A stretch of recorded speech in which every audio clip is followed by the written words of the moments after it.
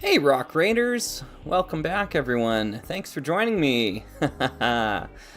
Yeah, we're gonna see if we can get a good stable live stream going today. I was testing this all out last night and it seemed like everything was working fine. So maybe that means it's all gonna work fine today. We shall see. Yeah. So anyways, welcome everyone. It's good to see you here. We are doing more Rock Raiders stuff, that's for sure.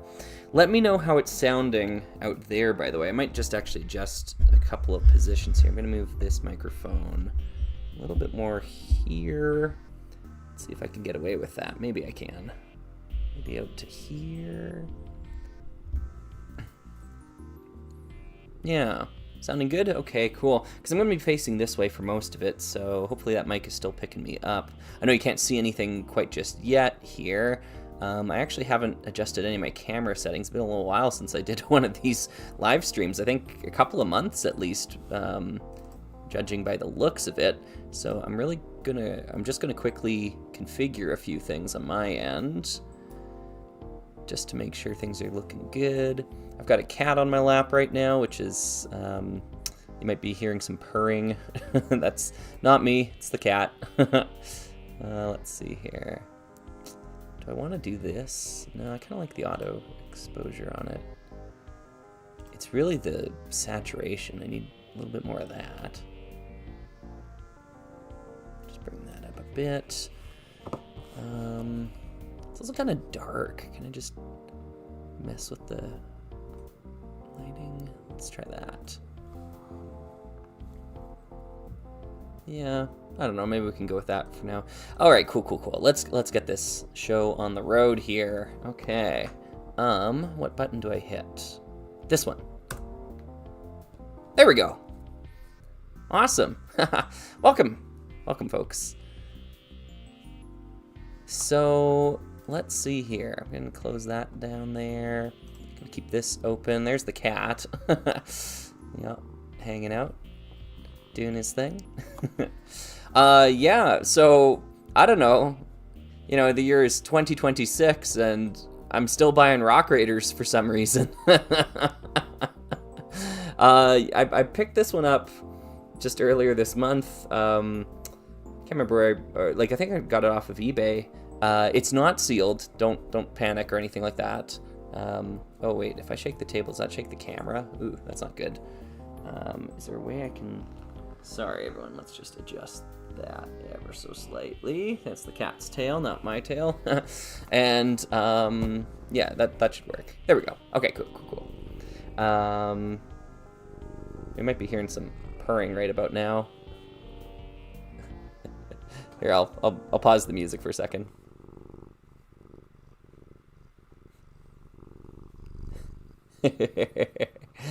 Yeah, Zuko's happy to be back here doing this too. Yeah.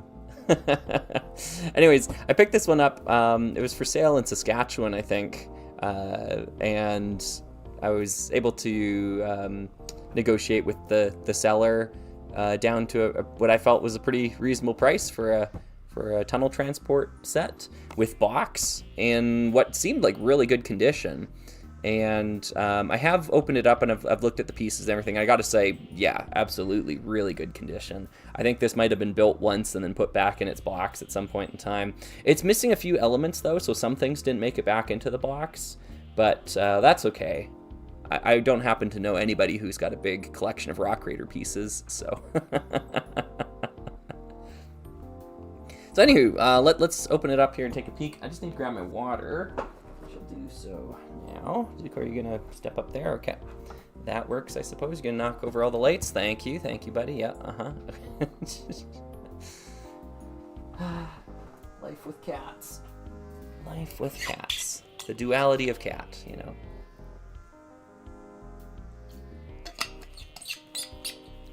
There we go. Okay. Let's see if we can get this going. Oh, wait.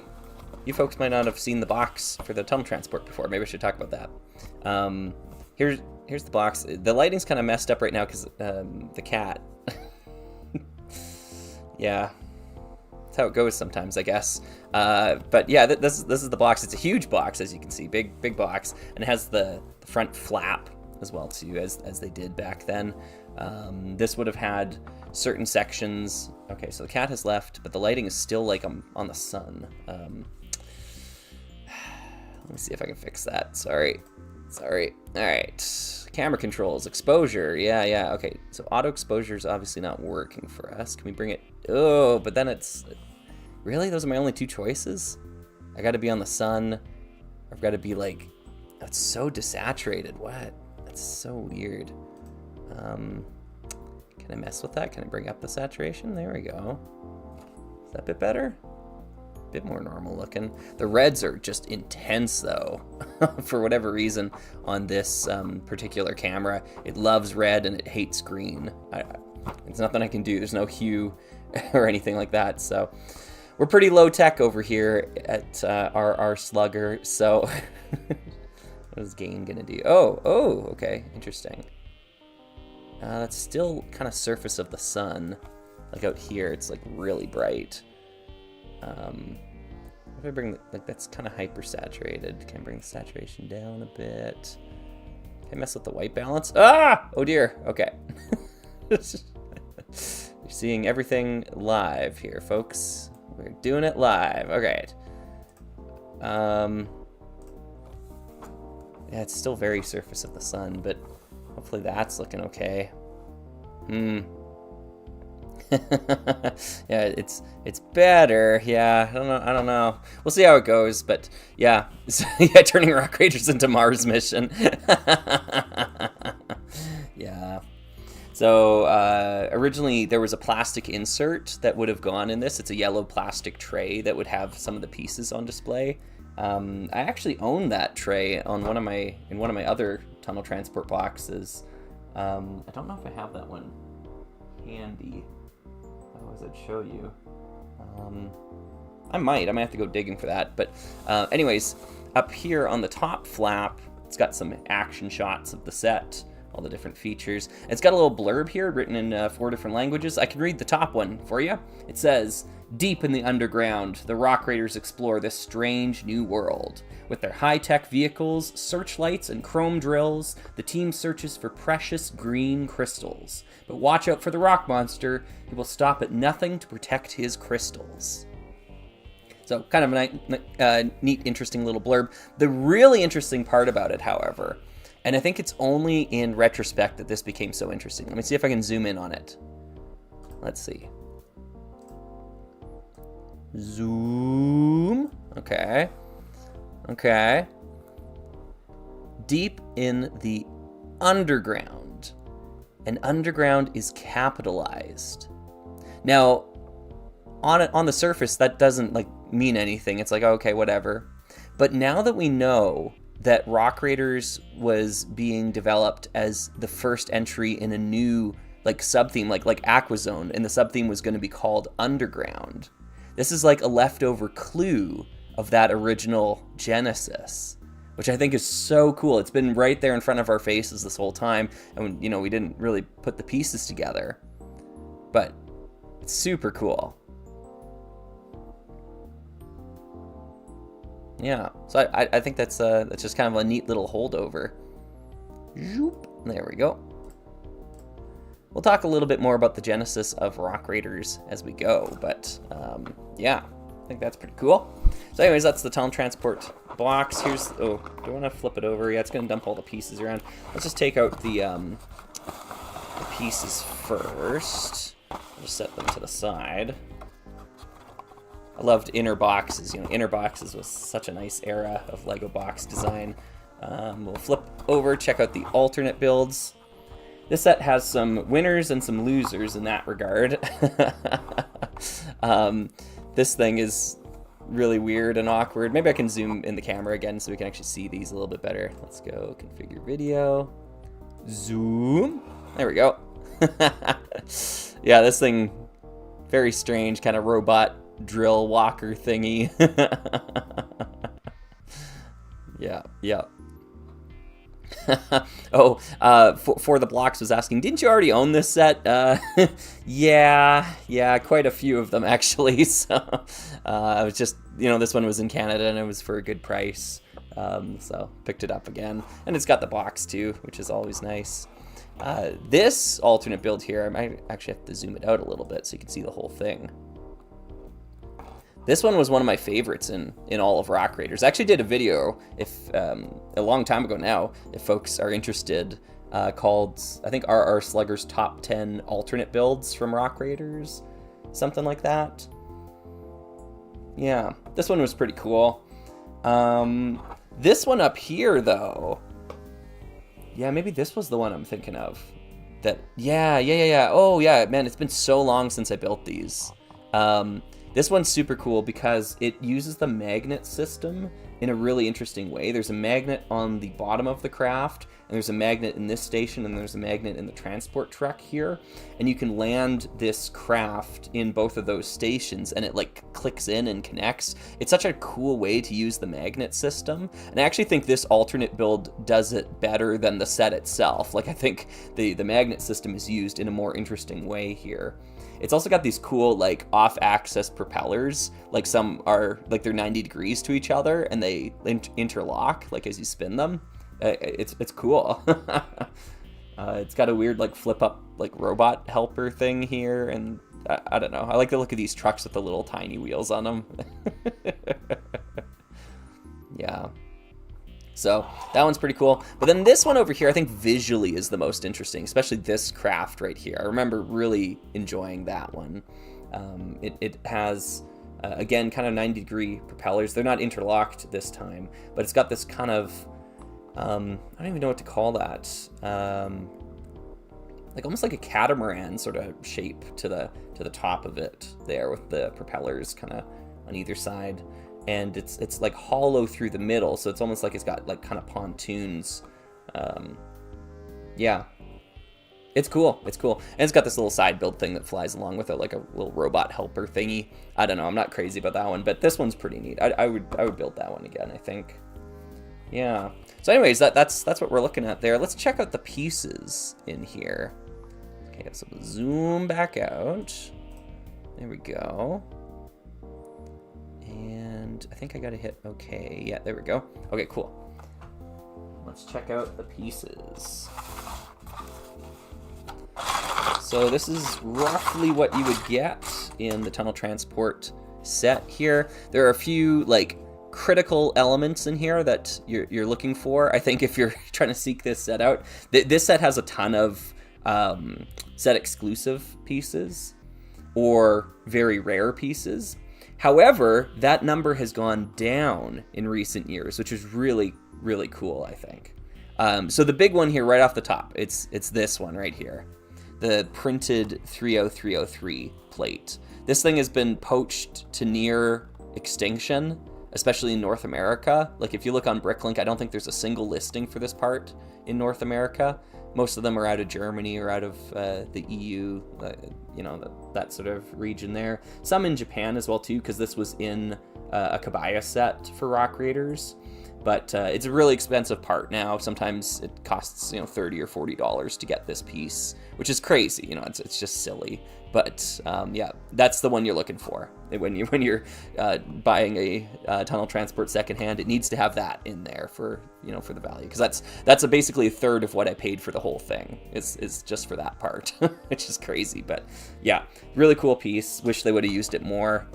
Wow, it really is the surface of the sun over here. I wonder if I can adjust that around. Maybe we can move the sun. Let's move the sun. There we go.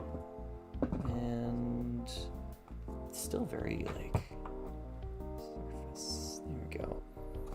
I don't know if that made it better. I think that made it worse, actually. I'm just gonna put that back. Okay. So it's just gonna be the surface of the sun over here, but over here should be fine. Well lit. Yeah, put a black brick over there. Yeah, let's see. Yeah. Whew. That is pretty bright. Pretty bright. So that's a big one. These fin pieces here in teal are all set exclusive. I think there's 4 of them in the set. At least there should be. So you need to make sure that your set's got those. Otherwise, you're going to be seeking those out. Do I have all 4? There's all 4. Nice. There we go. So those are really important for the tunnel transport. These, where are they here? Oh, the magnet system. Yeah, I got all the magnets here. This dark gray one with the studs on top and the magnet on the bottom, that's a set exclusive piece in dark gray, so you need that. It's got 2 yellow ones with the anti-stud connections on the other side, so all 3 magnets. That's kind of nice to get out of the set. This is a cool history here. 1x4 tile in teal used to be set exclusive. If my memory serves. But now they make this piece in a bunch of sets, so it's no longer really rare or hard to find now, which is awesome, right? Rock Raiders is coming back, so you don't need to worry about that part anymore. So that's kind of cool. Or I should set it over here. This little piece, though, it's a triangle-shaped, like, roof kind of brick. They used to use them on old Lego houses, this kind of roof element. And it just got 2 anti-studs on the bottom there. This is set exclusive in teal as well. They made one very similar recently. It doesn't have the contour on the front here. It's just a straight up, straight down sort of 90-degree sort of thing. It was in like one of those like princess kind of sets. And it's so close to this that I was hopeful for a moment there, but no, this one is still set exclusive. So, yeah. Opening this set fresh. Yeah, it's not, it wasn't sealed. I bought it used, but the pieces are in really good condition. Anyways, I'm just going through and kind of detailing what elements are in here. So for a long time, these Erling bricks or headlight bricks in teal were set exclusive, and they were really important for Rock Raider mocks. I think there's 4 of them in the set, and so you really needed all 4 of them when hunting for it. But this piece has actually come back recently. It was in a Speed Champions set. The car with like the purple front and the teal back has some of these in there. So yeah, it's a new arrival yet again. So another piece of the tunnel transport is now no longer set exclusive. These elements, these brackets in dark gray, old dark gray, these are either really rare or set exclusive. I can't remember offhand. I think it's set exclusive as well. The tunnel transport just has like an inordinate amount of that sort of stuff going on. So there's 2 of them in here, or there should be at least 2 of these guys. And they both should be set exclusive. So. And feel free, folks, by the way, you can correct me on any of this. I'm going off of my memory. I didn't look this up beforehand. I'm going off of the memory of making these videos like 4 years ago. So I could be wrong. I definitely could be wrong. Let me know if I'm wrong.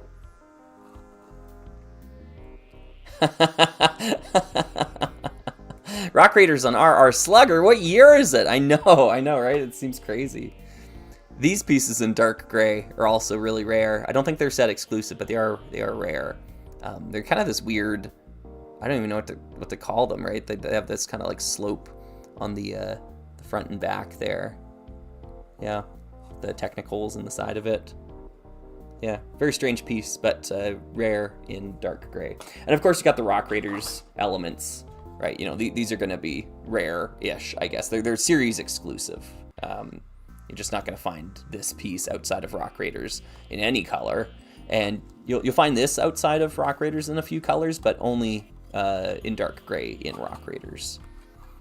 So, yeah. Yeah, anything else of note in here?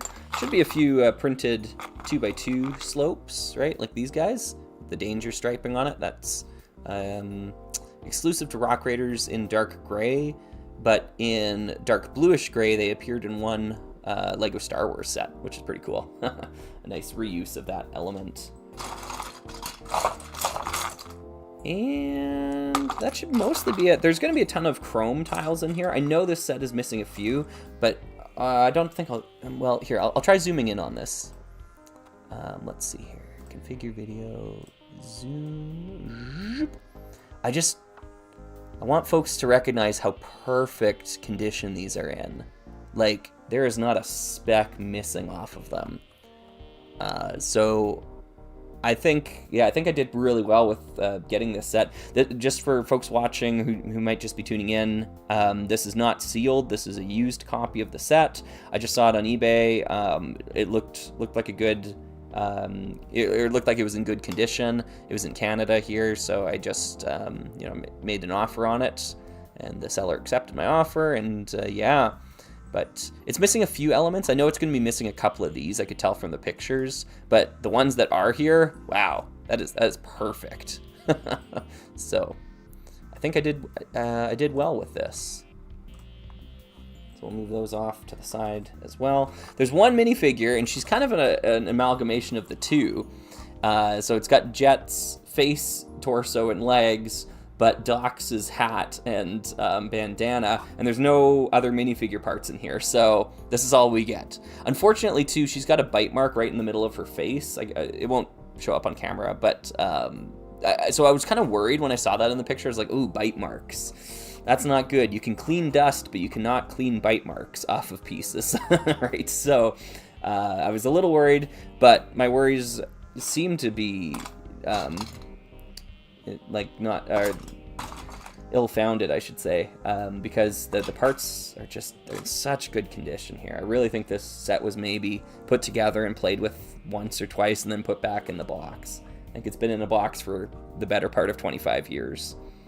So yeah, anyways, that's our minifigure. Yeah, and I agree, it's a good look for Jet. Yep. The yellow lighting is giving you Lego hands. Yeah, oh, that's so weird. Look how orange. Like, what? It's so weird. Man, because the Lego looks normal. Like, at least on my screen here, I think the Lego looks like correct, but then my hands are like, real jaundice hands going on here. Okay. Oh, I didn't put a reminder in the chat to ping me if you've got questions and things like that. I haven't really been paying attention all that much. Sorry about that.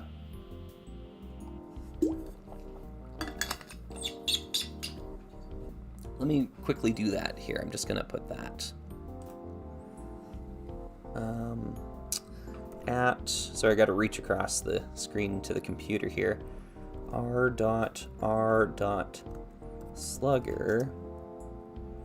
for questions, exclamation mark. Yeah. Wait, does that ping work? Is it r.r.slugger? Can someone try to ping me with that? Let's see if it actually works. I can't remember if you need the dots in there or if you just need @rr_slugger. Yeah. Okay, Chip Nebula, that definitely worked. So, yeah.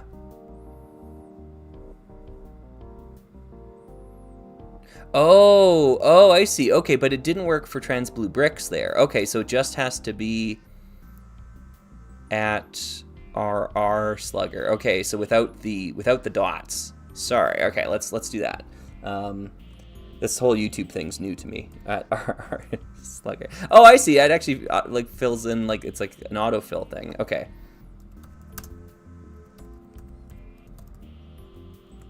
Okay, let's do it like that. Yeah, okay, now it's working. Okay, thank you, everyone. Thank you. Let's pin that, and then folks can chime in with that. Yeah. Yeah. Paley's Oak Bricks was saying you should use fluorescent lights or white balance your camera. Yeah, I was playing with the white balance. I don't really have a ton of options on my end, unfortunately, for visuals. The Lego looks like it's in the correct colors. My hands just kind of look a little off, that's all. But, yeah. Awesome. Oh! Tarkur had a really good question here. Have your opinions on this set shifted since you made your review? That's a great question because of all the Rock Raider sets, like, this was the one I think I was the most critical of in my review. You're totally right about that. Yes, I think they have. They've shifted more positive since then. Because I think when I wrote the review, and I mean, this always happens, and actually that tunnel transport video was probably the first time it ever happened to me, where I have an initial experience with a set, and then I have my initial thoughts, and I start writing it. I do my script, get the script done, I do the voiceover, all that good stuff, and then I enter into the production side of things, where I need to start doing the photography and the video editing and, putting it all together. And during that time, I have even more experience with the set, because I'm setting it up for photography, I'm posing the figures, doing stop motion animation with it, like all those things. And then over the course of that, oftentimes my thoughts change somewhat on the set, and then it's kind of like, well, I'm kind of stuck with what I said in my initial script for the video, because like I already did that step, all the way back then. So yeah, that's kind of one of the things where it's like, well, I guess I don't feel as negatively towards it after having spent more time with it and building the alternate builds and all that sort of fun stuff too. So yeah, like I learned a lot from that experience with the tunnel transport. Let's put it that way.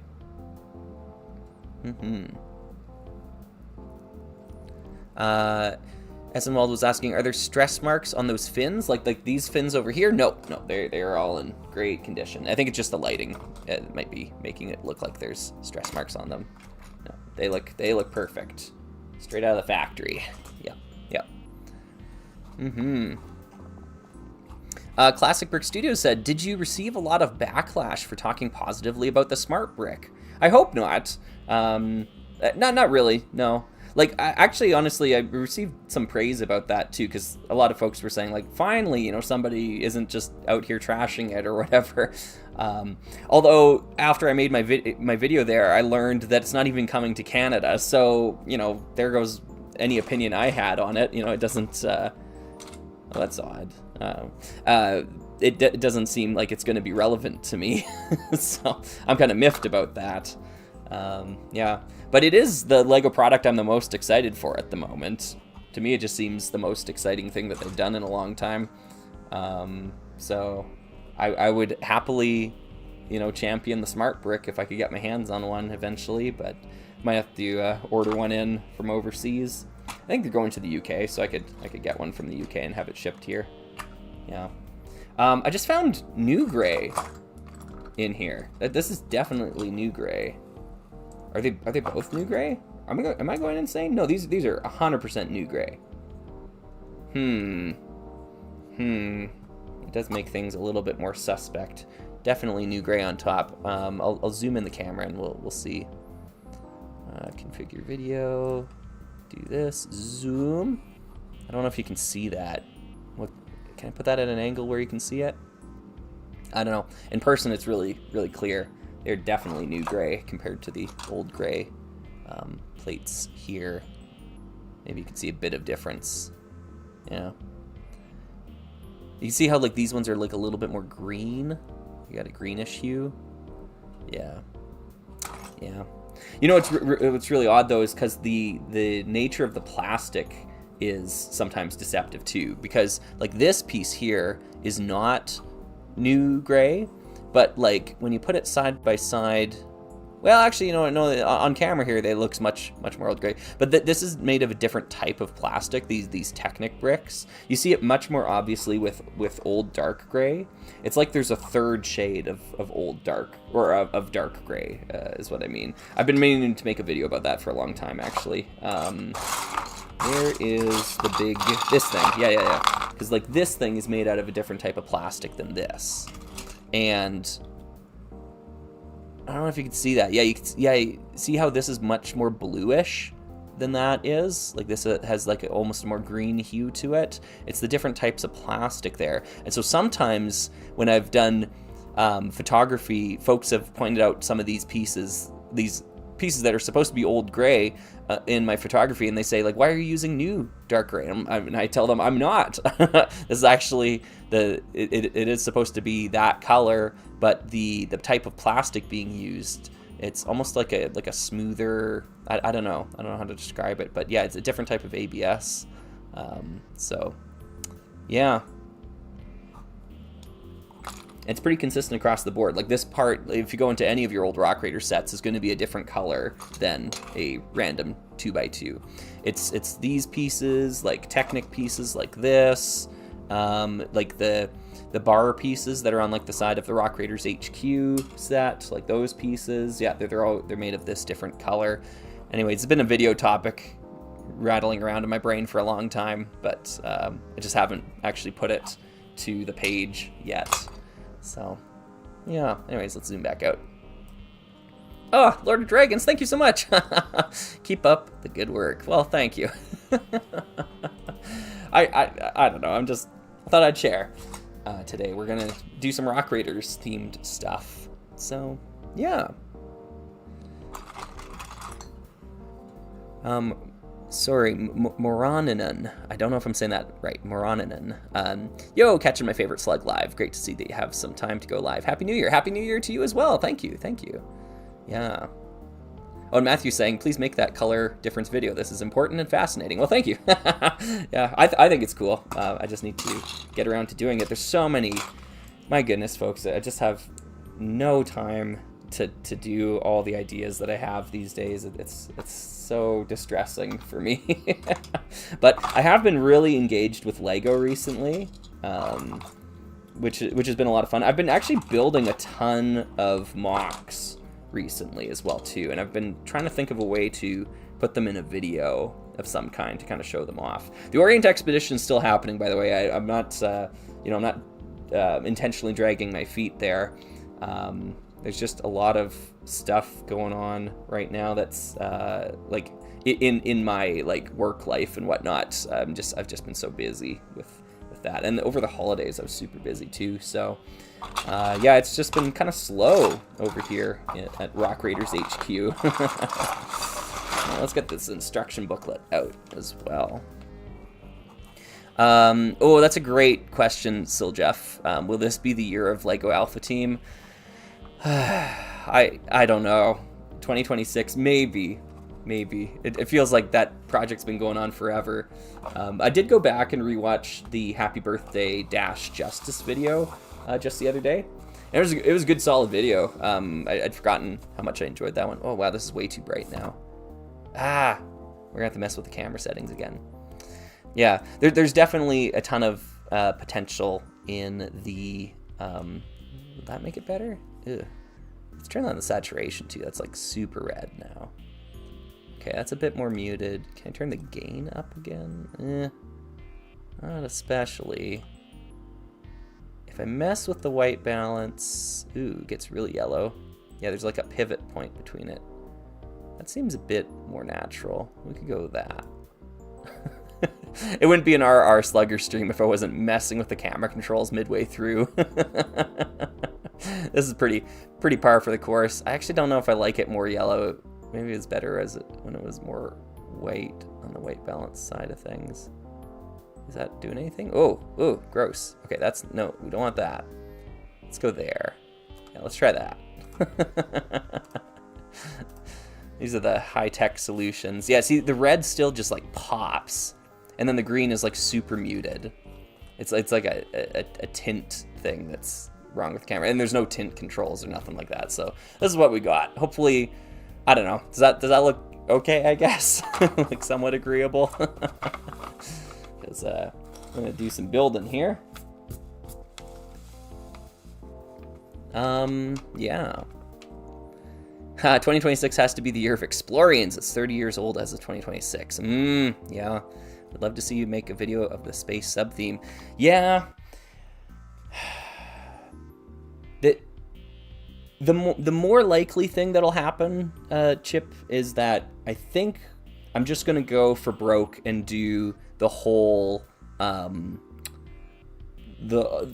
of 90s space. I think I'm just gonna put it all in one video because I'm close to having the whole series or a whole collection, I suppose, at this point. And I think I'm just gonna go for broke on that and just put it all together, do one big thing. Because honestly, I really feel like Kelton Davis is doing the sub-theme thing justice, just like ranking all the sets in the sub-theme. I was watching some of his videos recently, and I just don't think there's very much more I can add to that other than just sharing my opinion about the sets and just being like, well, no, I'd personally rank this one higher than that one. And I don't know how valuable that actually is if I do that. So...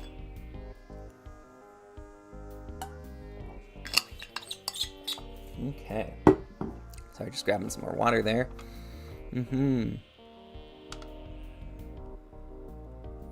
Let's see here. Oh, do you have any plans to continue the Rock Raiders build series where you go through buildings and vehicles in the game? Yes. It's just, good question, 15th Apollo. Like, it's just another thing that I have to work on that I'm still working on. Like, it's, yeah, like, none of, like and like plastic planes, right? I want to go and make more plastic planes videos too. I just, it's time, right? Like, the time. Yeah, I have every intention of doing all the like hundreds of video ideas that I have. I have every intention of actually doing them. It's just time. And I think I spread myself too thin, like, as a person, because, like, I love my work. Like, I love being a teacher. I love my job. If I won the lottery, I'd still go to work, So I don't want to quit my job and do YouTube, right? I want my job. I love my job. And I love making videos on YouTube, but, they're always fighting for each other. I'm also a musician that, plays in various musical groups, so that takes time out of my day. And I am also like a HeroScape player and content creator there. And just yesterday I was hosting a How to Play HeroScape event at my local scene. So, like, I've got a lot of things on the go, I guess. So, yeah, every intention of doing justice to all of them, but there's only so much Slugger to go around. And so, yeah, it's just how it is. Chuck Schwa says, what's your hottest take on a Lego ranking? I'm gonna break some hearts if I ever talk about Spyrius. I think I'm absolutely gonna break some hearts. If I ever do like a big Spyrius video, there's one set in that theme that I see so often referred to, like, people are saying, like, this is my favorite, I love this set is amazing, and I'm like, terrible, garbage. So yeah, I will break some hearts if Spyrius ever becomes a video in the future, I think. Yeah. Hey, well, thanks, Emilius. Man, your life seems pretty exciting. Yeah. I mean, I try to make it boring when I can. I like to just, be at home and do my own thing. I'm pretty introverted, but I think if you met me, you wouldn't assume that. My partner describes me as an outgoing introvert. So I project, and I'm enthusiastic, and I'm friendly, or try to be, right? But I really need to recharge my batteries just by being alone a lot of the time. And if I had my way, I think I'd just stay home, 100% of the time. But there's obviously fun to be had in going out and doing things as well. So, yeah. Oh, it might be an ingoing extrovert. Maybe, yeah. I mean, the way I've heard that described is like how you recharge, like how you, like what you need in a day. And for me, it's being at home, doing nothing, sitting on the couch. Like I just, being outside and like socializing like drains me quite quickly. So I feel like the introvert description describes me better, but maybe I'm wrong. I don't know.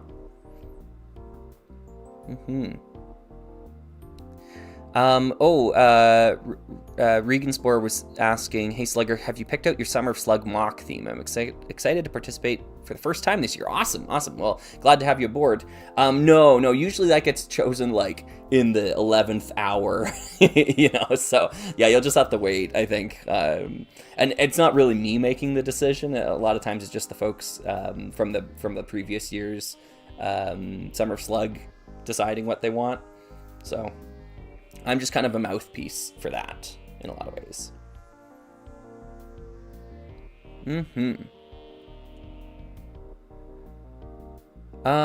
I guess I should probably get going on this, right?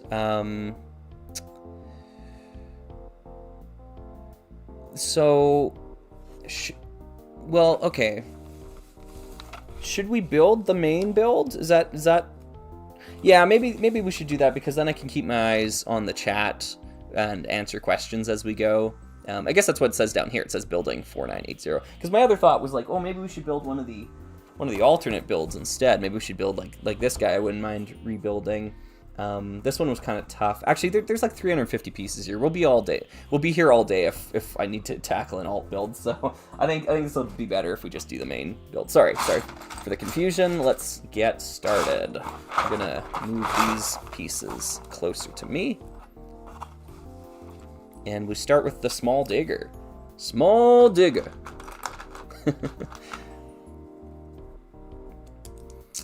Meg Linden back was asking, have you bought any 2026 sets? No, I haven't. I think there's a couple that I think look interesting, but really the only one I'm interested in getting eventually is the DeLorean, the Back to the Future vehicle. I think the DeLorean's just such a beautiful looking car, and I really love those films, and I totally despised the 2013 version. I thought it looked horrible, so I want to see what the new one's all about. It looks pretty cool. Oh, Samuel Clark, hey, thank you. Slugger, if money was no object, do you have a dream synthesizer? Ooh. Well, it's something in the background. Your music is great. Well, thank you. Oh, well, it's sometimes in the background. Your music is great. Thank you very much. You know what? I'm not super well versed in synthesizer tech. I think it would be nice to own a Mellotron, but the upkeep on a Mellotron is just not something I think I could get used to.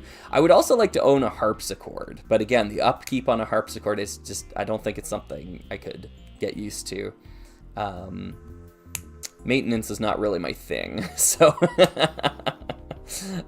yeah, but no, I don't really have like huge requirements for a synthesizer. I've been using a Roland Juno G synthesizer that I bought, oh gosh, in 2010, 2011. I've been using it like exclusively for all of my musical needs ever since then, and it's been fine. Like, I mean, it's been more than enough. Pretty much every sound you've ever heard in a Slugger song is from that synthesizer. Sometimes it's just the stock, presets. So, yeah, no, it's been great. Yeah, I don't have any complaints about that one. Thank you for the $5 as well too, by the way. Beckett Nexus was saying, so what do you need with a second one of those Rock Raider sets? Oh, second one of these Rock Raider sets. Good question. Well, the truth is this is not the second one. This is more like the fifth, let's say. Yeah. In particular, there's not really a need with anything Rock Raiders related at this point. It's more like a want, I suppose. And yeah, I just saw it and the price was good, and I've been kind of really engaging with Lego recently again, and it's just been kind of fun to get back into it. And I always have a good time building with Rock Raiders. Like the color scheme and the way that these sets are put together, just to me is so satisfying. It's a real, really my favorite. Well, I mean, it's my favorite Lego theme, and then it's, on top of that, it's from, like, my favorite kind of era of Lego construction as well, too. I think somewhere between, like, 95 to, like, 2005 is kind of, like, that's my favorite stuff right in there. Oh, wait, sorry, no. That's totally incorrect. Something like from like 95 to like 2001. I completely forgot there for a moment of the great Lego plague of 2002. That's crazy. Yeah. Sorry. I retract my previous statement. Some of the stuff in the early 90s is really good, though, too. Like, I don't want to discredit things that came prior to that, but there is a sort of, like, blocky or kind of jankiness. A lot of old space sets have you, like, stacking plates of the same color, of the same size on top of each other, like Ice Planet's full of that. So, like, from a construction side of things, I don't really like the building techniques that were used in those early 90s space sets. Mtron's a bit of an exception, though. Mtron is really good. Really well designed. I think it's superior to a lot of the series that came after it. But by and large, I think those are where my preferences lie. Yeah. Oh my goodness, as someone was saying, would you object to being sent a hardware synthesizer during the Summer Slug? I probably. I appreciate the gesture. I'm kind of on the fence about whether or not to even do a PO box this summer. I really do appreciate the stuff that people send me. Like I don't want to sound ungrateful or anything like that. But at the same time, I have so much stuff. Like, there's just so much stuff here, and I'm still, like, I still have a couple of parcels from the Summer Slug I haven't even opened yet, that, like, I don't know, like folks send me so much stuff that it's hard for me to dig my way out of the backlog that I have. So, yeah, I've just kind of, like, I kind of want to pump the brakes on that a little bit and just be like, I don't know if I need, like, all this extra stuff. Yeah, I'm up to my neck in Lego out here. I guess out here, and here I am buying more, you know, so I guess that makes me a huge hypocrite. But, yeah, I really appreciate the consideration. But, you know, I don't know if I can accept the generosity there.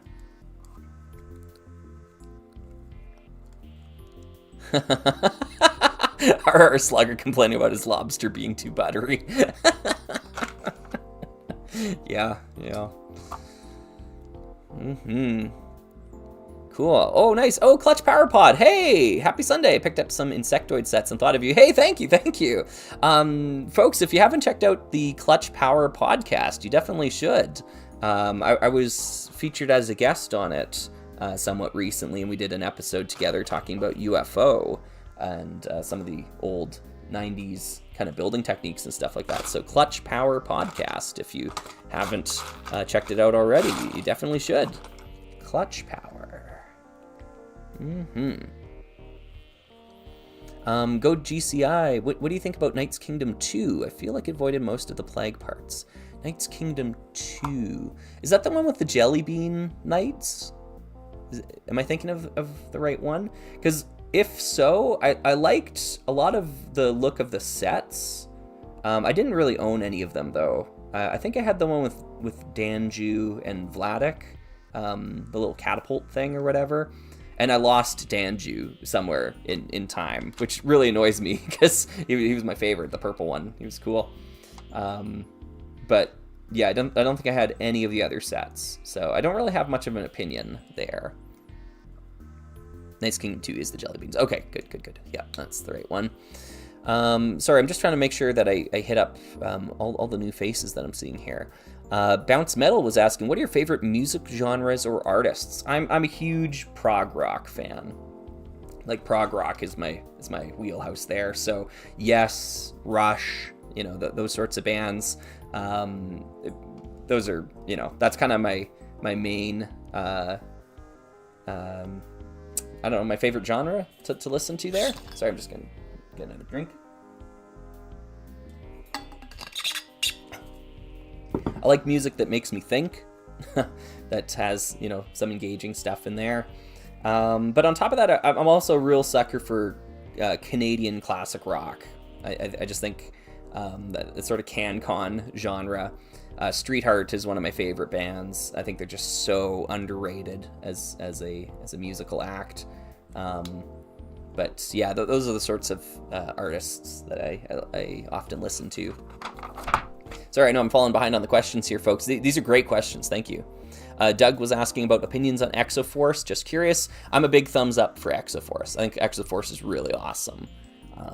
I think the mech building system was finally at a place where they could convincingly do mechs like that. And I like all the stickered elements. I think the stickers make Exoforce really unique. Here's the small digger. Small digger. No steering wheel in the front. Kind of weird decision there, but it does have a control panel on the side.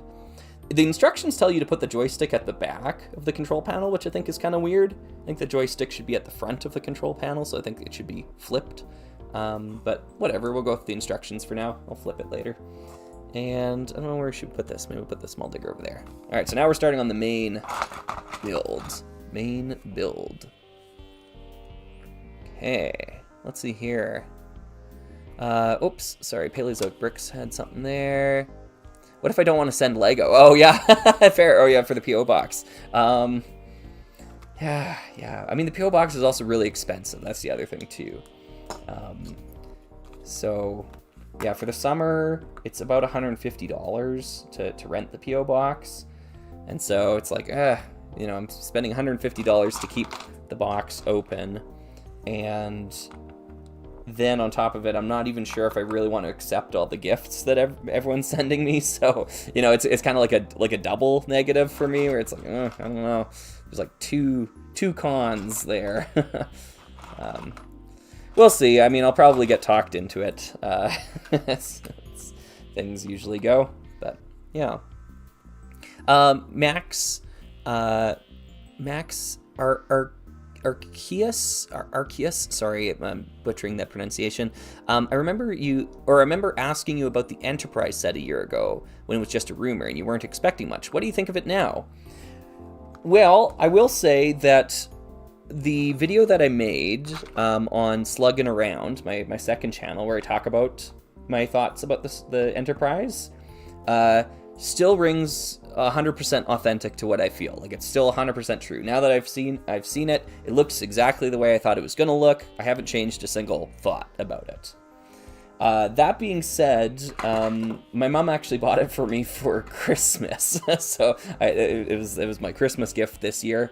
So I'm going to be building it over the next little while, and I don't know, maybe that'll change my opinion on it. I'm going to take it really slow. Like, I'm not going to rush to complete it or anything like that, because it's like 4,000 pieces. It's going to be a Herculean task to do it. I'm not going to make a video about it as well too. Like, that's not in the cards. The set's massive. It's too big to photograph in my setup. So yeah, I might talk about it in a live stream or a future Slugging Around video or something like that if it like fundamentally changes the way I think.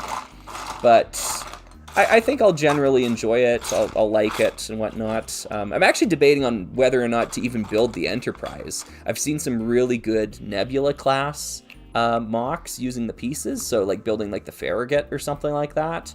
I might do that instead, just because I think those ships kind of look a little bit better than Galaxy class ships personally, and that's just my preference there. But yeah, I don't know. Looks like I'm missing a control panel piece here. I should have some extras, though. I will just grab one of those.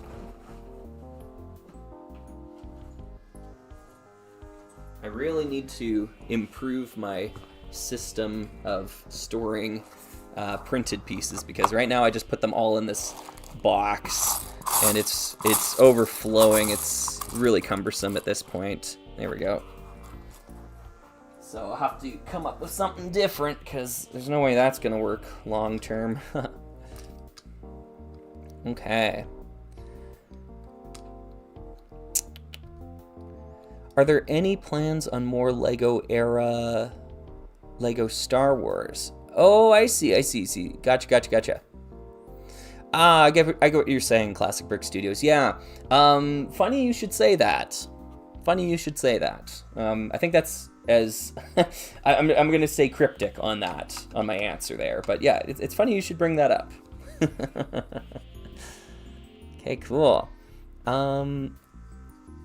XD was asking, how often do you dust Legos if maintenance is not your thing? I never dust Legos, but the trick is I also don't display Legos. I keep them in plastic bins, so that when I need them, I can just pull them out of the bin and they're perfectly intact. They don't need any dusting, and then I can photograph them, and they'll look spotless. That's why all my Lego looks so clean in my photographies, because I don't leave it up on a shelf to collect dust.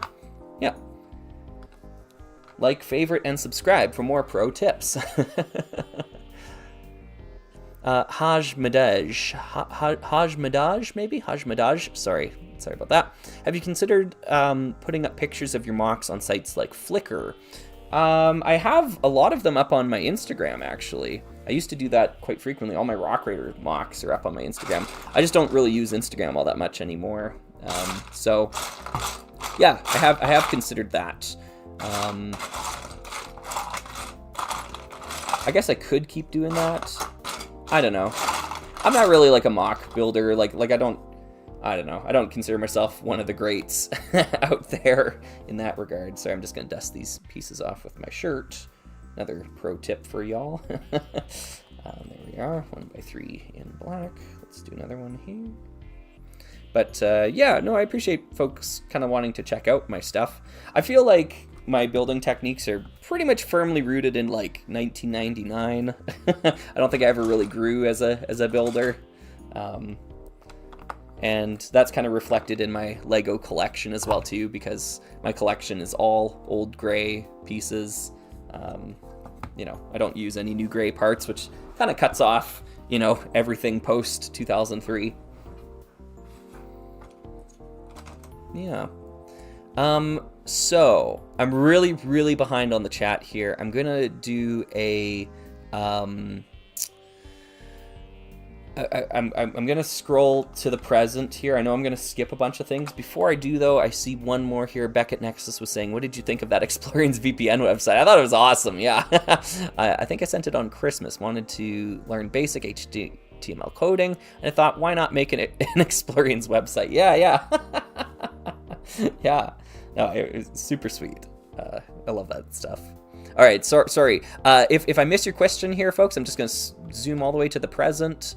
If I missed your question, feel free to re-ask it, especially if I haven't answered one of your questions yet. I'm trying to make sure I get one from everybody before doubling up on someone, if that makes sense. So if you've already asked me one and you see others asking, don't feel like I'm skipping you on purpose, even though I might be skipping you on purpose, just to make sure that I'm answering everybody if I can. I'm trying to be fair, as fair as I can be. It's tough though, because I'm also trying to build this set and do this at the same time. I was thinking about this the other day. There was a time when I tried to do this without the instructions. I don't know if you folks remember, but I did it on a live stream years ago. And this set went horribly. I knew this one was going to go horribly. But man, I nailed that Chrome Crusher. I'm still so proud of my effort on that. Building the Chrome Crusher from memory. The only part I got wrong was one of these like big bricks in the back. Like I think I had it too far back or too far forward or something. It's underneath the big bucket. It was a part that was underneath the bucket.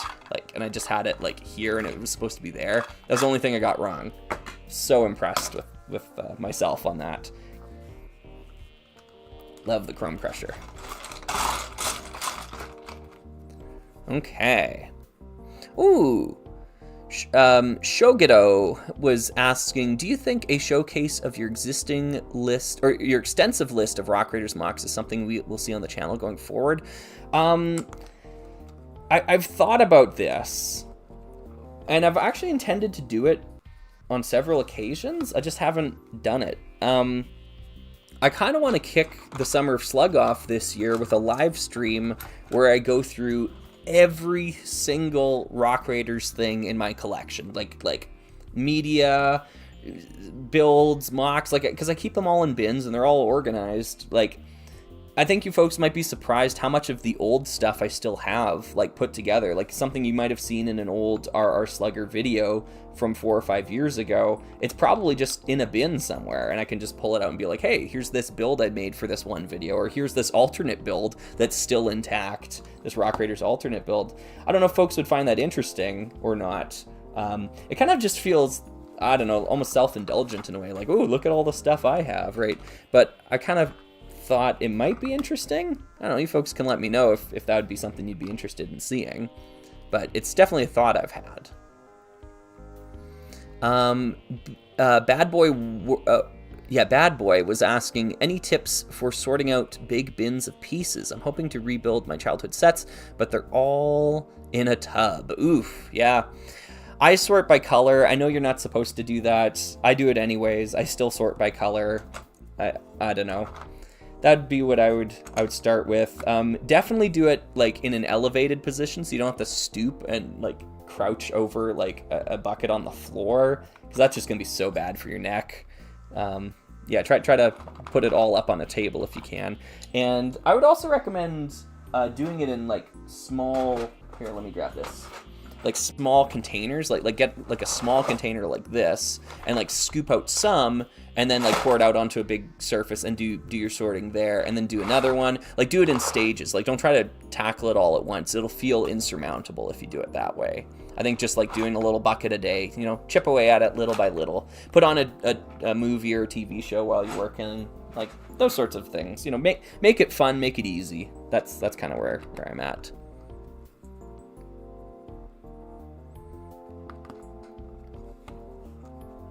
Let's see here. Lord of Dragons was saying the new LEGO Education line leaked. There's a special Mars mission adventure set with a design you may be interested in. I saw a picture of that. Yeah, I haven't really looked at it all too extensively, but yeah, I'll definitely look into that there. I don't know if the education line is definitely something that appeals to me personally, but it might be interesting. Yeah, there might be something interesting in there. Let's see here. Oh yeah, Petsy was saying that was a great stream. Oh yeah, talking about the going from memory. Yeah, I agree. I had a lot of fun with that one. That was a lot of fun.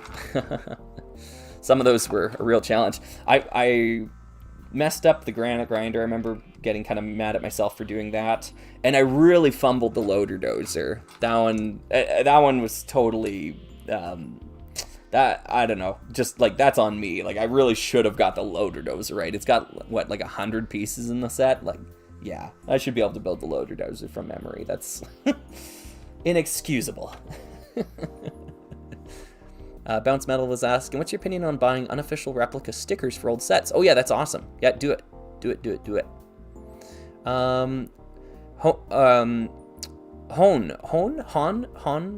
Hone F1, sorry, if I got that wrong. Do you have any tips on selling Lego? I have too much of them collecting dust. I stopped caring about them 3 years ago when I turned 19, so I kind of want to start from scratch. Ah, fair.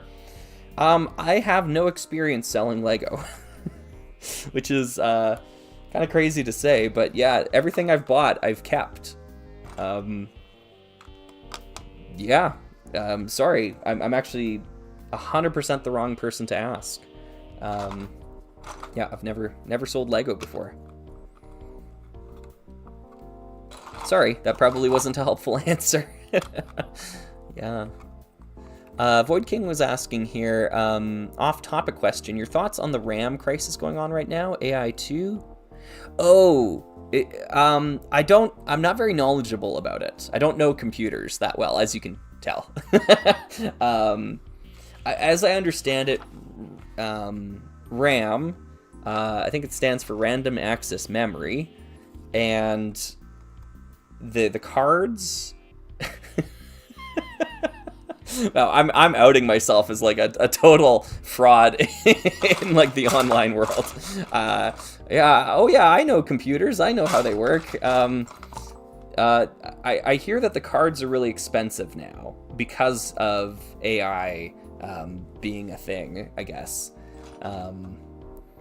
Yeah, I don't know. I don't know what, like, what opinion is there to have there? I guess like, oh, prices are going up. Yeah, that's bad. Like, I mean, yeah, of course it is. Yeah. Yeah. I don't know. I don't know if my thoughts on AI have changed all that much. Like, I'm pretty like, I have a pretty strongly negative opinion towards the use of it, but not because it's like, I don't know, like a moral failing, but more so because like it's bad and it doesn't work the way people want it to work, right? Like, you know, you type a question into Google and, you know, they give you their AI response or whatever, and I don't know if I've ever seen it correct. Like my students will ask me like music questions or, you know, music theory things or about certain composers, and I'll be like, oh, let's see what I can find on Google, you know, so type those questions in, and like it'll spit out an answer, and I can just tell right away because, like, you know, I'm an expert in the field, like, no, that's incorrect. No, that's wrong. Like, why is it telling me this information? I don't think I've ever seen it give me a correct answer. And the reason why is because it's not trying to give me a correct answer, right? Like, the way that, you know, LLMs work is that, you know, you give it a prompt expecting a correct answer, and it takes that and tries to give you what a correct answer would sound like, right? It's a word prediction thing, right? It doesn't check the source. It doesn't know what it's saying. It's just trying to fill in the blanks to give you something that sounds correct, right? And so I look at that, I'm like, well, that's useless, you know? So, yeah, I don't, you know, so I don't use it. That's kind of where I'm at there. So I feel pretty unplugged from the whole thing. But yeah, it seems like pretty useless technology, and it's not going to improve the way that I think some folks are hoping it improves, because fundamentally, from its core, it's not trying to solve the thing you think it's trying to solve, right? Like, your goals and the AI's goals are not the same. And I think we as a populace are kind of being tricked into thinking it's going to do that, when really it's not, and it was never going to. Like these are ground floor things that would have to change for AI to be AI, like, you know. Anywho.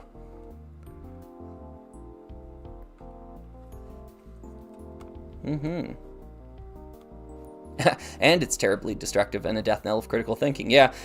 I really haven't seen a lot of people use it, at least like out in the wild. But I could definitely get behind that argument. Yeah.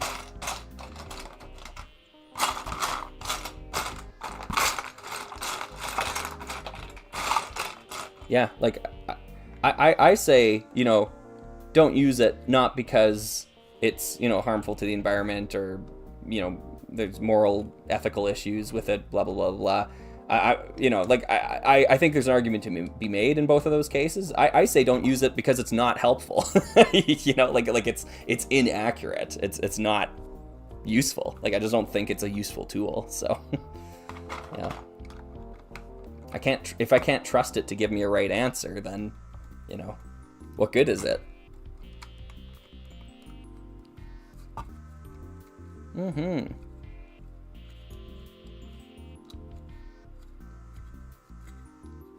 Oh, battery-powered bricks, good to see ya. Have you ever used Moises? It's legit the only AI tool I use. You upload music file and it splits the instruments into separate tracks. I've heard of that one. Yeah, I've seen some really cool uses for that. Like folks will do like a bass guitar cover of a song or a drum cover of a song by first taking the track, the original recording, and like separating it out and then removing the original drum track, piecing it all back together, and then recording their own drum track. I think that's a great use for that sort of tool. Yeah. Super cool. Because it's not replacing the creativity in that instance, right? And it's also not trying to be used as an encyclopedia or something, right? Which are both uses for that tool that I just don't think are valuable or nearly accurate enough to be correct. Like I heard a statistic, something like, you know, most LLMs hallucinate like between 20 and 30% of the time. Like, would you hire a person to like, you know, like in a position where they had to give like correct answers, but you knew for a fact they were only correct, you know, like 75% of the time? Like, it just like, to me, it's like, no, of course you wouldn't. That's yeah, pathetically low ratio there. Oh, Flambeau was asking, was this loose or sealed? This was loose, yeah. The parts are in really good condition though. It's missing a few, and I've had to grab a couple of extra pieces. I'm gonna have to grab some more here eventually as well too. Some of the parts are actually in the wrong color, like the wrong gray, which is weird. I didn't notice that at first. Yeah, this is a dark bluish gray dish over here, and this is a dark gray piece, so there's color mismatch going on there. I'm gonna remove the new gray stuff, just get it out of the pool completely. Yeah, this one's correct, so we'll use that for the other headlight here. Looks like there's a trans yellow pip in here too. I don't know how that got in there, but that's definitely the wrong color. Oh, there's a lot of trans yellow pips. What are they doing in here? Oh dear. Okay, so I'm gonna have to get some trans neon green ones from elsewhere eventually, but yeah, otherwise, you know, it's coming together. Looking pretty good, looking pretty good. E. Lordy, hello. What are your thoughts on Hero Factory, specifically talking about the later years, 2012, 2014, which I think are the peak of CCBS or Lego buildable action figures in general? Very nice, very nice. I don't have much experience with any of that. That era of Lego you're talking about there is just a time when I wasn't checking out Lego, so I missed all of it. In general, I'm a pretty big fan of CCBS. I don't have a ton of experience with it, but the sets that I do have, I've enjoyed, and I like the building system behind it. But I also don't think my opinion is the most informed opinion on the matter. So I personally would advise not taking my thoughts too seriously on that. Yeah, I don't think I have a valuable opinion to share. Sorry.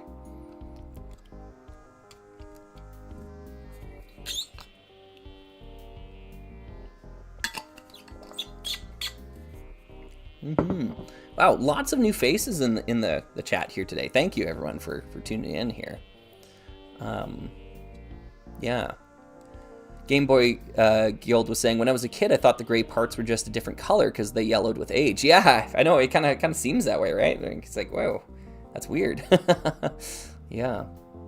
The Dragons Films was saying, where do you think Rock Raiders would fit on this list? From Star Trek on one end of the spectrum to Star Wars in the middle and Alien at the end, in terms of utopia to dystopia.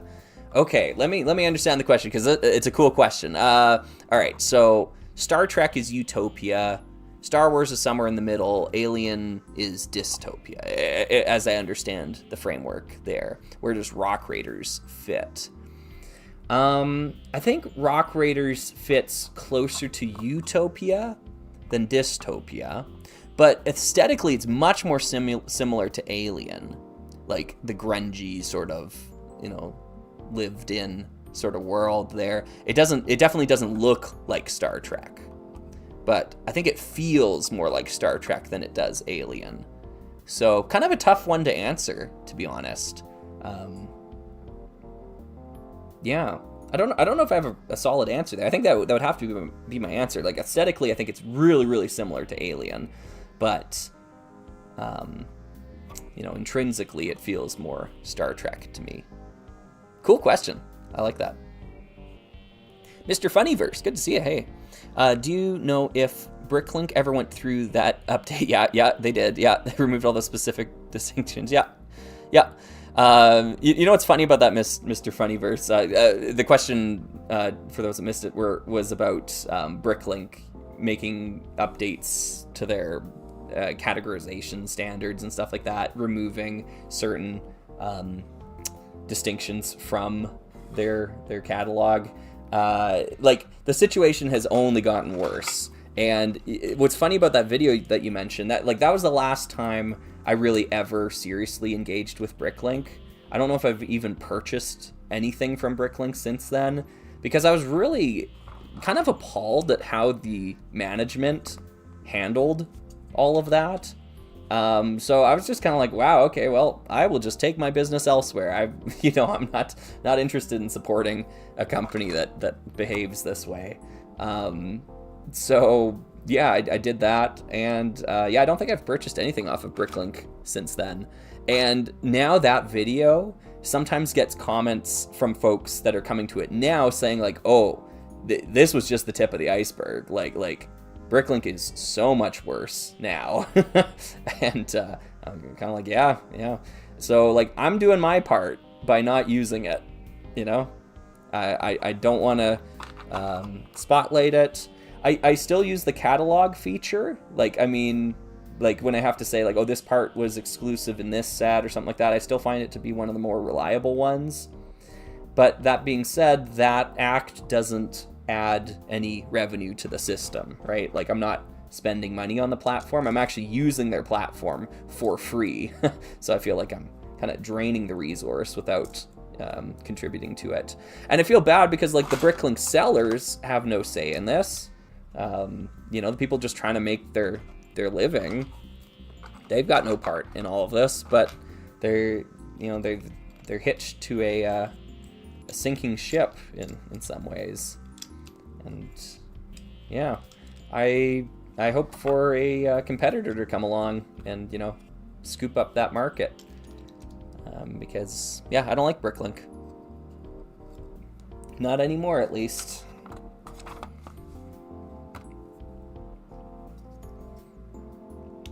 Virexio, hey, good to see you again. I'm looking to finish my Rock Raiders collection. I'm wondering how much you would pay for a Chrome Crusher, since you obviously have a lot of experience with that set. Yeah, now here's the thing. I have, like, when I bought Rock Raiders sets, like, this is the first one I've bought in a long time. Like, I'm talking many years now. So back when I bought my Rock Raiders sets, it was like, I don't know, 2020, 2021, like at the latest. So, a Chrome Crusher for me was like, oh, $50 Canadian. I could reasonably get one for like $50. Nowadays though, like, I don't know, like $200 Canadian, $150 Canadian. Like, it just seems like, oh, what a crazy increase to the price on what should be a pretty cheap and affordable set. Like, Rock Raiders wasn't highly desirable. Like you could easily go out and get like a granite grinder for $20 back then. Now, am I personally partly to blame for that? I hope not, but I definitely understand if folks want to blame our Slugger and the videos that I made about Rock Raiders, which is funny to me because, like, back when I made those videos, I made them because, like, Rock Raiders was such an underdog theme. Like, nobody was out here, talking about Rock Raiders to that sort of depth, like that sort of level. And so I was like, I want to show off this theme. This theme was cool. Like, I love Rock Raiders. Like, I just feel like, no one pays it any mind. And then all of a sudden, people started paying it some mind, and it got expensive. Now, I don't take full responsibility there because Baraklava made the Manic Miners game, and that was really popular. And I think that honestly might have done more to the price. And then, like, the whole COVID thing, like, spiked the price of everything, all hobby stuff, just kind of went through the roof.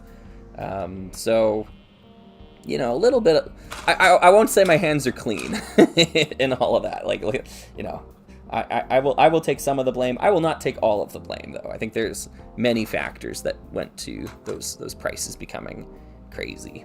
So, so I apologize about that. I think the Chrome Crusher is really great. It might be worth trying to part out if you have the majority, like if you have a collection of old pieces, you can just kind of look through and see, like, okay, what are the parts that I don't have? Because Rock Raider pieces, by and large, are really inexpensive. For the most part. Some of them have become very, very expensive. But for the most part, I think you can get the Chrome Crusher cheaper if you part it out. But that might not be the best solution. I don't know.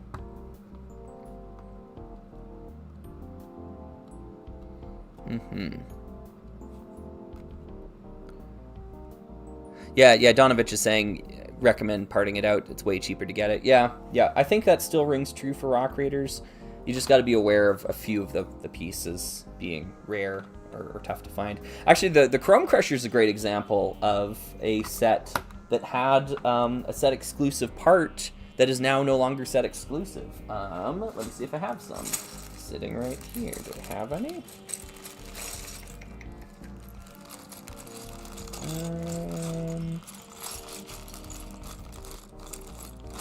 I don't have one there. Well, I definitely have one in here. But can I access it is the question. I thought I'd have one in here. I'm not seeing one. What? Okay, maybe it is a little bit more rare than I thought.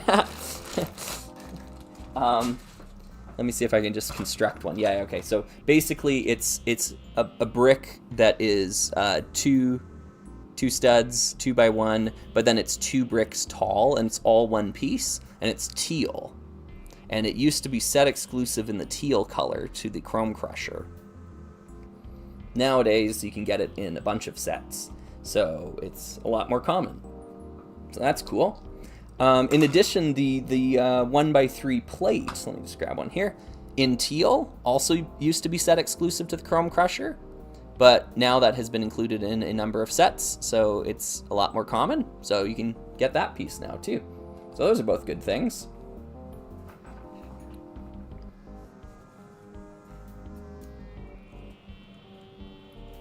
Yeah. Alex Bookbinder, hi. I was in Calgary over the holidays. Hey, awesome. And visited Imaginary Wars and the Lego store at Chinook Center, and my partner pointed out that you might have visited there. It was a weird thought. Absolutely. Absolutely I have, yeah. Yeah, that's awesome. There's a couple of really great secondhand Lego stores in both Calgary and Edmonton called the Brick Bin. And I'm a frequent flyer at the Brick Bin, that's for sure. I hope you enjoyed your stay.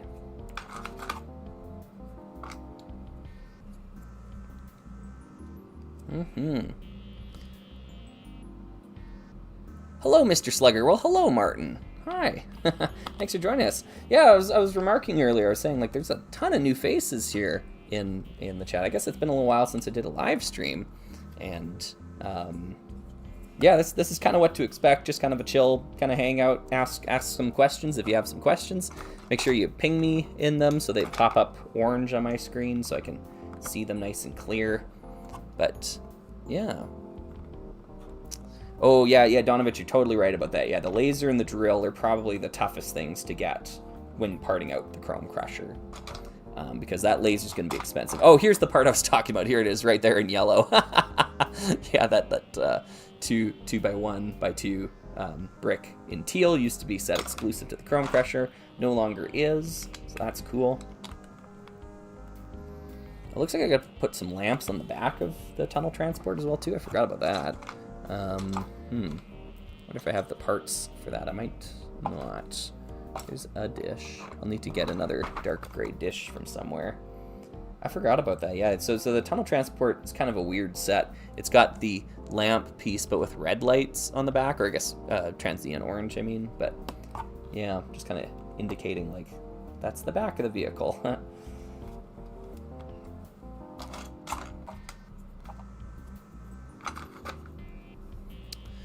EBC92, hey, our Slugger, what do you think about Lego's nostalgia throwback sets in recent years, like Barracuda Bay, Galaxy Explorer, and more recently, El Dorado Fortress? Greetings from Norway. Ooh, well, greetings.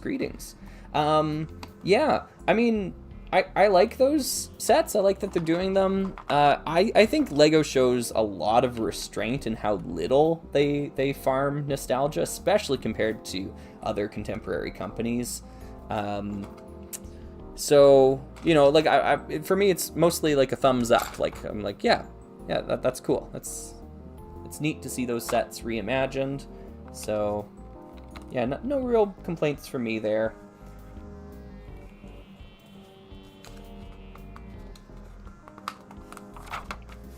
Okay, on to the next page here. I'm gonna grab some more water.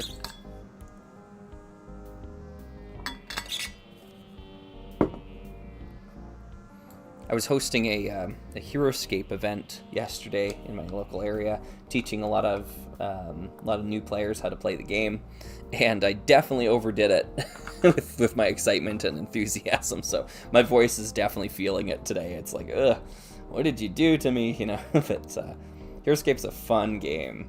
It's so much fun. Yeah, it's really easy to go overboard, I think, because you're just laughing and having a good time.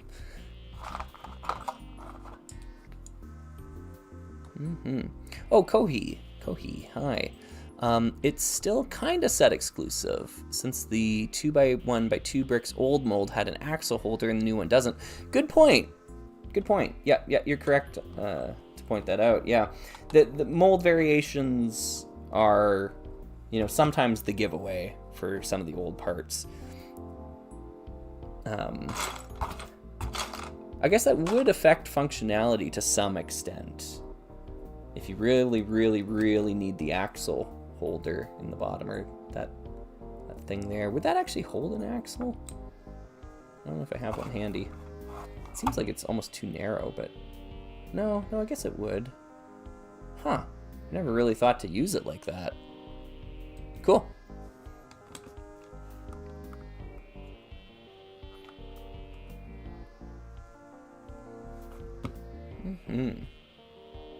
Oh, Project Trainlians.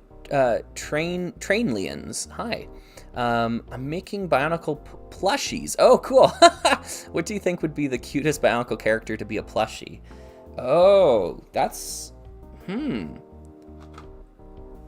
like maybe a Bow-Rock, or a Crada, like the thing that goes inside the Rockshi. The slug things. That'd be pretty cute. That sounds like a cool project. Neat. There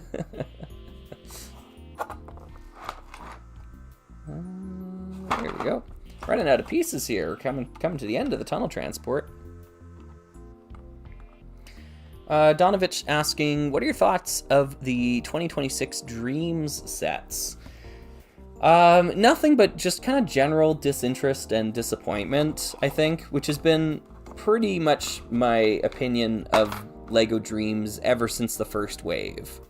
It really seems like they have the setup for limitless imagination, limitless potential, and the only thing they can come up with is mechs and vehicles. like Ninjago mechs, Ninjago vehicles. Like, that's really all that they can come up with doing with that. A couple of the structure sets have been kind of neat. The sandcastle thing looked kind of neat, as did the like MC Escher sort of staircase looking thing. Both of those, I was like, yeah, okay, now we're talking. But yeah, in general, I've just been really disappointed in LEGO Dreams. It just hasn't lived up to the potential of its, idea. The concept behind it is much more interesting than the execution, which actually, ironically, is how I feel about Hidden Side as well, too. I feel like the idea of the buildings transforming and, you know, all these monster parts coming out, it's just so much cooler than what they actually did with it. So, yeah. Generally, just kind of, you know, disappointment, disinterest, I think, would be my reaction. It might appeal to someone. It really just doesn't appeal to me at the end of the day. Yeah, like, it's a tank, but it's actually a shark. I don't know. That. I guess it's got fans.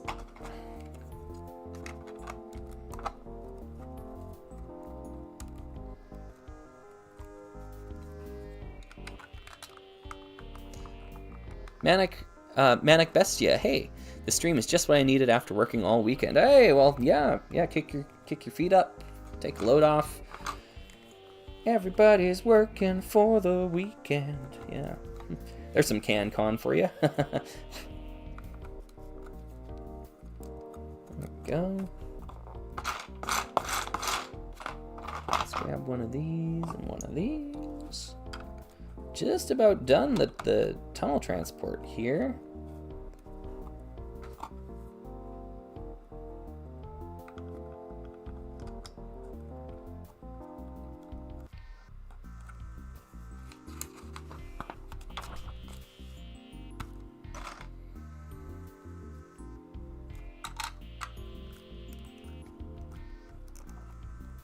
Okay, that's looking good. Need one more printed slope. Yeah, there we go.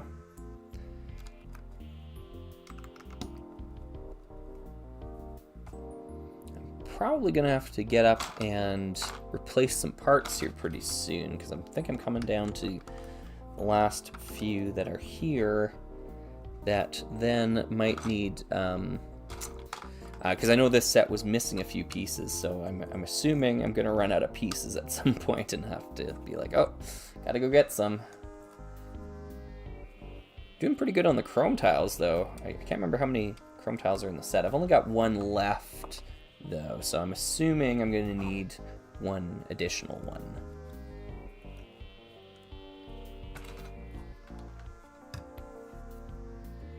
Oh, the saws go on the sides, yep, yep.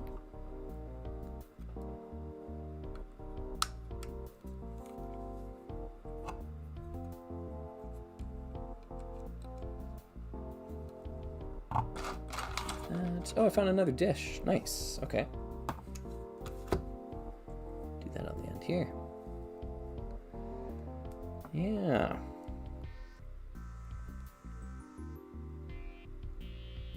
K2 Films was saying, Slugger, can you do a "What's up, YouTube" style intro? Whoa! Coming at you live. You know, the weird thing is, I probably, if I did something like that, I would sound like old and out of date because the only sort of videos I would have watched that would have been like that, I would have probably watched, 10 or 15 years ago at this point. It's just not the style of stuff that I watch. I think it was on a live stream when I learned that it's not Dr. Beast, it's actually Mr. Beast, because I thought it was Dr. Beast, I guess, for a while. I have no idea why, but yeah. So yeah, that's kind of how out of touch. I've never seen one of their videos before. I have no idea what they're like. So, what's up, YouTube? Whoa.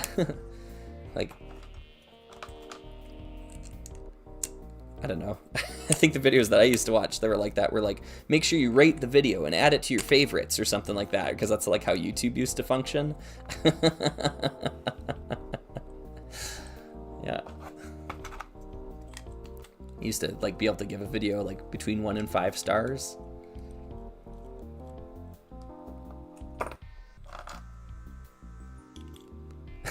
Lol, Dr. Beast. Yeah, I know.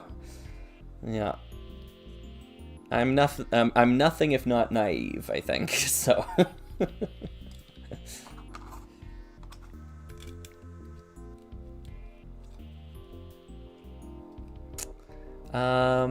Oh, Shy Across was saying, have you seen the Lego City Rides sets? I think their cheap price and concept is neat. Yeah, I have seen them with the little like baby drivers or something like that. Yeah, they're weird. Kind of a neat little concept. I'm definitely a fan of Lego doing weird things like that. So, yeah.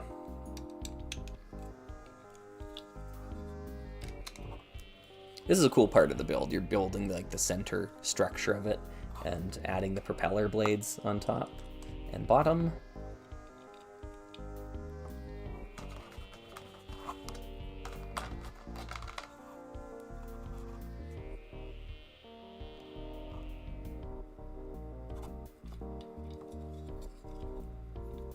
Hey, sort of Dashy. Yeah, good. Good to see ya. Thank you.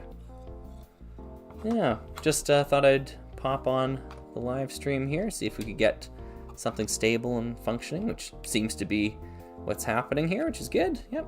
I bought I bought an old Rock Raider set, and I just felt like, hey, let's put it together.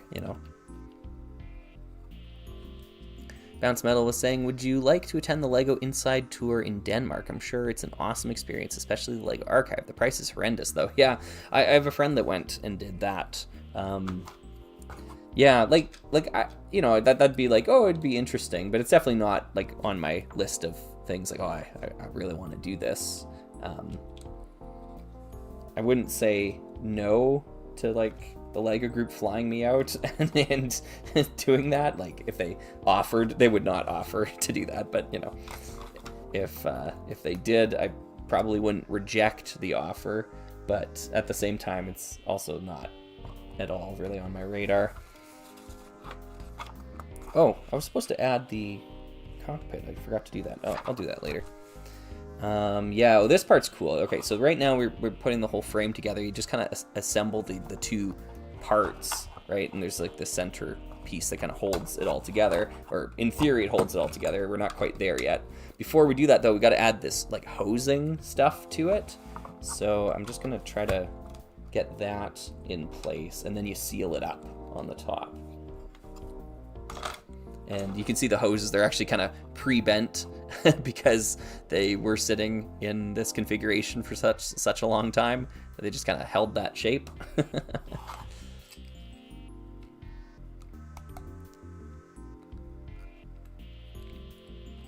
Hey, Stud Frame, good to see ya.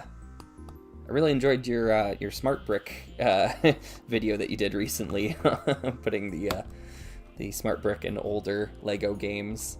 Lego themes, like that sort of thing. Yeah, Rock Raiders with lights and sounds from the game would be awesome.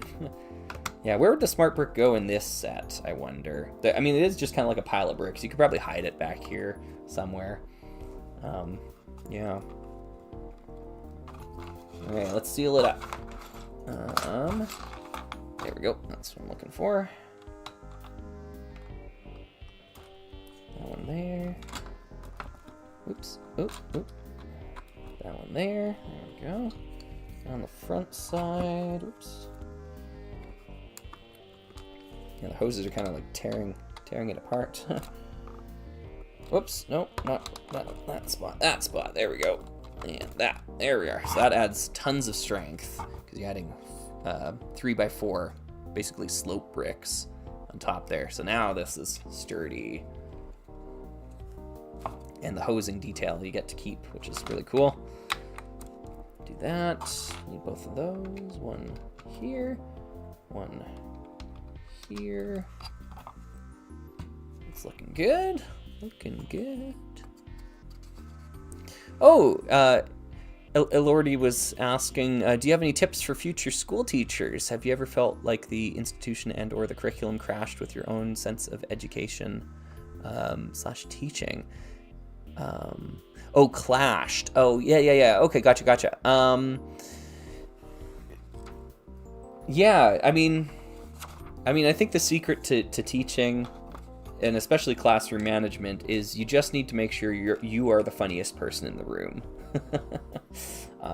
As long as you are the funniest person in the room, and I know maybe it sounds arrogant to describe it that way, but that's what works for me. I'm like, I definitely don't show that side off, like on Slugger, you know, on the RR Slugger, that sort of channel, because it's all, you know, scripted, and it's not really where I find myself being funny, I suppose.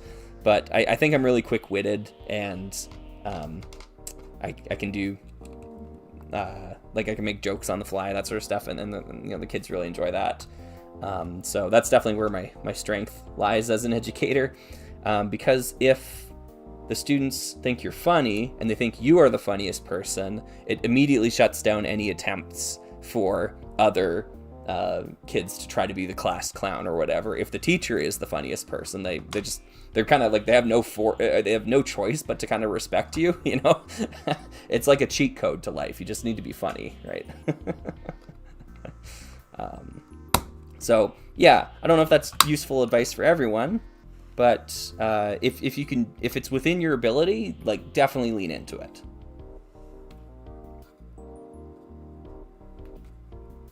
I think it's very useful, very actionable.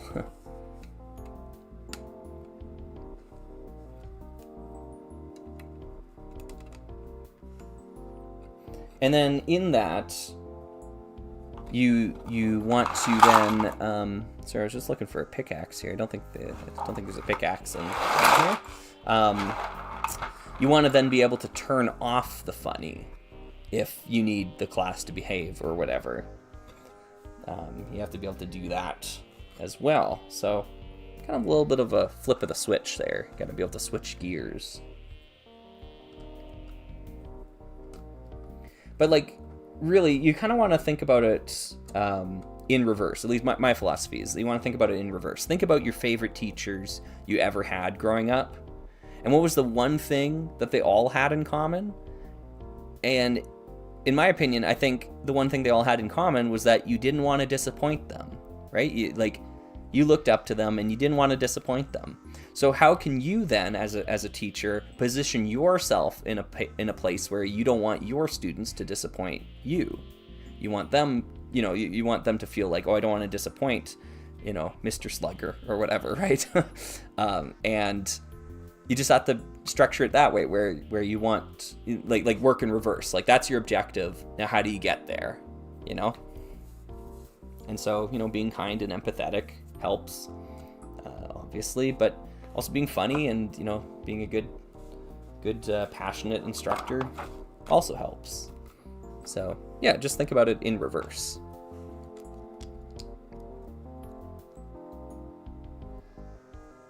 You're welcome, my lordy. Yeah, you're welcome. Yeah.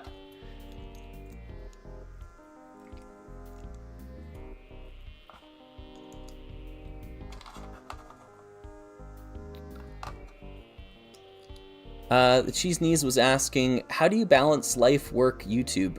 Poorly. No, no, just kidding. I have a really good work-life balance, which is just the benefit of, I guess, how I structure my life and how my employment works and all that sort of stuff, like the job I have, because it really doesn't feel like work to go teach. So I don't come home exhausted. I come home usually energized because it's, fun hanging out and playing music all day. Like, who wouldn't have fun doing that, right? So, yeah, it's just kind of one of those things where the nature of the occupation that I'm very fortunate to have allows me to not feel like completely burnt out and spent. So I can come home and just, work on Lego stuff or work on a script or, do this or that, some animation. So yeah, I think that's important. I also I come from a life of privilege, right? Like I need to accept that and know that most folks out there don't have the opportunities I've had in my life, especially folks that live outside of Canada, or outside of North America or whatever, right? We have it really good here, some people have real problems, it's kind of how I feel about that. I am not one of those people. My problems are small potatoes compared to some places in the world. So yeah, I'm fortunate I was born where I was born into the family that I was born into, those sorts of things. So I can't even say that there's a magic bullet or a cheat code to it all. It's, it's circumstance a lot of the time. And I can't say that I do anything special to deserve it. Yeah, I think it's good to be realistic about those sorts of things as well. I try to do what I can with what I'm given. But I was dealt a really good hand, yeah, I just try to make other people's lives better if I can, given the tools that I've been given, I guess. Maybe it's not a good answer, but yeah.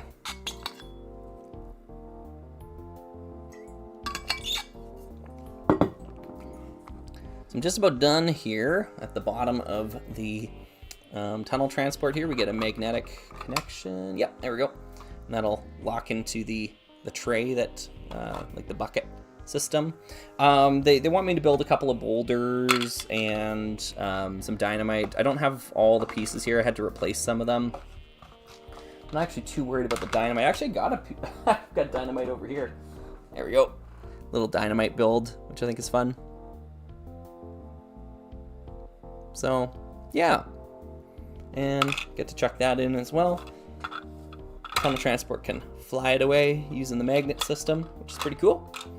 And it also has a secondary craft on the end here that can plug into the back. I didn't put the headlight on it here because I was missing the dish piece, but yeah, it just slides in and locks in with a Technic pin in the back. So that is our tunnel transport. Oh, I'm missing one of the chrome tiles for the one side there. So I'll need to go get that too. Oh, I'm missing a Rock Raiders logo? Oh, here. Yep, whoops. I forgot there's 3. It's boom, boom, boom. 3 in a row. So just missing a couple of pieces. Not too shabby, though, for a little pickup off of eBay. So we got ourselves another tunnel transport here. Get that out of the way there. Probably move the box out as well, too. Set that outer box. Put them together. And there we go. Yeah, it's a good looking set. It's not my favorite Rock Raiders set, but it has grown on me quite a bit, honestly. So, yeah. Bill Builds was asking, how many tunnel transports have you made? This is probably 4 or 5. Number 4 or number 5. I can't remember how many of these I have now, but it was a good price. It was located in Canada, so really cheap, or not really cheap, but like more affordable shipping for me. Yeah, no, it's cool. It's good little set there. How swooshable is it? It's got a good access point on the top here. You can kind of grip it from the top and move it around. Oh, hey, Zuko. All right. So, yeah, I think it's pretty good. The bottom thing is kind of clunky for swooshing side to side, but up and down, it seems pretty good. Hey, buddy. Yeah, let's answer some questions here.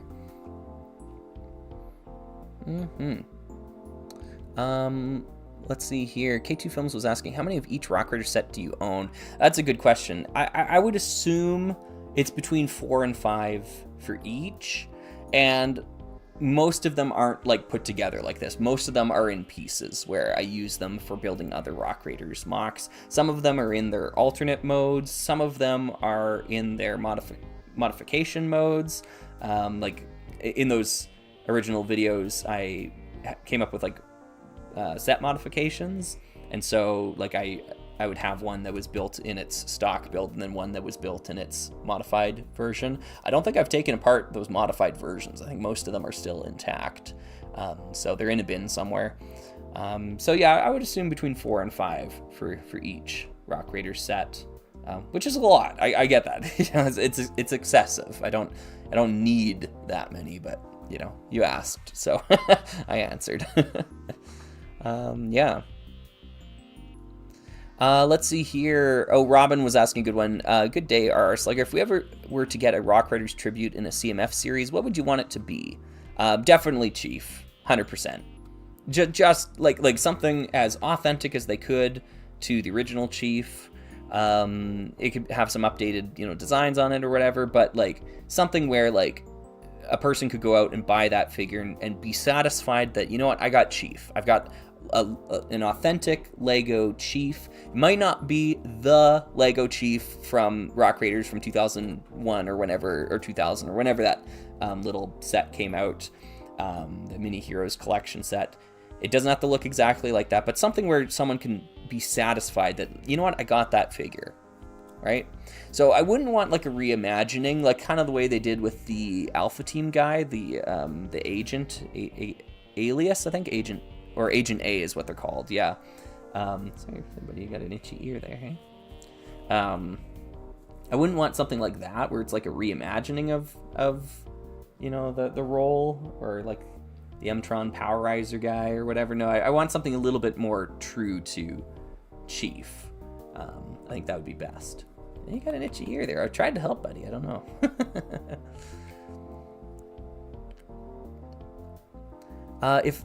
Chuck had a good question earlier too. If Lego had done one more Rock Raider set, oh dear, don't knock over the lights. if Lego had done one more Rock Raider set, what kind of building or vehicle would have been best? I think the cargo carrier, like the boat from the game, would have been a really cool Rock Raider set. Something that would have included a vehicle that can move up onto it and another boat, like a big boat. Because the Rapid Rider is really lonely. The Rapid Rider is just the only Rock Raider's boat or watercraft in terms of what they actually produced. I think one more would have really legitimized the Rapid Rider in an interesting way. So, yeah, good question.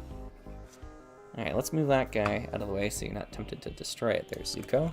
Move the small digger out. Oh yeah, the small digger's got a magnet on the bottom of it, folks. I don't know if, or on the top of it. I don't know if I showed that off here, right? So if you're not loading the bucket, you can actually pick up the small digger with, oops, sorry, Zuko, the same magnet system. It just picks it up, and then you can fly around the digger instead.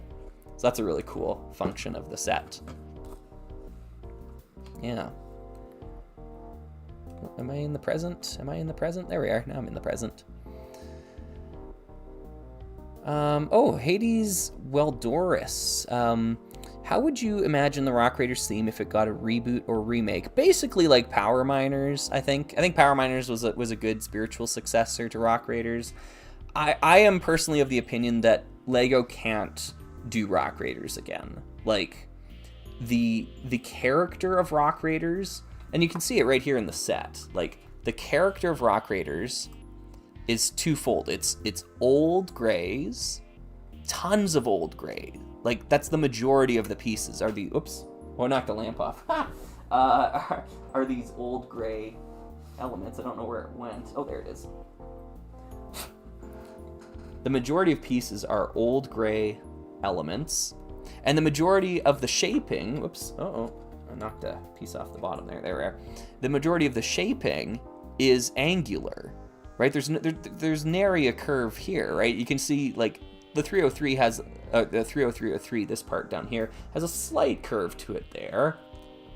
You know, I guess the blades have a little bit of contouring, but, like, yeah, it's angular and it's old grays, because the old grays look more weathered, right? So you need that weathered aesthetic, and you need the old grays, and chrome is a critical color. Trans neon green is critical, right? Like, there's so much going on here that I don't think the Lego designers today could replicate. I think it would be impossible for Lego to do a proper sequel or spiritual successor to Rock Raiders now. So, yeah, I think this is just a series that is going to be best remembered fondly and not drudged up for a sequel. That's kind of where I sit with Rock Raiders. It was a flash in the pan, a perfect combination of colors and everything. I love Rock Raiders so much, and I don't want to see Lego try to do it again, because I just think that they'll fail.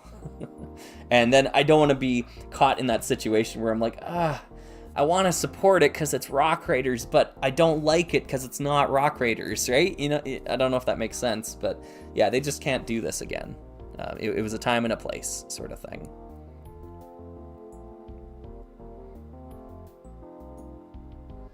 Yeah, Chuck, yeah, you said it right. Yeah.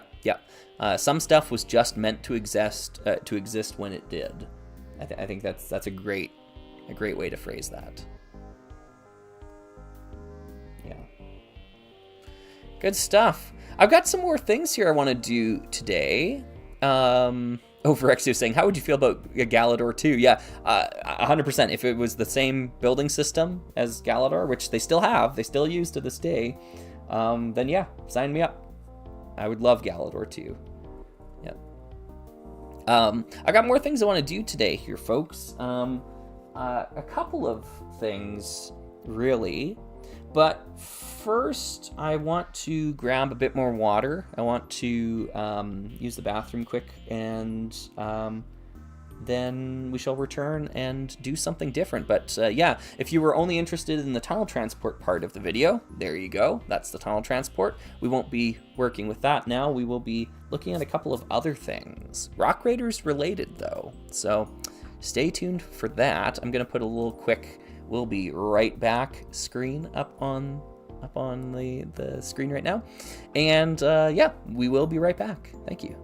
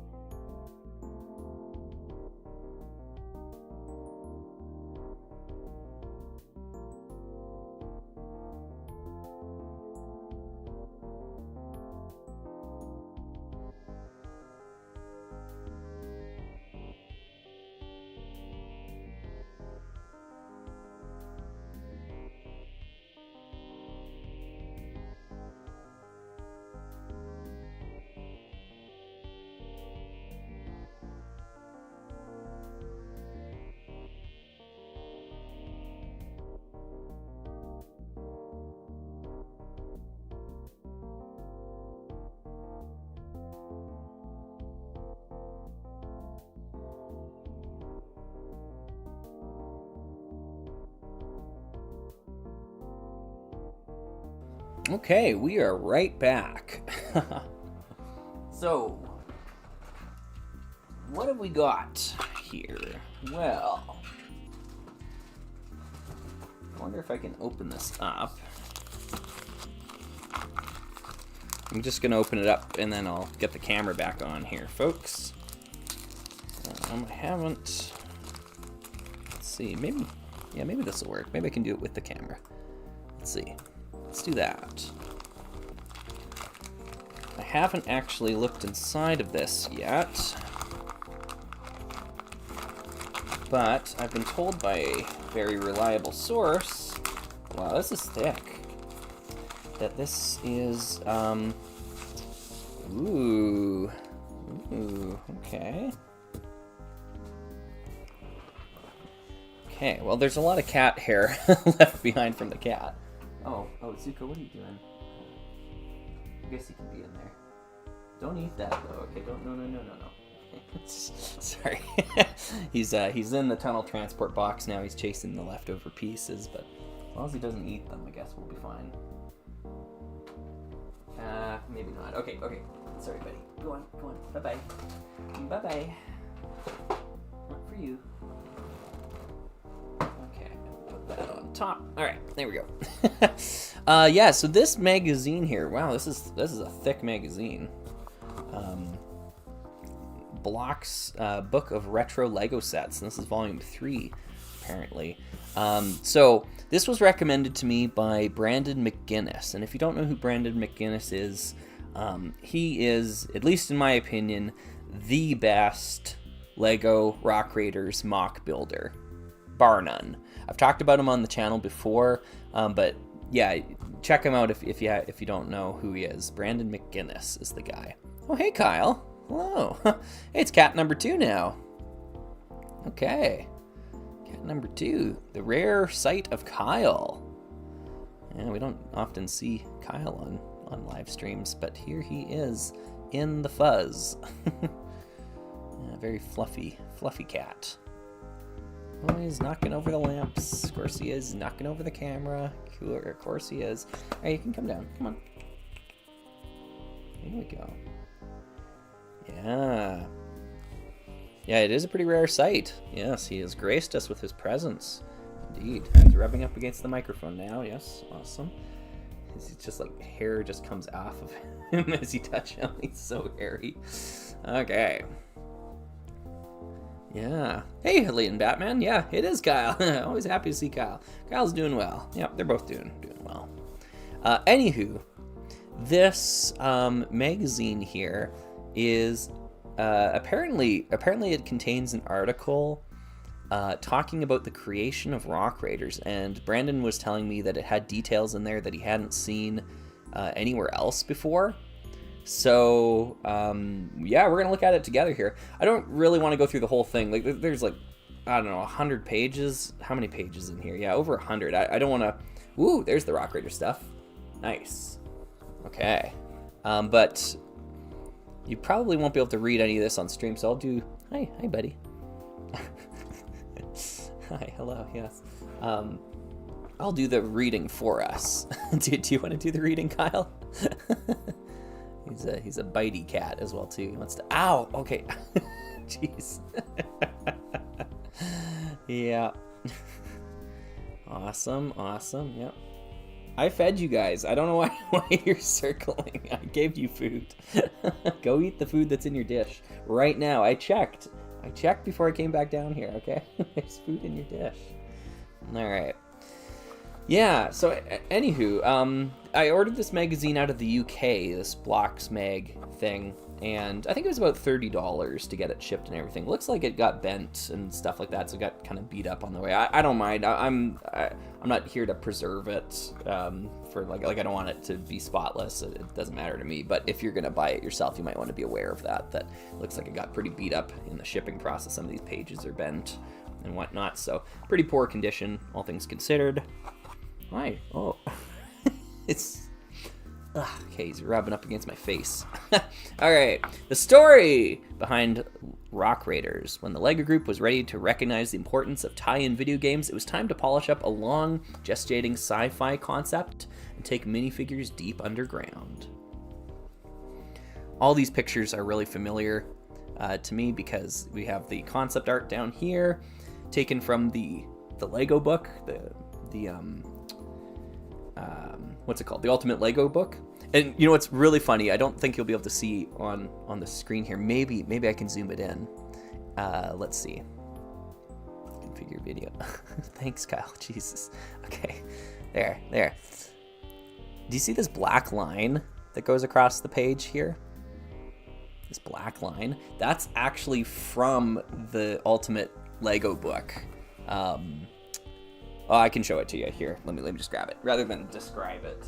Oh, it's right here on the shelf. Okay, why are you guys circling like vultures? All right, the Ultimate Lego book. Let's crack this one open. I'm gonna have to zoom it out. Okay, Kyle, I love you, but come on, buddy. Okay, down you go. All right, thank you. He's gonna jump back up. I know it. The duality of cats. All right, so let's zoom out for a second here. Let's find the Rock Raiders pages in here. This book is just the go-to thing for LEGO Rock Raiders. Okay, so now I'm gonna zoom in again. Okay, let's do this. Okay, so we're zoomed in, right? The lighting's almost too bright. This is a disaster. And Kyle, oh, thank you, Kyle. All right, so with the lighting dimmed a little bit because Kyle's in the way, there's a there's a line that goes from the. Jeez, Kyle. Okay, all right, go on. No, okay. He's completely knocked the cables off. You can't see it because I've got the camera zoomed in here, but yeah, things are are currently falling apart here. Bye-bye. Bye-bye, buddy. Goodbye.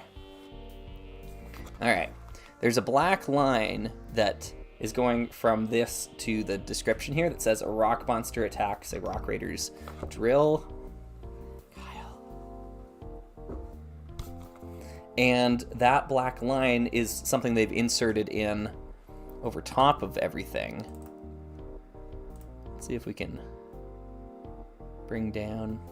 I don't know if there's any way I'm going to be able to show this. Anyways, I'm going on about like for 20 minutes about this thing. There's a line here, anyways. And the line is also here on the page because what they ended up doing is they took this image from this book. They actually just like cropped it out of this book, right? They cut off the top here so that the drill overlay here isn't on top of it. Like you see what I mean? Like this image goes much taller than this one does. They cut off like that whole ship up there. They cut off that section. Yeah, so they just cropped it out of this book to put in this magazine, which I think is hilarious. All right, sorry for the tangent. Okay. Oh. Kyle, come on. All right, you're so fluffy.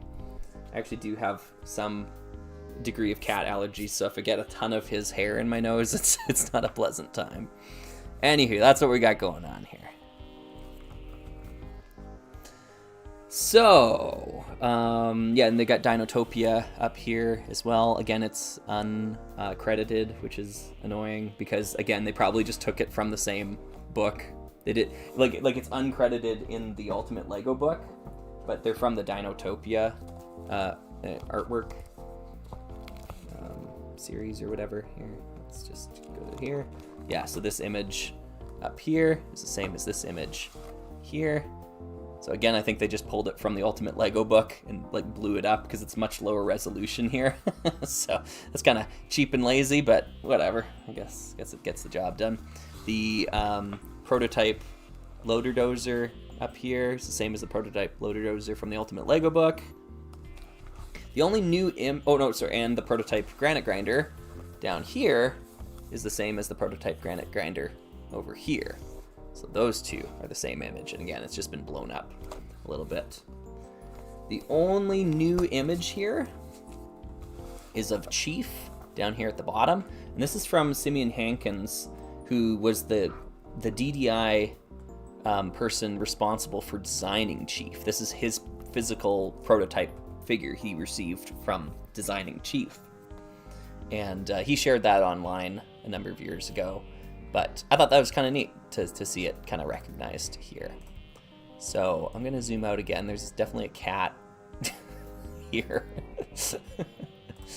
And yeah, let's go through and learn about the story behind Rock Raiders. I'm just gonna read it because I can't really show any way that, you know, in a way that you're gonna be able to read it yourself. But I'm going to start, and we'll just go through. Maybe Kyle will stay. Maybe he'll get annoying again. We'll see. When Rock Raiders tunneled under the surface in 1999, it was unlike anything that had come before. While its underground setting and teal-accented color scheme made Rock Raider stand out visually, there was much more going on beneath the surface. Oh my goodness, Kyle. just about took the whole camera rig with him. Whenever he walks, he keeps his tail like upright like this, and it's a big floofy thing, right? So it just catches everything as he goes. Okay. The theme had been chosen as an experiment to see if a Lego theme could be more than just a tactile play experience. Could it be used to create fully fleshed out characters and worlds that could sit alongside Mighty Morphin Power Rangers, Teenage Mutant Ninja Turtles, and Masters of the Universe to become a multimedia franchise? Separate ideas and initiatives from different parts of the LEGO group eventually merged and cross-pollinated to become LEGO Rock Raiders. During the 80s and early 90s, mining, underground settings, and drills were visited and revisited in different forms by designers as they concepted new product ranges. Yeah, I'd heard about that before, this idea that they'd kind of kicked around for many years, this idea of digging underground, like some sort of series that digs underground. So it took a long time for it to gestate and become Rock Raiders, but that's cool. Nothing was ever released, but the setting continued to percolate. Oh, there's another word. Waiting for the right moment and exact idea to come along. Both the company's project portfolio and manufacturing capacity were much smaller in that era. There were fewer machines and fewer molding halls, so there was a limit to how many different ranges the LEGO Group could manufacture. That's interesting. I never really had considered that before. Prior to 1995, outside of Duplo and Fabuland, there'd only been variations within the core 4 themes of space, castle, town, and pirates. They became distinct sub-themes, which became more intriguing and unique over time, with space introducing Blacktron, castle introducing Forestmen, pirates introducing Islanders, and town introducing Paradisa. Yeah, that's a good point there too. So far, so good. Aquazone opened up things in a new direction when it launched in 1995. Designers had long developed concepts and ideas outside of the original 4 themes, but the underwater sci-fi concept was the first to actually make it to market. Alongside the growing variety of LEGO sets being developed and designed, September 1997 saw the LEGO Island arrive on store shelves, LEGO Island the game. The first widely available LEGO video game was a hit, selling almost 1 million copies. It was part of a push by the LEGO Group's management for digital experiences, as there was concern among the leadership that the analog brick was becoming obsolete, which is what resulted in Galador ultimately, or at least not dynamic enough in a world where there were games and other forms of digital entertainment to compete with. More and more success in the toy industry required a multimedia approach. For a decade, US companies had demonstrated the way television series could drive interest in toys. Now they need to exist alongside tie-in video games and supplementary merchandise. Within the company, it was accepted that the LEGO Group needed a similar strategy. Beginnings. The origins of Rock Raiders is within the context of growing anxiety over a predominantly digital future and a period of expansion within the design studio. 2 separate product ideas were conceived and development on them began at some point in the early to mid-90s. One of the 2 concepts was a space themed based on the established pattern of having 3 factions on shelves simultaneously. Good guys. Oh, nice. Oh, cool. That's funny. Okay. I haven't looked in this at all yet. Bad guys and civilians. Based on the information available, it began development in 1993 or 94 as it was competing for a 1996 production slot. Model design took roughly 3 years during the 90s. I'm going to come back to that really quick, but these are cool to see. This is from the DDI drive dump, essentially. So we have storyboards for some of the things here. I'm going to try to zoom that camera in again so folks can kind of see. So these were some of the early storyboards that were discovered. They have creatures in them that we never saw in the game. I think these ones have the armored dillo, is what they called it, the armored dillo. Yeah, this little guy here. And they talked about the different things. Here we have the large mobile laser cutter. We get a good shot of the back of it, actually, and I know we've been looking at that to try to reconstruct that vehicle using this image, which is kind of funny to see it here. And we have Jet and I think Axel and Dox there, just kind of hanging out. Down in this storyboard, it looks like Rock Raiders HQ and some Earthquake elements here. Yeah, this is from the scene for Earthquake. The date on these is 1998. By the looks of it, looks like November 12th, 1998, as far as I can tell. And this one looks like earlier, September 30th, 1998. Cool. That's kind of neat to see. These images down here are also from that same dump. And yeah, this thing was called The Thing by the designer who made it. Which is kind of interesting there. And they built part of the LMS Explorer as well too. And this was some of the feedback stuff sent between DDI and LEGO, talking about the digital model versus the physical model, just talking about the details that they had right or wrong.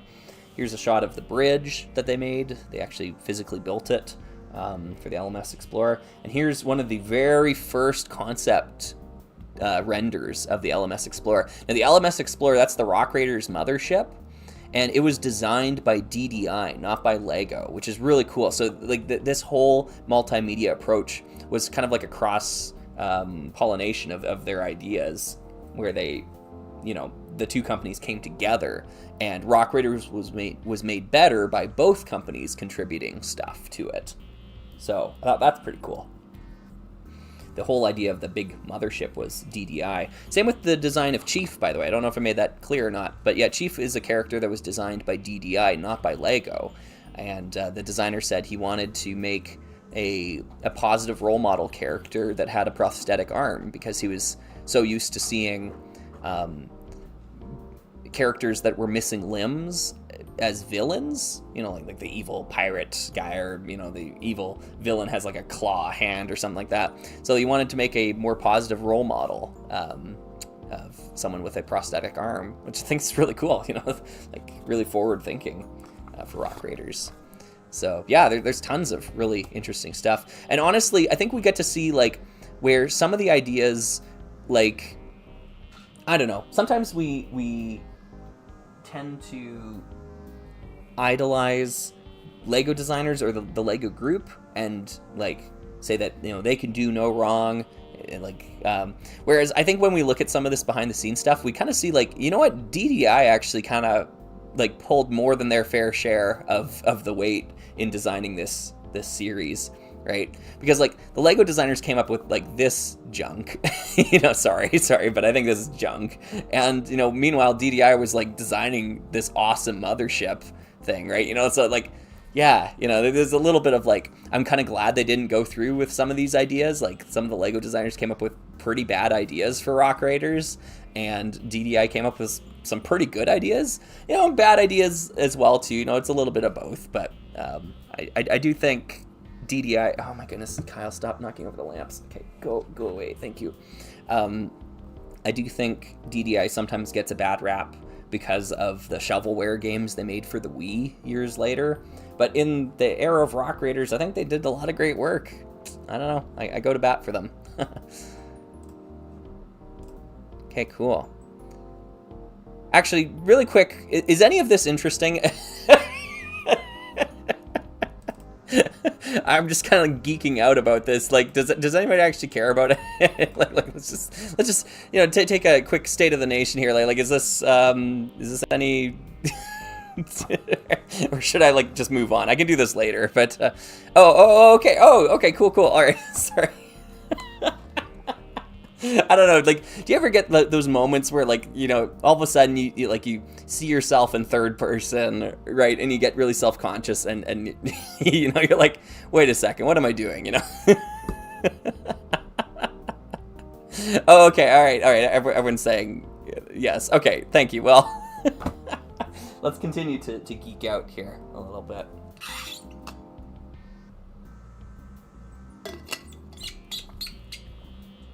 Dude, there's food in your dish. There's food in your dish. Go look in your dish. There's food. I'm not feeding you. No. We're all nerds here. Yeah, that's fair. Actually, you know what? Maybe this is like me kind of preaching to the choir at some point, because I imagine a lot of folks must have jumped ship when I got out the magazine. You know, if you're not interested in this, you're probably not watching this, I guess. It's kind of a self-selecting sort of thing. I should change the bottom thing, that bottom bar. Can I change that? Because it says I'm still building. Oh, that's the wrong one. Nameplate? What is it? Oh, stream name. That's the thing. Okay. So we're not building. Being Rock Raiders nerds. There we are. That's what we're doing now. We are being Rock Raiders nerds. Okay. This lighting is really horrible for this. I apologize. I don't know what I can do differently, though. Let's see if we can... Jeez. Okay, buddy. He's like digging at my chair now. Okay, go away. Go away, little kitty. Go on. Yes, go eat your food. I'm not giving you more. Okay. What can I do here? Can I turn the gain down? That's a bit better. That's a bit better. Yeah, okay. Maybe that's less like the surface of the sun. Maybe I can move the lamps a little bit out. There. Hey? Hey, it's gonna be a little darker, but Now you can see a little bit more distinction between the things. Yeah. Oh, I see. Oh, yeah, Amblian's Door had a good question. Do you know what... Oh, darn it. This is Kyle's doing.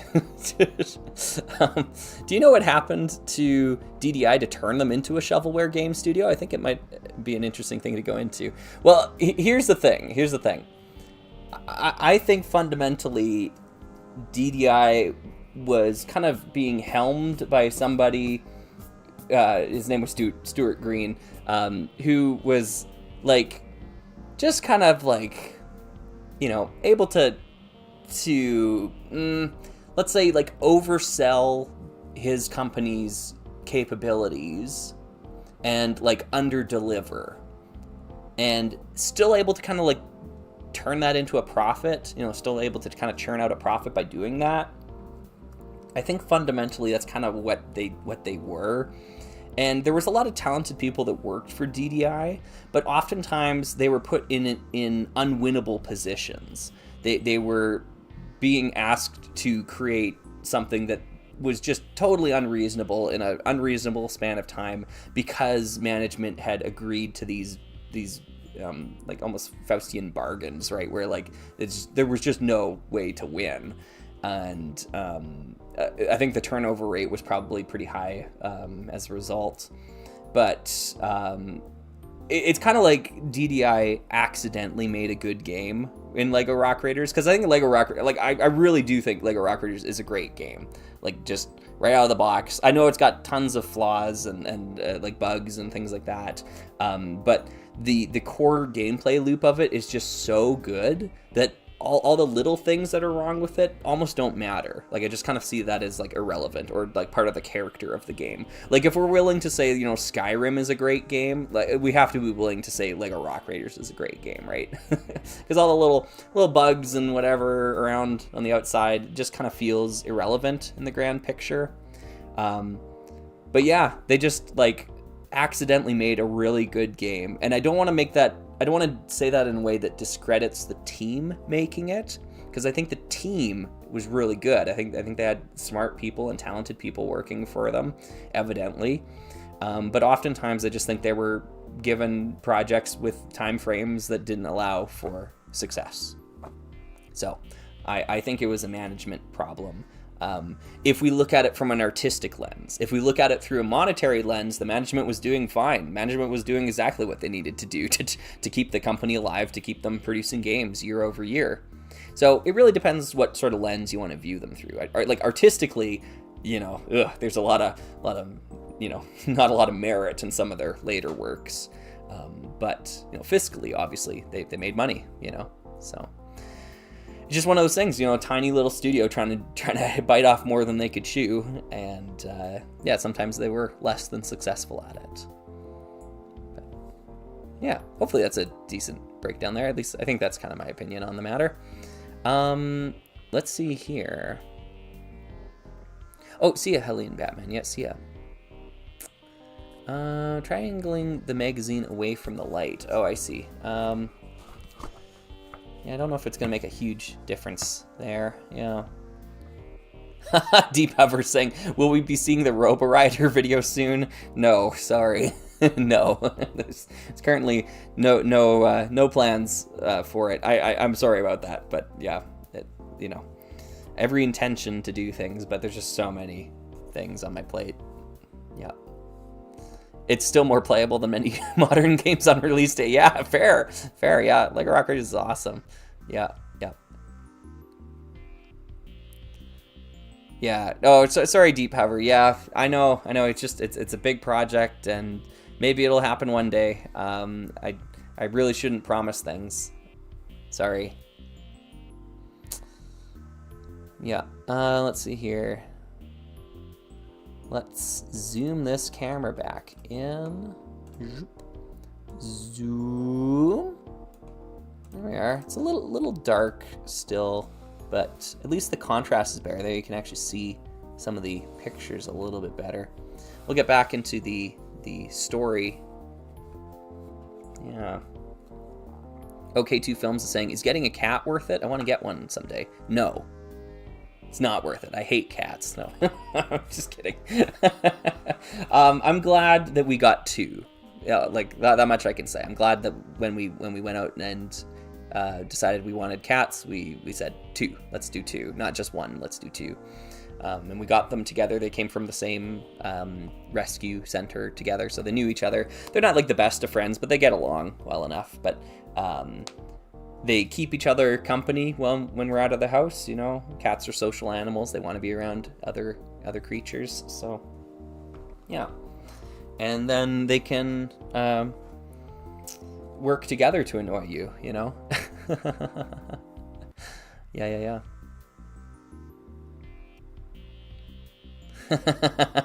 Yeah, Virexio, I actually have a thumbnail for that video already made. I just haven't made the video, so. Mr. Gondola, should I ping you on the Manic Miners Discord on what the inside mind of Stuart Green sounds like? You can, yeah. I won't, I don't have access to Discord right now. I won't see it till I'm done streaming, but you certainly can if you like. Artem was asking, hey Slugger, welcome from Mexico. What are your thoughts on custom Lego sets and figures? I think it's cool. Like, you know, like do what, you know, floats your fancy in that regard. Lego is a great medium for that sort of stuff. So yeah, gets a thumbs up from me. Shantanoob,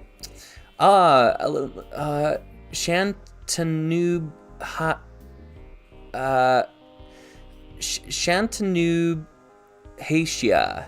Shantanoob Hatia. I'm gonna go with that. Sorry if I know I probably butchered that, but thank you for five. I think that's British pounds there. Yeah, love the videos. Keep them coming. Excited for the next Alpha Team one, whenever it may be. Yeah, me too.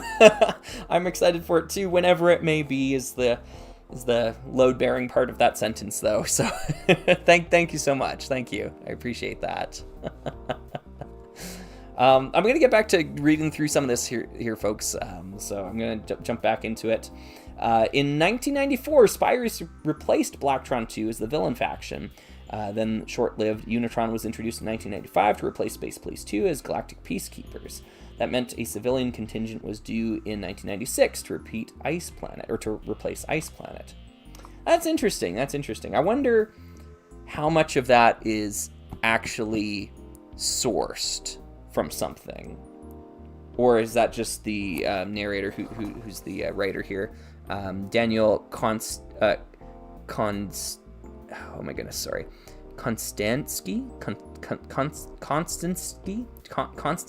That's tough. Daniel Konstantsky. I cannot say that. I'm so sorry, Daniel. I wonder if that's just Daniel's interpretation. It's really tough. Oh man. Okay, I'll try to finish these sentences. All right. So, when you're looking at research of any kind, in this case Lego research, you have to consider when the source was written, like contemporary sources versus non-contemporary sources. So when we look at the Ultimate Lego book, like I brought this one out earlier, this is a contemporary source. This book was published in 1999, if I'm not mistaken. Yeah, right there, 1999, right? So when it talks about Lego, when it talks about Rock Raiders, this is a contemporary source that we can cite and we can use. Whereas this magazine just came out last year, this is a non-contemporary source. So it's been influenced by years and years and years of online discourse, online categorization. There's tons of stuff like Rock Raiders related that's been kind of tainted through the years of things being perpetuated online. For example, the spelling of Axel's name, A-X-L-E, is the way it's supposed to be spelled, like as far as contemporary sources are concerned. If I open up the Ultimate Lego book and we go to the Rock Raiders page and we find Rock Raiders again here, let's flip over to it. Oh, I'm actually a little too far, I think, right now. Yeah, it's earlier. It's back this way. Let's find Axel here. And here he is.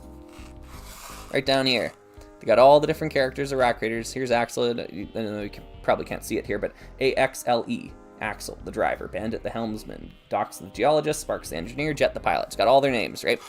And the only time, at least as far as I've been able to tell, the only time it's spelled A-X-E-L is on the Mini Heroes Collection card for Axel. And I really just think it was a typo by whoever came up with whoever typed up those descriptions or whatever. That's the only contemporary source that I've seen that spells it that way. Now, since then, that AXEL spelling has become much more common. You see it pop up from time to time because people are now sourcing the Mini Heroes collection retroactively and using that as a source of spelling for the name.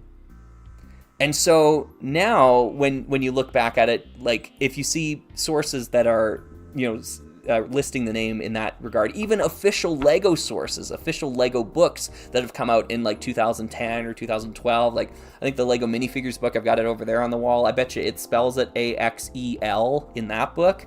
Just because it says Lego on the front doesn't mean it's a source you can trust, because it's now been influenced by years. Right. Hopefully that sort of description's making some sense there, but yeah. So that's why when I go to this now, when I go over to here, and I read this, and it says Spyrius replaced Blacktron 2 as the villain faction. Then Unitron was introduced in 1995 to replace Space Police 2 as Galactic Peacekeepers. It raises an eyebrow for me because all of the references to Unitron being peacekeepers or being a military faction, like, because I've read this online, but I think they are all unanimously non-contemporary sources. I honestly think it was just somebody's interpretation online who like was on a brick wiki of some kind, and like as a kid or whatever, and said, Unitron are the military of whatever. But when I go and I look at those old magazines and I look for every contemporary source that regards Unitron, I see no evidence that it was that they're peacekeepers. I see them as general galaxy adventurers. That's like Unitron is described as the crossroads of the galaxy where all the space adventures, the generic space adventures, happen. I just don't see any evidence that says that they're peacekeepers. So that's why when I read this in the magazine here, I'm kind of suspicious. Like, I'm like, okay, where's your source, right? What's the source of that information? So, right? I don't know. Does that make sense? Am I making any sense? Let me know if I'm off the mark there. But that's like that kind of, as I was reading through that, I was like, yeah, that's how it's like through a modern lens how people look at Unitron, but I don't think that's how the theme was intended. I don't think they were intended to replace Space Police. My source is that I made it the brick up. Yeah, that's right. Yeah. Hey, Bronson. Hey, Broncino Bricks. Hi, Slugger. I haven't been on your streams for a while. Well, I haven't been on my streams for a while either. Yeah. How have I been? I've been good. Yeah. Today we're taking a look where we did some Rock Raiders building earlier, but now we're doing kind of a deep dive in this magazine here. Blocks of retro Lego sets that came out recently. And it's got some interesting stuff in here. I was just kind of talking about some of the sources that might have influenced this description here. But yeah. Monty Mole 64, yeah, you're totally right. AXEL is an actual name, so it makes sense that it was a misspelling. I agree. I think folks just misspelled it because it doesn't make sense for his name to be spelled that way when every other character is like named after you got Jet, right? Or you got Sparks, right? Like the physical things, like elements of a car or a plane or something, right? So, yeah. Anyway, let's keep reading. Designers narrowed down their options to either searching the stars for alien life or drilling beneath the surface of planets. Ooh, cool. The former became Explorians. Ah, yes. The sub-theme that was ultimately selected, while prototypes of space vehicles with drills and other mining equipment were developed for the latter. It was a very close call. Physical prototypes were tested with children for both options. Space, however, was not the only place where drills and mining were under consideration. That's cool. Yeah, I'd heard about that. Now, Explorians has a really interesting history, too, because it actually has roots in early LEGO VR, which is super cool. I'm talking like 1993, 1994. They were testing Explorian builds with a VR system, so which was later gutted, and then they released Explorians in '96 just on its own. But that would be a really interesting thing to talk about in greater detail in a video in the future. But yeah. Smith Zero saying Unitron's few sets look a lot more civilian than Peacekeeper. Absolutely, their vehicles just appear to be covered in communication scanning equipment. Yeah, they've got like cameras and like sensors and things like that. There's no like guns on their ships, and they don't take Spyrius prisoner or anything like that. Like they've got no prisoner pods or any sort of jailing system. Like I really don't see the whole Unitron is equivalent to Space Police thing. Like I don't see it. So, yep. Let's see here. During the mid-90s, LEGO Futura, as the product design group was then called, was a much smaller organization than it is today. For standard system themes, there were 3 teams covering past, present, and future. Both space and Aquazone teams sat within the future team. So while one group worked on the space mining theme, their colleagues worked on undersea sets. A mining-focused faction was developed for Aquazone, and it is here that the unique teal color originated. Yeah, okay. A mining-focused faction was developed for Aquazone, and it's here that the unique teal color originated. That's really cool. Because of how closely they worked together, there was a lot of discussions between groups. Longer-serving employees showed newer designers the prototypes and concepts for drills and other mining equipment that had been developed in the 80s when similar ideas had previously been explored. Like Space, Aquazone went down a different route than planned, but retained a flavor of the concept. In the 3rd year of Aquazone, Aqua Raiders was introduced. I don't know if that's true. I think it's the 2nd year of Aquazone, isn't it? That Aqua Raiders came out? Because the 3rd year is Hydronauts and Stingrays, right? I could be wrong. Correct me if I'm wrong. The story behind the new faction was the Hydrolator Crystals, the chrome-plated elements that allowed divers to live and breathe underwater had become scarce, and the explorers needed to drill to find more, so the designers created submarines with drills. There were only recolors of existing elements in the sets, no new parts were developed for the range, yeah. Technic gears were used to create drills, so all the prototype drill elements that had been designed went unused. That's interesting, okay, yeah, cool. I didn't make that connection before. Where did I put my water? There we go.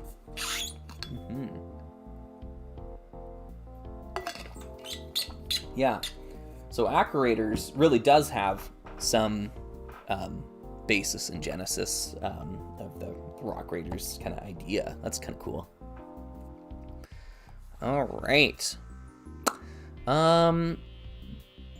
Yeah. Lord of Dragons, check the catalogs, no names. Yeah, I kind of figured, hey, yeah. They don't have cells because Unitron takes no prisoners. Wait, Petsy, are you serious? Aqua Raiders is the last wave of Aquazone? Do I have my timeline completely mixed up? That's crazy.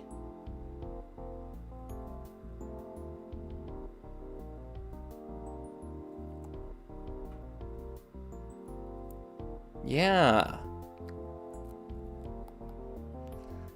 K2 Films was saying on Wikipedia there's an image. The same one that says Unitron is the hub for aliens also says that Unitron is like a combination of the CIA, FBI, and NASA. Oh, that's right. Yeah, you're right. Yeah. The CIA, FBI, and NASA. So like surveillance and stuff. Yeah. Good point. I had forgotten about that one. I know the magazine you're talking about.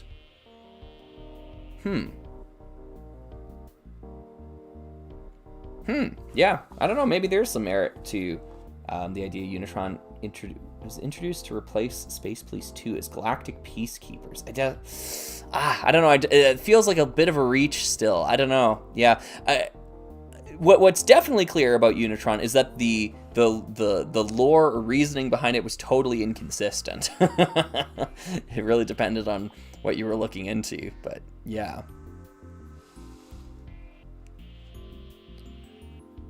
A digital experience. Management at the LEGO Group was looking for something special in the back half of the 90s. There was a desire to connect physical toys with a video game. The hope was that allowing children to play in both the digital and tactile spaces would increase the appeal and popularity of the company's toys and brand.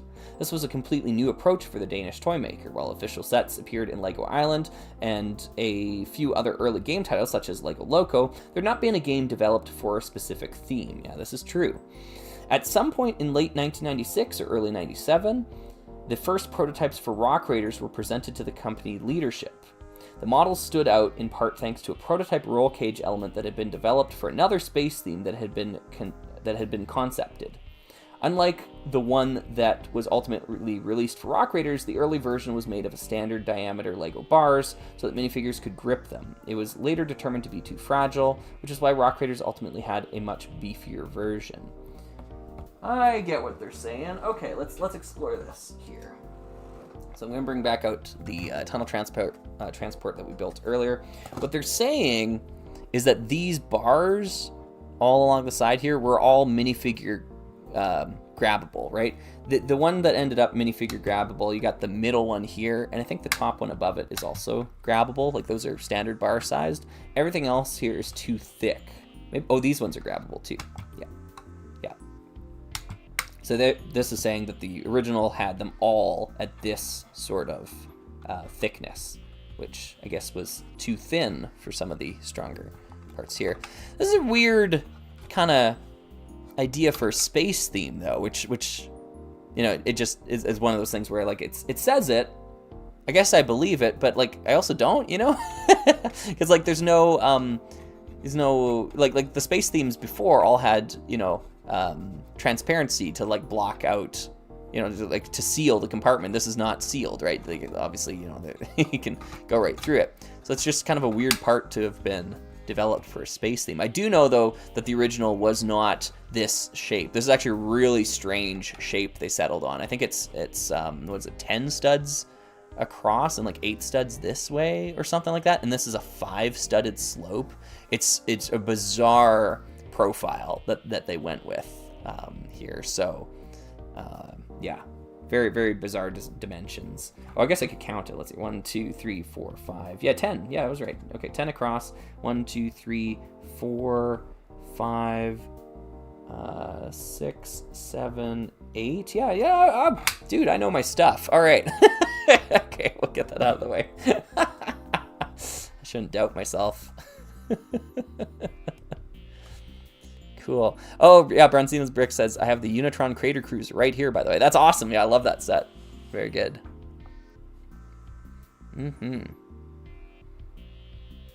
K2 Film says, most people think that Unitron only has 4 sets, but the same magazine shows a 5th. What? What's the 5th set? I don't... What? Okay. Crater Cruiser, Starhawk 2... Monorail, Space Station Xenon. Those are the 4, right? What's the 5th set?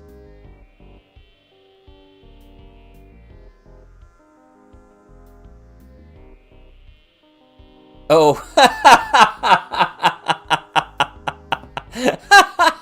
Crater Critters does not count.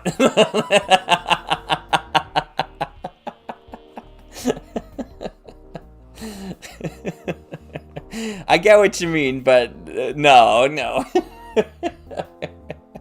Crater Critters is non-canon.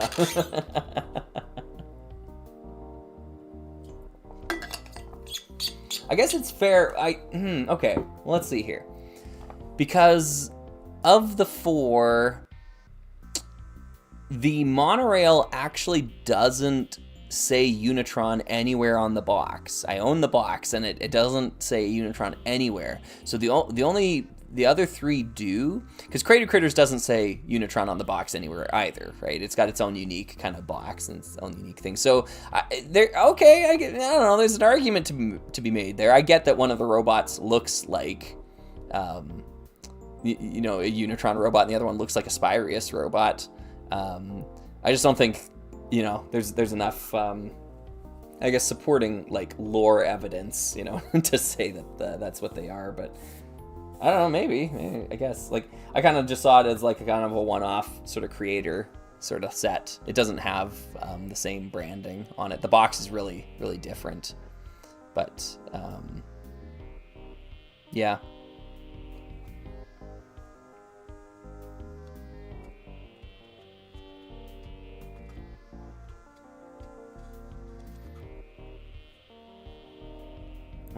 Where were we at? Oh yeah, much beefier version. Yeah, it's down here now.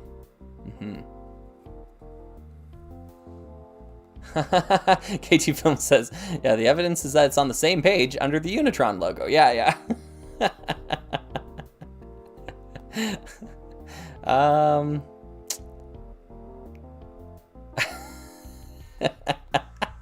Potato Bagons. Crater Cruisers is the most undeniably canon core Unitron set. Yeah.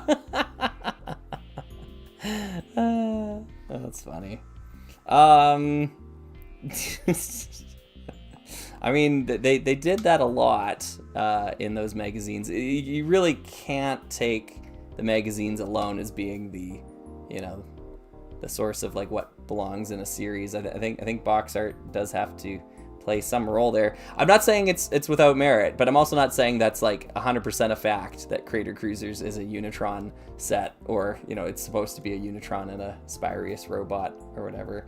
I just kind of think it's red and blue robots, and well, yeah, maybe, but Analog Zoda was saying, Slugger, I made an alternate build for the granite grinder. Should I make a post or short about it? Yeah, go for it. That sounds good. Yeah. Yeah, Go GCI says, I think it's fair to call it a supplemental set since it contains builds for both factions. Yeah, yeah, like, I mean, I really hesitate. I mean, I've got the set too. I actually have a couple copies of it. Neither one of them like scream Spyrius or Unitron to me. Like they have the main colors of both of them. Like, and I get why people make that connection, but like I really kind of just see it as this is a red robot, this is a blue robot.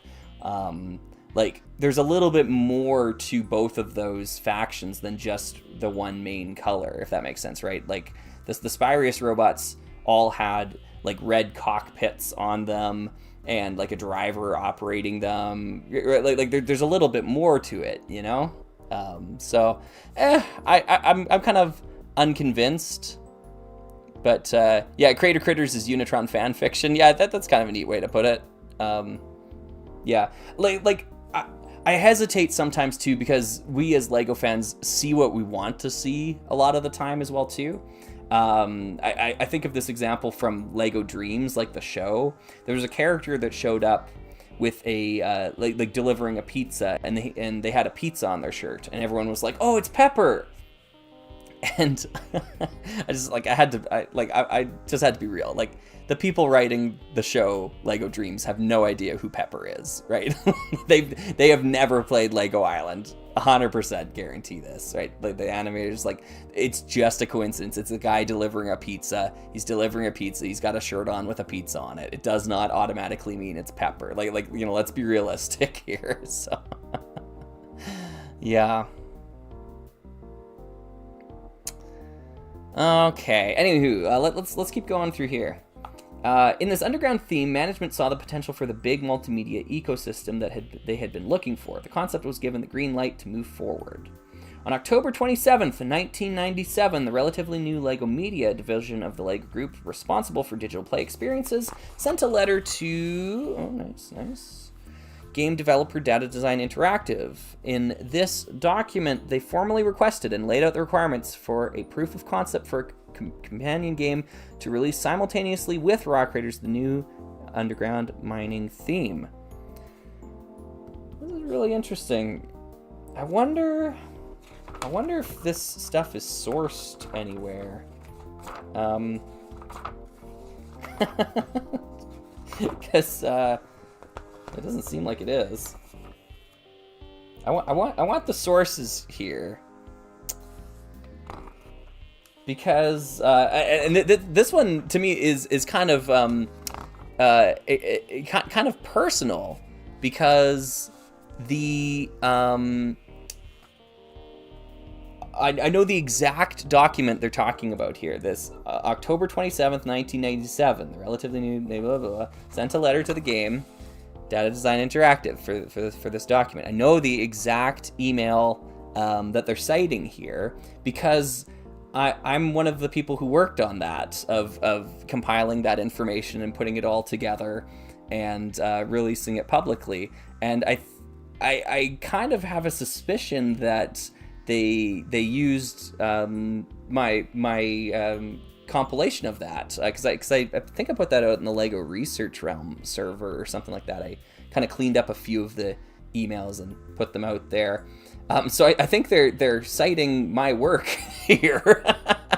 It's possible, or they went through other means to get that. Like, I'm not saying I'm the person who made this possible. I'm definitely not. It's just I'm one of the people who worked on that. So I don't know. I just know the exact thing that they're talking about, and they don't have it sourced anywhere. I'm not looking for my name anywhere in here. I'm just curious where they got that information from. So, yeah. Let's see here. Oh, K2 Films, that's a good point. That's a good point. Talking about the set numbers. Yeah. They're all within a similar range there. Yeah.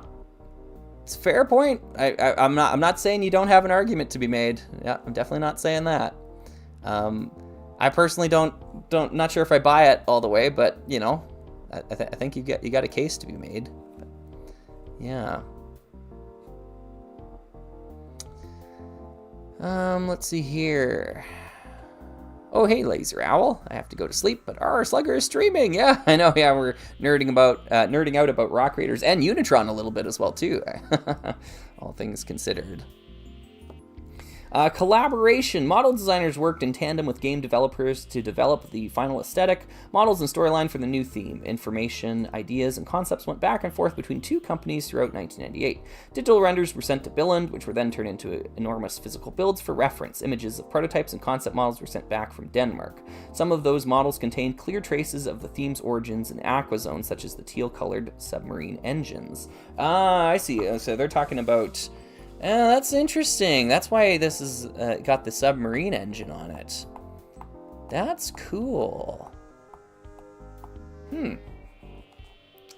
Interesting thought. Oh, you know what else is kind of interesting about that? I always thought this was kind of cool. There's like hoses on the back of the thing that go into the helmets that they're wearing. And those could have been oxygen lines, right?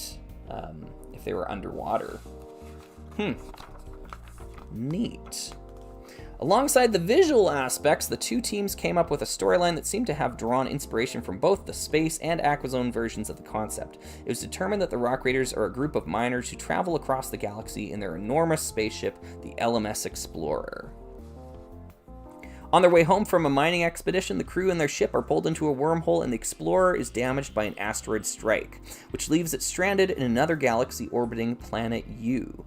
Fortunately, the planet harbors energy crystals, also called Braconium, which look suspiciously like recolored hydrolator crystals from Aquazone. That's interesting, yep. Kind of connecting the roots between the two there. I can't remember what the source of Planet U is. I think it's just the game that calls it Planet U. I can't remember seeing it called that elsewhere. That one's it's generally accepted that's the name of the planet, the Rock Raiders planet, but it's tough to kind of find sourcing for it. Harbors energy crystals, also called Braconium, also called power crystals a lot of the time. In fact, energy crystals is a pretty rare name for it. It's only really used in the video game and a few other print media things, but by and large, it's mostly called Braconium or power crystals, which is interesting because everybody calls them energy crystals in Rock Raiders because that's what the game calls them. So I talk about that in my Rock Raiders canon video.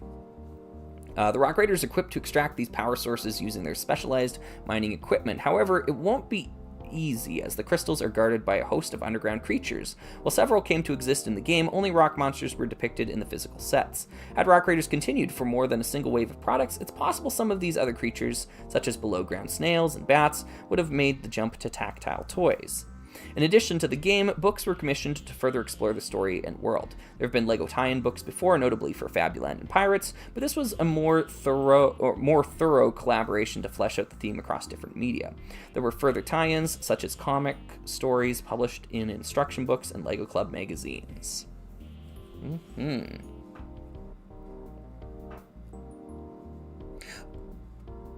Transblue Bricks, are you sure the Race for Survival book calls it Planet U? I can't remember. Oh, yeah, no, you're right, yeah, okay, sorry. Which is, because it calls it an uncharted planet, and then in the very next sentence refers to it as Planet U, which to me always implied that the U stands for Uncharted. Because the previous sentence it says Uncharted Planet and then Planet U. Yeah, 1000%. You're definitely correct on that. Planet Unitron. Hey, there you go. Maybe that's what the U stands for. All right, let's finish this out here. Rock Raiders. Oh, sorry, I'll scroll down. Kohi says, if I recall, a while back, Christian Faber did a video where he implied Braconium is the same material as Protodermis in Bionicle. I think Christian Faber has implied a lot of things, which is why I don't know if you're here when I was talking about it, but the idea of contemporary sources versus non-contemporary sources is so important. You really I mean I love what Christian Faber did for Lego. And continues to do, you know, like I think he's a cool dude and everything, but you got to take everything that anyone says about a product that came out 25 years ago with a grain of salt, an intense grain of salt. You just can't trust memory to be infallible. But yeah.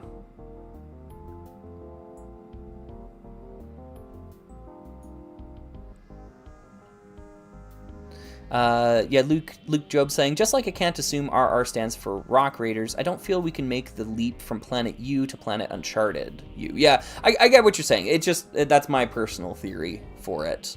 But yeah, I think, yeah, you're well within your right to disagree with that.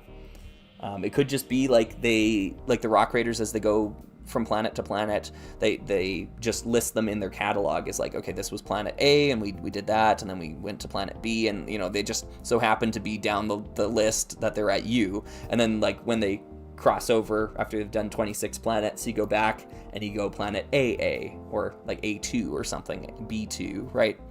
I could totally see it making sense like that as well too. Maybe it doesn't stand for anything, right? But yeah. Luke Job was saying, but what does RR stand for in RR Slugger? Yeah. The real answer, authentically, it stands for nothing. It really, it never stood for anything. I just thought it sounded good, like a P.T. Barnum sort of thing, because originally Slugger was supposed to be kind of like a traveling sideshow sort of character, and it just kind of evolved from there. So yeah, it really does stand for nothing. It's a complete coincidence that it is the same as Rock Raiders, are Rock Raiders. But yeah. Broncino was asking about my opinions on Lego Minecraft. I'm really, yay, yeah, I like Lego Minecraft. I think it's a cool series. Yeah. Spar Doctor was saying, or Spark Doctor, sorry, was saying, do you ever plan on a personal Lego Exoforce retrospective? It's also interesting that Rock Raiders would be more interesting if they explored other types of planets, adventurers in space. Absolutely, yeah.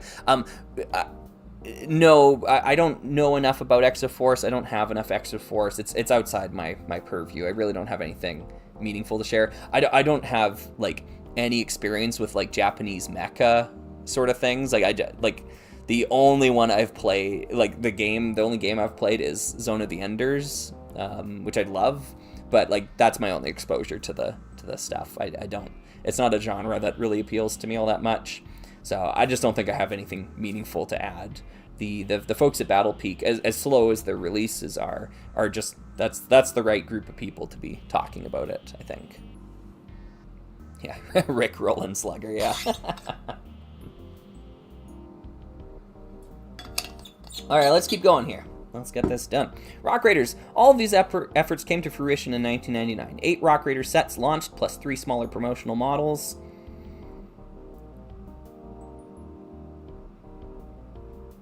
Eight Rock Raider sets launched, plus 3 smaller promotional models.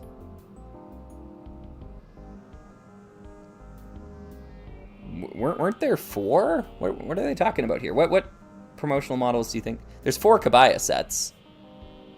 Is that what they're talking about? Because there's 8 retail sets. I know that for sure. I think this is just wrong, unless they're talking about the Mini Heroes collection, because there's 3 of those. But they didn't release in 1999. They released in 2000. Yeah, people are saying Mini Heroes. Yeah, that might be what they're referring to there. Yeah. Either way, I'm not 100%. I needs revision, I'll just get my red marker out here. Needs revision. They were unlike anything the LEGO Group had released before. Their most striking visual aspect was new teal color that served as an accent on the more prominent shades of gray, yellow, and brown. Yeah, like, really, I almost think that this... Well, no, they say they were unlike anything the LEGO Group had released before. But, like, honestly, it's an understatement. Like, this is... It looks so different compared to any other LEGO color scheme at the time. Like, the amount of colors on this, like primary colors and secondary accent colors, was just unheard of in LEGO space or like sci-fi themes. Like, unheard of. Like we were just talking about this, Unitron and Spy Race robots, and the reason why they kind of look that way is because one's red and one's blue, and they've got black and gray or whatever. Like, they both have like 3 colors each, maybe 4 colors with some of the other elements, and that was just the standard, right? Like, that's how things were. Like, Rock Raiders, what has it got? 5 central colors: light gray, dark gray, yellow, teal, and black. Right? 5 central main colors. And then you have a ton of accent colors. You need chrome, you need trans neon green, you need brown, you need trans neon orange, right? So what are we talking about? Like a 9 color scheme? Unheard of in LEGO's design at the time. Yeah, like... So, yeah, 100% agree. Yeah. So... we're here. After decades of experimentation, the first formal drill element also debuted with the theme. The LEGO Group did not cut corners, and the part delivered with striking chrome plating. In addition to the drill pieces, special light-up laser elements featured in some of the sets. 4990 Rock Raiders HQ is the largest and was the most expensive of the sets, offering children an enormous underground base of operations. The central set is supported by chunky industrial-looking vehicles such as the flying 4980 tunnel transport, woohoo, and rolling 4970 Chrome Crusher. It was not the first theme to include named minifigures, but the video game, released on November 15th, 1999, meant that there was a significantly more fleshed out cast than had been before. More than any previous theme, aside from perhaps Fabuland, the minifigures were presented as specific characters. This is correct. They were even sold in minifigure packs in the same format as NBA basketball players and some LEGO Star Wars characters. Okay, so it's talking about the minifigure packs here, but not the promotional model. All right, whatever. We'll drop it. Far from being amorphous, smiling blank canvases, which is now how the minifigure had debuted in 1978, they had unique personalities, abilities, and skills. Prior to this, there had been concern within the LEGO Group that defining characters, motivations, and storylines would limit the imagination of children and hamper their creative play. Wow, hey, LEGO Smart Play. Yeah, that's very topical all of a sudden. That's kind of funny. By moving in a different direction, Rock Raiders paved the way for subsequent themes with rich narratives, such as Bionicle, Alpha Team, and Knight's Kingdom, all of which told stories with fleshed out characters across toys, games, books, and comics. I'm assuming they mean Knight's Kingdom 2, because Knight's Kingdom 1 did not do that, but I get what they're saying. Alpha Team is a really interesting pull there as well, too, because while Rock Raiders was the very first LEGO theme designed from the ground up with multimedia in mind, with a video game development in mind, Alpha Team was video game first, sets second, which I think is really cool. It was the first one that was done like that. So, anywho, in addition to proving that story-driven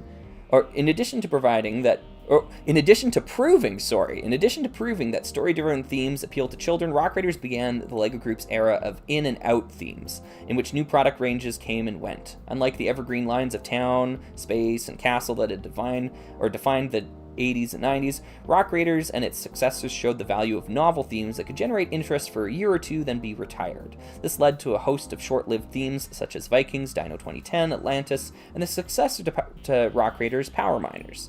Despite only being on shelves for 1 year, Rock Raiders is an important theme in the LEGO Group's back catalog. It proved the case for those in the LEGO Group who were pushing for a multimedia approach, demonstrating the power of storytelling and encouraging desires to try novel things. Interesting. All right. Did we learn anything from this? Maybe a little. I really would have preferred some sources to be cited, though. I'm really just not seeing anywhere in here that cites... yeah. Which is too bad. Yeah, there's no thing on the back here. Nothing that I can see. So what do we take away from this article? Well, we take away a little bit of the tie to the Aquazone theme, I think. Maybe it was a stronger tie than I originally had anticipated. Both were born from the idea that sci-fi could exist beyond LEGO space, which, is definitely something I've argued for Rock Raiders for a long time. I see it as the, it being adopted by LEGO space because it is so sci-fi. Just kind of makes sense. It's good pairing between the two worlds.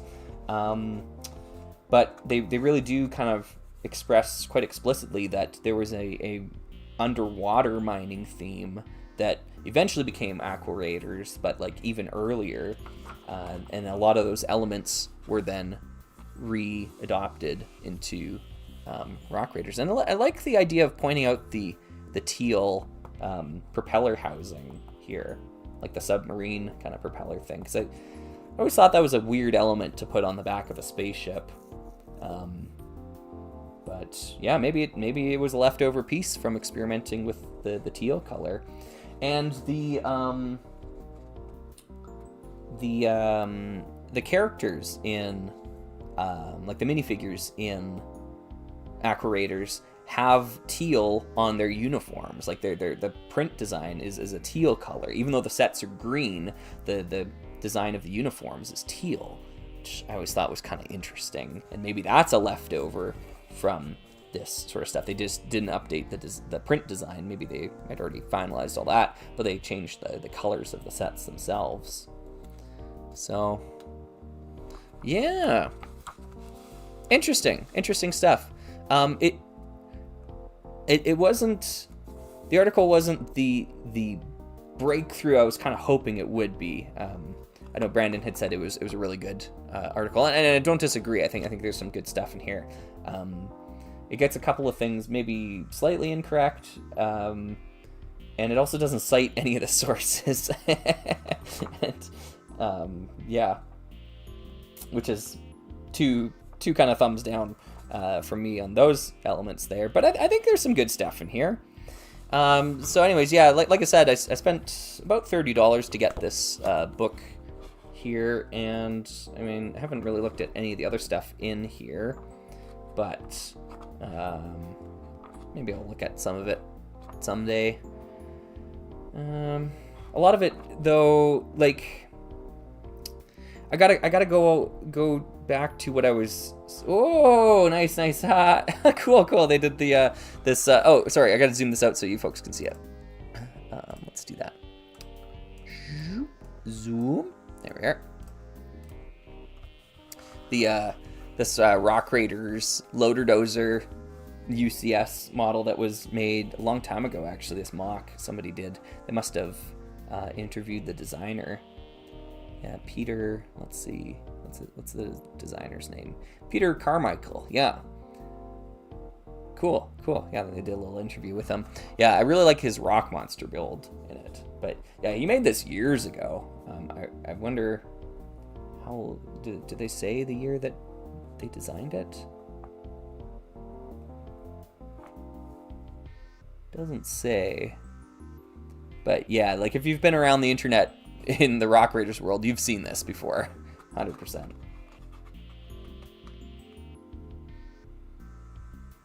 Oh, do you have plans for more Rock Raiders themed builds? I've been designing a Chrome Crusher at the same scale for the past year or so. I picked away at it little by little. Hope to have it finished by the end of 2025. Stay tuned. I haven't seen it yet, so maybe it's still on the way, but that's pretty cool. Yeah.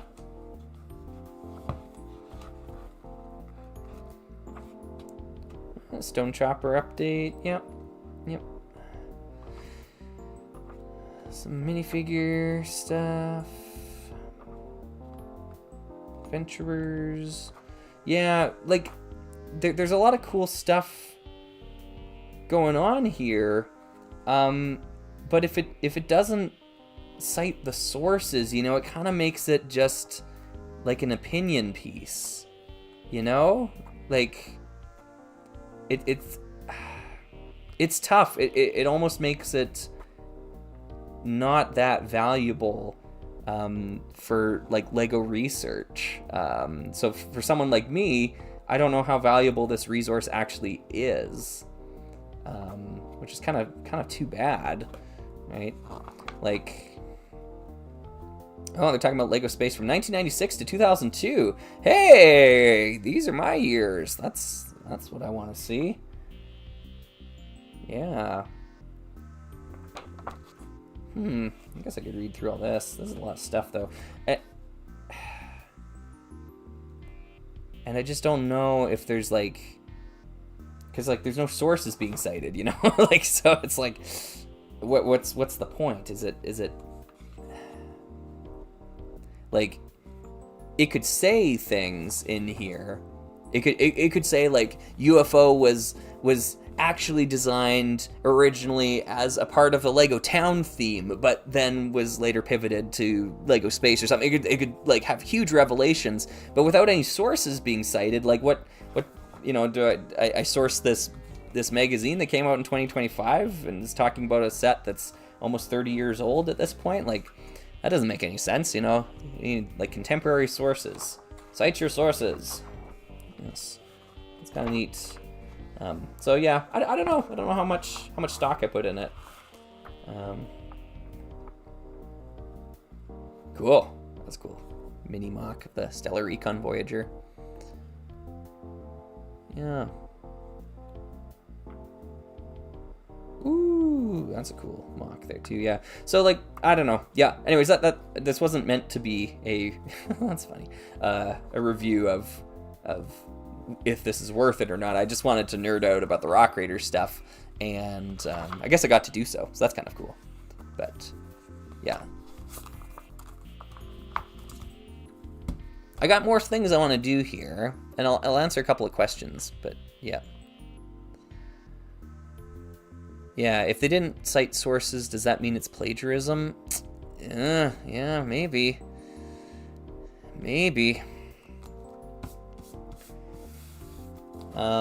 Yeah, and like as I talked about, one of the things they're citing here, this very specific email that they're talking about, October 27th, 1997, and they're talking about this email to Data Design Interactive.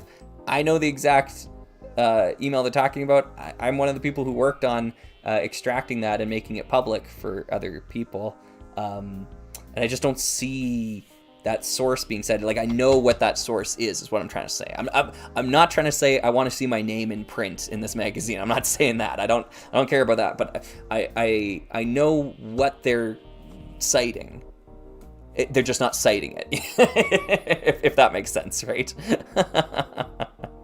Yeah. Love the pictures in it, at least. Yeah, that's a good point. Although even that is plagiarizing, because like I described earlier, these two images, actually, these four images are taken exactly from the Ultimate Lego book, wholesale without reference. So, you know, that's, I don't know, that's not good. Is that plagiarism? Like, you know, like here's that one, right? I already did this earlier, but you know, like there they are, exactly from this book without citing the source. Now, to be fair, the Ultimate Lego book does not cite Dinotopia for these images, so it's plagiarism of plagiarism, right? Like, but yeah, they lifted those images wholesale. We know this for a fact, as I pointed out earlier, because there's black lines here, and I zoomed in. If you missed it, you can go back. Maybe you can see it in the video. But there's black lines here on this image, and the black lines are from this image where they actually have the overdub. Maybe actually, you know what? I've got the camera configured differently. Let's zoom in. Let's see if we can actually see it here. All right, so we're zoomed in. You see, yeah, there's like a description here, and there's a black line pointing to the thing. Same with this one up here. Like there's a black line pointing in on it. And this one says, a rock monster attacks a rock raider's drill, right? And so it's pointing to the rock monster. Then in this magazine, we see the same black line pointing to the rock monster, but no caption, because they actually they didn't get the source image. They just cut it out of this picture here in this book. And the other evidence we have of this is that this drill is superimposed over top, and it's kind of cutting off the top of, you know, the corner of this picture. So what did they do? They just cropped the picture way lower. They just cropped it down. So the drill would actually sit up here, right? And they just cropped around it. Look, it's hilarious. Yeah. K2 Film saying, check for Unitron. Yeah, I'll go back. I'll go back and check out Unitron. That's a good call.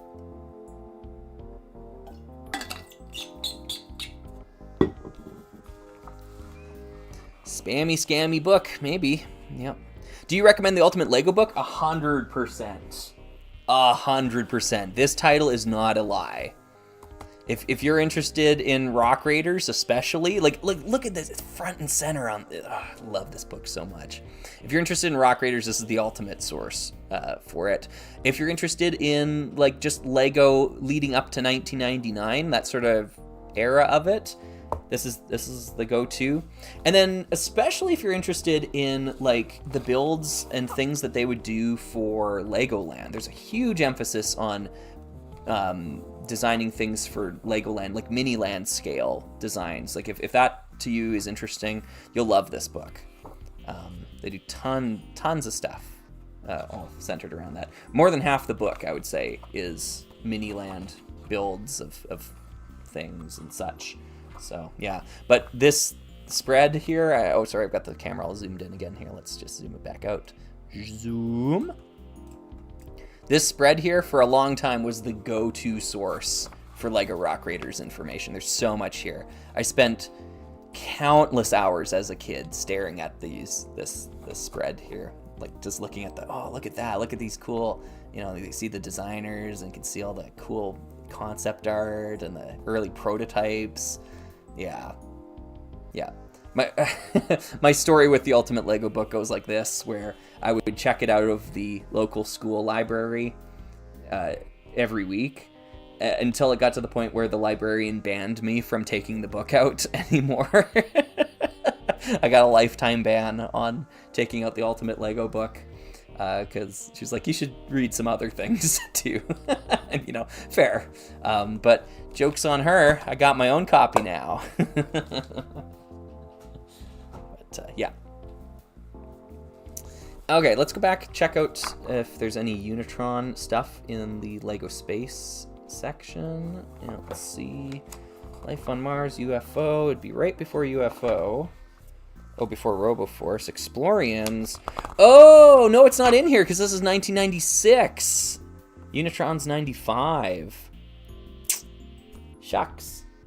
I don't know what they have to say about RoboForce, though. Do we care? Like, should I read any of this? I can read it on my own time if we don't care. Just give me a yeah, go for it, or a no. No, that's okay. Because the other thing I want to do is I want to sort through some of the bulk bricks that I've got here. But let's see. Okay. Oh, read it. Okay, cool. Go for it. Yeah. Okay. Cool. Sorry, I just don't want to do things that are boring, to folks out there. Like if you're not interested in any of this, that's cool. Let me zoom that in here real quick. Okay, let's see what they say about RoboForce. Well, okay, so it's 3 pages? Okay, all right. Let's do this. Let's see what they say about RoboForce. If there's something interesting or new in here, I might read some of the other ones. If there isn't and it's just kind of fluff, then we'll move on. We'll do something else. But yeah, let's see what they say about RoboForce. If the exploring's quirks and gimmicks suggest that the LEGO space was heading in a different direction as the 20th century came to a close, then the arrival of RoboForce in 1997 definitely signaled a new way to build in space. The 4 sets were only released in North America.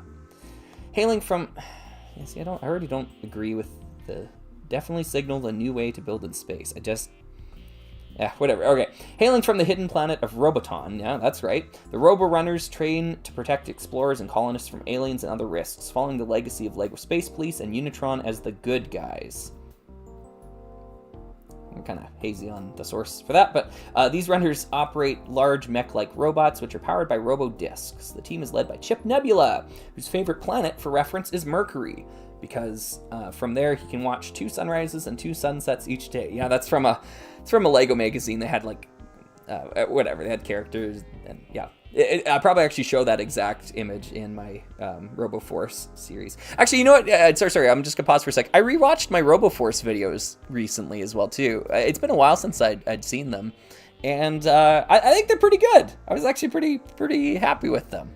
So sorry, just patting myself on the back there. I was like, yeah, that's actually pretty good. That's probably the best look at RoboForce on the internet right now. So I can be happy with that.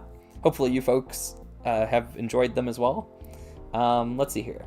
Within the Robo-Runners, there are 2 career trajectories that link to the robots' color schemes. The orange class robots patrol the galaxy like the police, whereas the green class robots are shaped like animals and have a military focus. Speculation!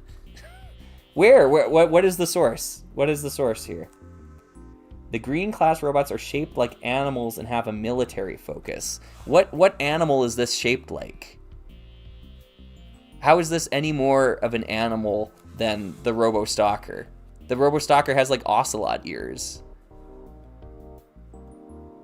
Yeah, like I don't know. I really should have a red pen as like, oh, that'd be hilarious. Let me check my desk.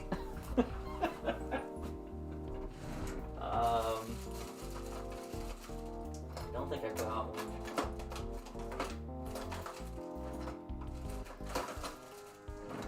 I've got a black pen. That might work. Let's see if this... yeah, that'll work. Yeah, blue. Okay, so... speculation? Question mark?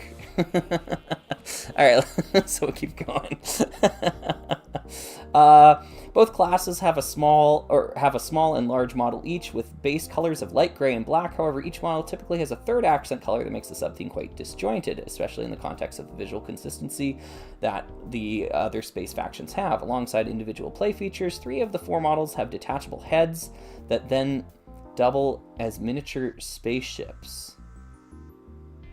That's incorrect. Alongside individual play features, 3 of the 4 models have detachable heads that double as miniature spaceships. Only 2 of them have detachable heads. This one has a separate craft. It's not the head that detaches. Okay. So we'll circle that. Incorrect. Oops, my camera thing is falling down. Incorrect. 2151 Robo Raider, the sub-theme's smallest model, is made up of 136 pieces and neatly exemplifies RoboForce's aesthetic. It has a few weapons. The ice planet transparent neon orange saw returns here as a drill to uncover subterranean aliens. That is correct. And a fully rotating headpiece that functions as a gun turret. What? It has a few weapons. A gun turret. Source? Okay. Source? Question mark?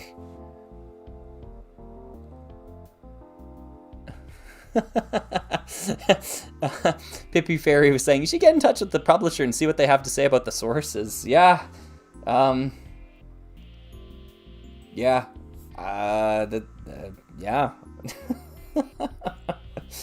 A gun turret. Like I mean, I don't want to say I'm an expert on RoboForce, but I did commit a lot of time and energy to researching this theme as far as I could go with it, as limited as the resources were, and I'd never heard of that, the head of the Robo Raider being referred to as a gun turret.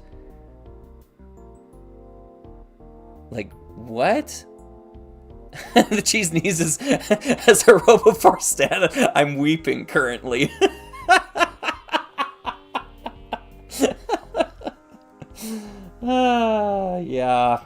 Yeah, this is, what are we, like 4 paragraphs in? This is rough. Where the Robo Raider is stocky 2153 Robo Stalker, the larger orange class model, orange class, like orange, I get that they need to kind of make that distinction, but yeah, is lither and taller. The headpiece has a large wing plates that give the robot an almost animalistic look, contradicting what you said earlier. Gives the robot an almost animalistic look, and these pieces are essential to the detaching head feature, which conceptually works better with the Robo Stalker than the other RoboForce models. Opinion? The 2 vehicles it creates are a decent spaceship and a mech, and since the 2 Robo Runners are included, minifigures can pilot both. With 1 runner sitting behind the transparent neon orange windscreen in the center of the model and its large ears, the Robo Stalker almost looks like a bizarre robotic kangaroo. Yeah. Whilst the legs lack the walking function of other Robotron sets. Robotron sets?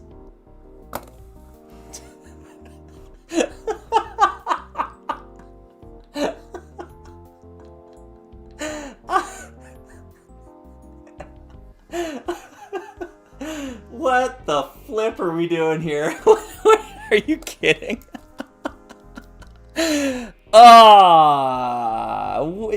What are we doing here? We gotta proof things a little better than that. Robotron. The frick is a Robotron? Yeah. Wow.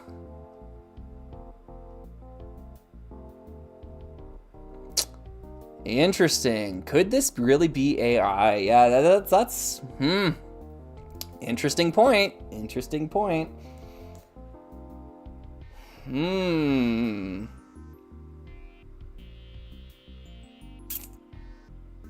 What are we doing here? Wow, yeah, this is I didn't call out this is a different author than the Rock Raiders one. I don't even want to name drop them because I feel like I'm ripping them apart now. So we'll just move on. We'll just move on. Luke saying, "I'm having so much fun right now. Please keep grading it." When was this published? This was published in 2025. This is brand new. This is brand new.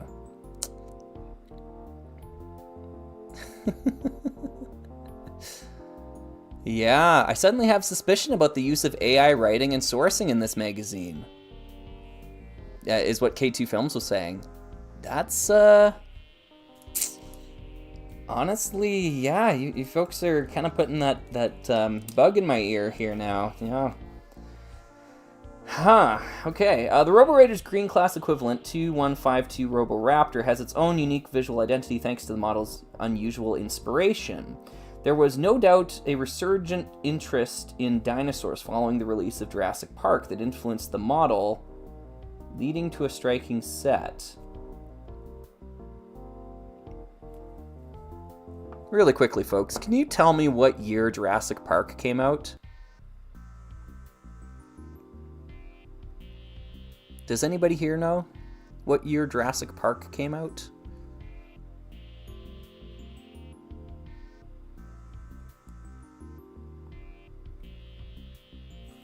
Oh, I should just change the screen, stream name here really quick.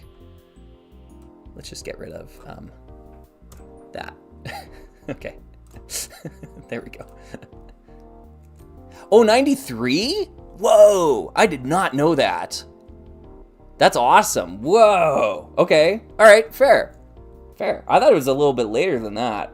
Because, like, even if it was, like, 96 and, you know, RoboForce came out in 97, that's definitely not enough turnaround time for Jurassic Park to have been an influence. But 93? Sure. Yeah. Yeah, definitely.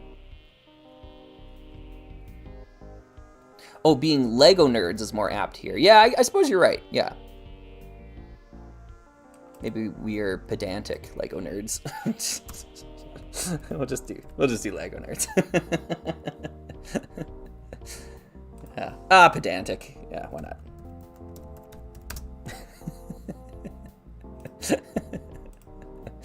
Yeah, because this is kind of nerdy and kind of, you know, I don't know. Although I did pay a lot of money for this, to be honest. This magazine, like, I don't know, $30 is not nothing. So, yeah. Yeah, it does have the sounds right if you don't think about it, but it's very wrong when you do quality of AI. Yeah, and that's so funny because we were talking about AI at the start of the stream, and people were asking, or someone was asking, Slugger, what are your thoughts on AI? And I was kind of talking about like how you just can't trust it to be correct, so I don't see it as like useful. Like, I don't use it because it's not a useful tool, is kind of where I'm at. Like, what's the point in asking a search engine a question if you can't trust the answer? No point. Yeah. Spark Doctor, you already ruined the value by writing on it. Yeah, that's what you think. I'm going to auction this off on my eBay page, right? I'll sign it somewhere. And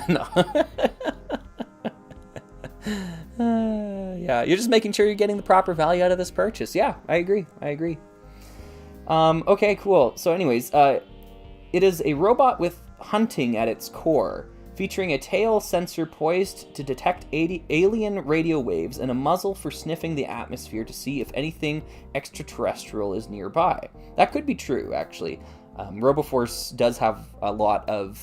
there was like two main factors to their backstory from the magazines. Basically, first factor is that they were there protecting colonists as they like explored and colonized new worlds, and they were there to dig up like dangerous aliens and like find them and, you know, remove them from the area to protect the colonists. So that could be true as far as I know. The Raptor's typically short arms are well suited to a robotic look. The grabber claws are intimidating, and the model boasts brilliant articulation throughout. I agree. 2154 RoboMaster, the subtheme's largest model at 362 pieces, combines various attributes from the other three models. It has the Roboraptor's arched shaping, the Roboraider's sturdy look,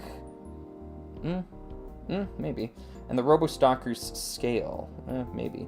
A sizable transparent neon green cockpit draws the eye, and inside the printed tiles give the impression of this being Chip Nebula's control center. At the model's back, a large tail uses the solar panel pieces introduced in Explorians, and some transparent neon green studs, leading to a resemblance of a frilled neck lizard. What? Yes, the famous two-legged frilled neck lizard.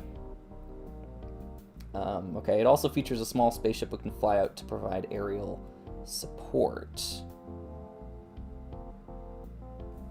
Yeah, I don't know. Is that giving lizard vibes to anybody else? This book is officially turned into a puzzle book where you have to solve the discrepancies. This article is definitely AI. There's no doubt about it. Well, man, I really hesitate to just like boom label it. This is AI 100%. I get what you mean though. Like it's really weird. Yeah, maybe a lizard on Mercury. Okay. Even though Lego mech design would drastically change with the release of ratchet hinges, RoboForce's individualized robots anticipate the diversity of themes like Exoforce and later Ninjago, in which personalized mechs became commonplace as opposed to the shared color palettes of themes like Blacktron, Mtron, and Ice Planet 2002. Another aspect of RoboForce that truly stands out are the minifigures. Only 2 were released, Tep Nebula and the RoboForce Astronaut. Both are superb, with incredible torso printing reminiscent of a circuit board. The gold accents on black and gray background for Chip in particular look wonderful, even if having Robo written 3 times, once on the chest and then once on each leg, gives the Space Police competition for least subtle branding ever. Given the RoboForce's mission to protect the Explorians from aliens, it's a good job they are prepared... Given the RoboForce's mission to protect the Explorians from aliens, that's interesting, maybe. I'd like to see the source there. It's a good job they are prepared with the fleet of robots, as the next 2 space factions would take the theme in a whole new direction. Is that just a turn of phrase I'm not familiar with? It's a good job they are prepared with the fleet of robots. It seems like such a weird way to phrase that, but... Okay. Explorians. I'm going to indicate source. That one might be valid, though. Sorry. Oh, you can't see any of this. Sorry. Well, I mean, it's probably a blurry mess anyways, but that one might be valid. I can't remember if it explicitly says, but they came out at the same time as Explorians, or around the same time, so there's probably a LEGO magazine somewhere that says that they're protecting Explorians. But, yeah. Yeah, I think they're trying to say it's a good thing, not a good job. I agree, that's what it feels like. It's a good thing they are prepared with the fleet of robots, which is weird to say. I think like a fleet of robots, right? It's a good thing that they are prepared with a fleet of robots, right? That just, I don't know, that's how I would say that, but whatever. Yeah. I think... like, I don't want to read too much into this. Like I feel I feel self-conscious sometimes about this, like being too self-absorbed, you know, where I'm like, some of these things that they're pointing out are like things that I know I said in my videos on RoboForce, or I said in my videos on other space themes, and it's like, did they see my video and like write about it here? Is my video being used as a source for the AI to write that? Like, you know, it's a weird feeling. It's a weird sensation, because like some of these things are like exactly the same things I pointed out, and the uniform thing about the Space Police, that like the Summer Slug, I talked about the Solar Snooper and made a big deal about, you know, Space Police 2 having like ridiculous branding on it where it's like Space Police, right? Like that's a big part of that video. Now, I'm not saying I'm unique in making that conclusion. They easily could have come to that conclusion independently, right? So I don't want to make it sound like the only way they could have known that is if they watched our Slugger's channel. But it is kind of weird to me. Like there's just some observations in here that I'm like, yeah, I remember making that same observation. So it could be just coincidence. I don't want to say that I'm being used as a source or whatever, or inspiration, but yeah. Okay, so that was that was kind of like, I don't know, what do we want to grade that? It was definitely at least a D. You can't call it Robotron halfway through if you're talking about RoboForce. A lot of incorrect things. Yep, 3 of the 4 models do not have detachable heads. Roborunners, there are 2 career trajectories. The orange class robots patrol the galaxy like the police, whereas the green class robots that are shaped like animals have a military focus. Like, complete speculation. Like that section there is just speculatory. And then they go on to contradict it later, because they say the green class robots are shaped like animals, and then they spend all this time talking about the Robo Stalker being shaped like a kangaroo. So, like, you know, you gotta pick a camp, right? Like, gives the robot an almost animalistic look, right here. So, you know, right back to that contradiction? Question mark? Like... Yeah, teacher mode activated. You got it. You got it. Okay, so yeah, I think this one's pretty bad. I think that's a D. I'll give it a D. Should we look at Explorians? Do we want to break some hearts here? Should we see what they have to say about Explorians? Now, I don't know if I can weigh in on Explorians as much. I haven't done as much research into Explorians as I have with RoboForce. I do know a fair bit about UFO, though. We got UFO on this page. Oh, Analog Zoto saying, yes, do Explorians. Okay, all right, let's keep going. This is kind of fun. All right, Explorians. After almost a decade of Blacktron or Spyrus being at odds with the various other space factions, the release of Explorians in 1996 signaled a return to the theme's original focus on exploration, as is typical of LEGO Space in the 90s. The clue is in the name.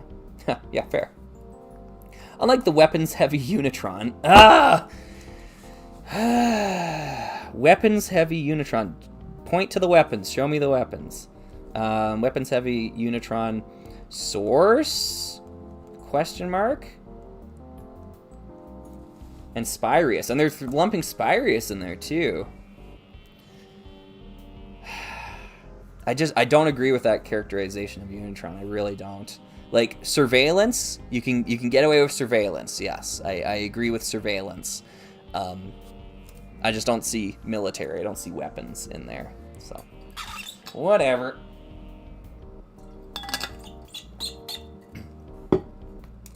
The Explorians models are all about probes, sensors, and general high-tech sci-fi equipment that uses a stark but handsome color scheme of white, black, transparent dark blue, and transparent neon green.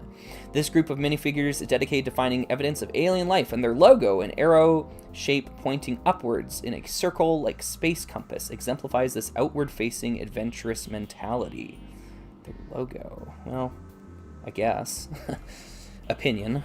As with many of the other factions, the minifigure selection across the 8 Explorians models is sparse, depicting only 3 characters. However, the figures themselves are detailed and continued to break barriers by including the superbly named Ann Droid, who was programmed by exploring astronaut extraordinaire Nova Hunter to track down aliens.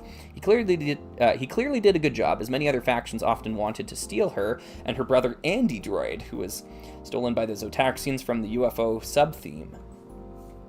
Yes, I'd heard about that. Yeah, there is some source or whatever, some magazine that kind of references that. I know Lorescape did a video that kind of talked about that a little bit. So, yeah. Oh, see you, Monty Mole. Yep. I check out the VOD later because creating is way too fun. Well, as long as we're having fun here, folks. Yep. As long as we're having fun. Let's see here. The theme delivers interest and excitement through the stickered alien fossil tiles found throughout most of Explorian's range. These fossils have red and blue accents that reveal evidence of extraterrestrials when held under the transparent red or transparent blue plates that are part of vehicles like the Planetary Decoder, which has an impressive satellite on top to send any findings back to base, and the Scorpion Detector. Okay. Impressive satellite on top to send findings back to base. Is that what satellites do? I guess they could. Maybe. Technological advances are clearly shared between factions. The Emtron's magnetic capabilities also appeared in Explorian's range. Alien Fossilizer and the Scorpion Detector both have magnetic arms to collect fossils. Yeah. Holographic stickers add even more story to the models, though.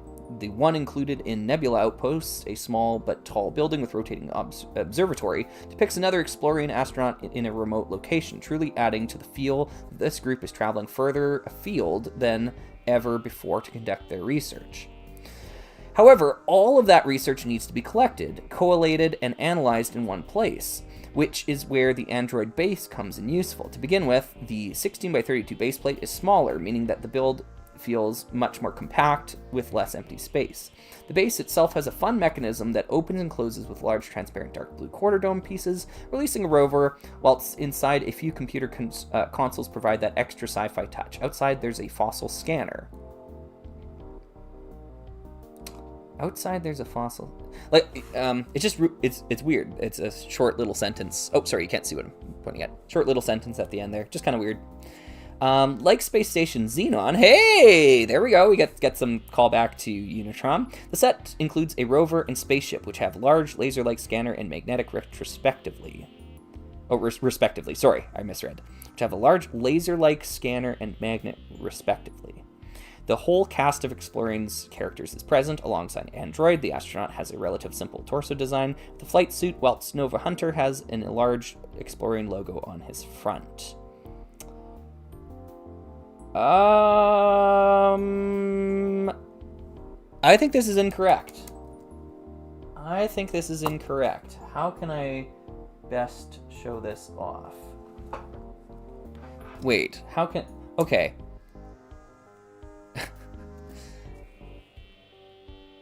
Oh, see ya, Embleen Store. See ya. Yep. Does anybody... Actually, I can look this up. Sorry, I'll do this really quick. What's that set called? Android base 6958. Lego 6958. Let's just quickly look that up. Okay. How many astronauts are included in this set?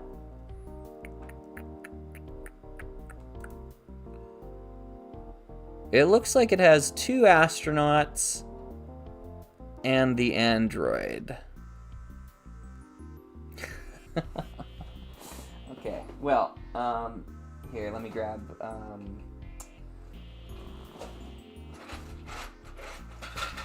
I don't think I'm wrong about this. I think I'm right about this. Sorry, I have to grab my container with my figures here. Okay. I think I'm correct. Gosh. Oh, I don't have a lot of... Oh, no. I don't have enough Spy Race guys in here, do I?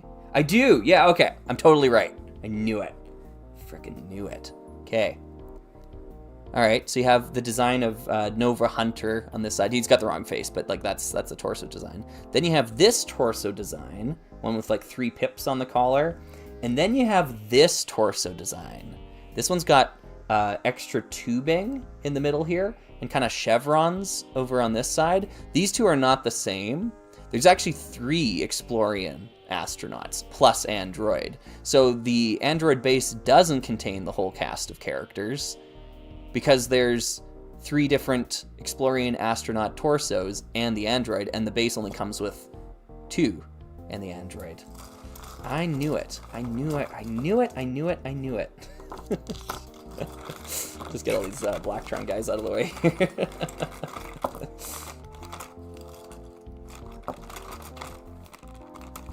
Trust your instincts, Luke, right? Let go. Oops. There we are. Let me just switch this back so I can see the chat again. Yeah. This is like listening to a professor talk. A professor who's right. No. Just being pedantic.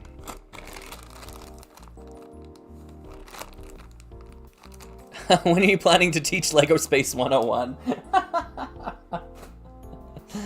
Alright, so where was that part? It was down here somewhere. Base itself, fun mechanisms. The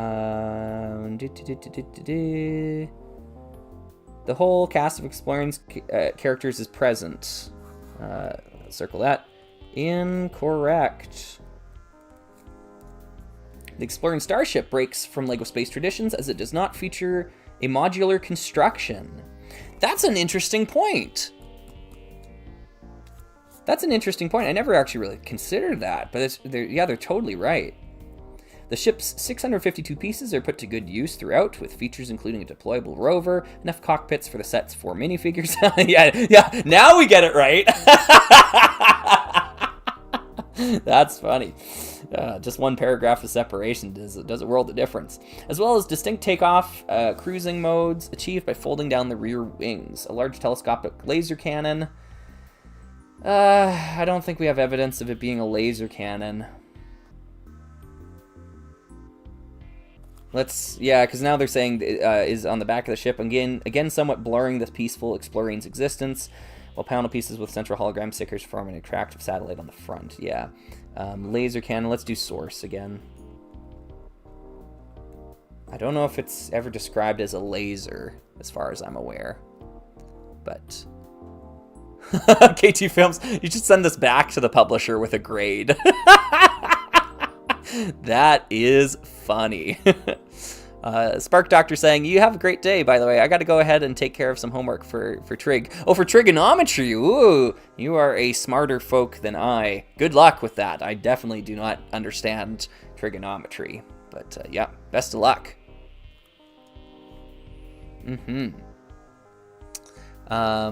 Let's see. K2 Film says, I like Nick's Brick's headcanon about the Explorian's torso design meanings. Oh, I'm not familiar with that. I'll have to look that up. That's cool. Yeah, perhaps the source is whatever LEGO Wiki fandom page they themselves edited. That's exactly where my head's at with this board games, Bricks Hobbies. Where when you have a source like this that came out just like last year, you really can't trust it. Contemporary sources are just so much more valuable than non-contemporary sources, because this could be influenced by anything, and Wikipedia pages or like Lego Wiki pages and whatnot are notorious for having an influence on publications. There's I know there's an official Lego book that says that Jet from Lego Rock Raiders used to serve in the military because they sourced evidence that was on a wiki or something that some kid wrote, right? And they just made it up, right? like completely baseless. So yeah. Anywho, the increasing level of interior decoration seen in Nebula Outpost and Android Base continues in the Exploring Starship. The space between the front 3 cockpits includes a communication station. Aside from each other, who do the Explorion's message? The box art for Scorpion Detector, Android Base, and Exploring Starship depicts a large shielded city in the distance. Yeah, that's true. This itinerant group of astronauts and robots clearly have somewhere to call home. And aside from the occasional threat from Spyrus, things seem quiet in LEGO space with no obvious villains. Okay, not bad. One big incorrect section down here, and then a couple claims being made without source. A lot of opinion stuff in here, kind of fluff, useless. I would give it a B. I think a B's fair in this case. So we'll give Explorians a B. It's definitely better than they did with Robo. with Robotron, right? All right. Yeah, it's at the point where you're excited when they get something right. Yeah.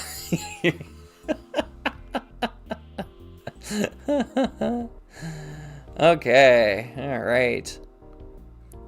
Is it a laser? Is it a sensor? You decide. Lego Maniac. Yeah, that's right. Woo. All right, UFO. Let's see what they say about UFO. Until 1997, LEGO Space experimented with the idea of what humankind could and would do. Now the first steps have been taken on the moon. There had been peaceful civilizations bolstered by rescue teams and supported by factions dedicated to keeping the peace. Some minifigures had traveled to inhospitable planets, where others were dedicated to slightly more nefarious actions.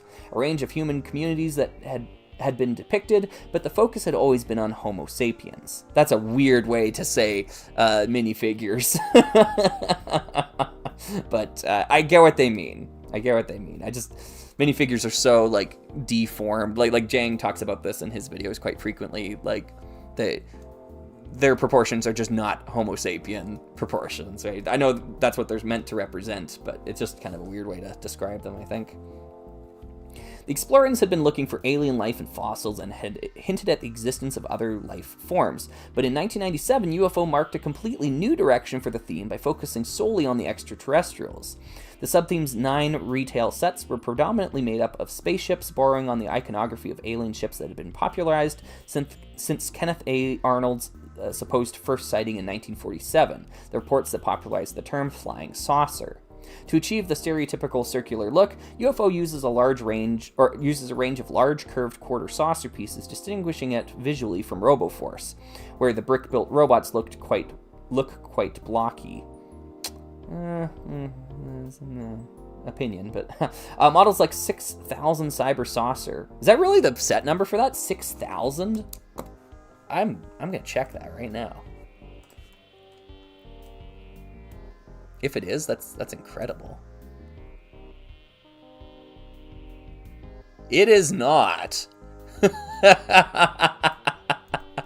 right, Cyber Saucer. Let's look up what it's supposed to be.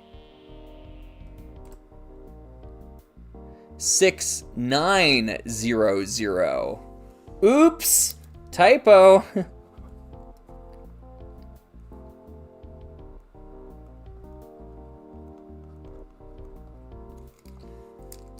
Didn't proof that. Gotta get your set numbers right.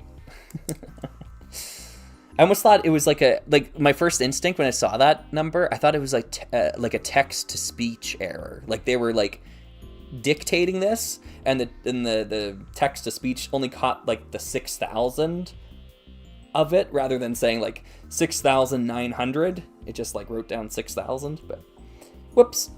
6975, Alien Avenger, uses the same pieces in 2 different colors, light gray, often printed with the UFO logo and general spaceship detailing, and a transparent neon green that completely affirms the unabashed sci-fi focus.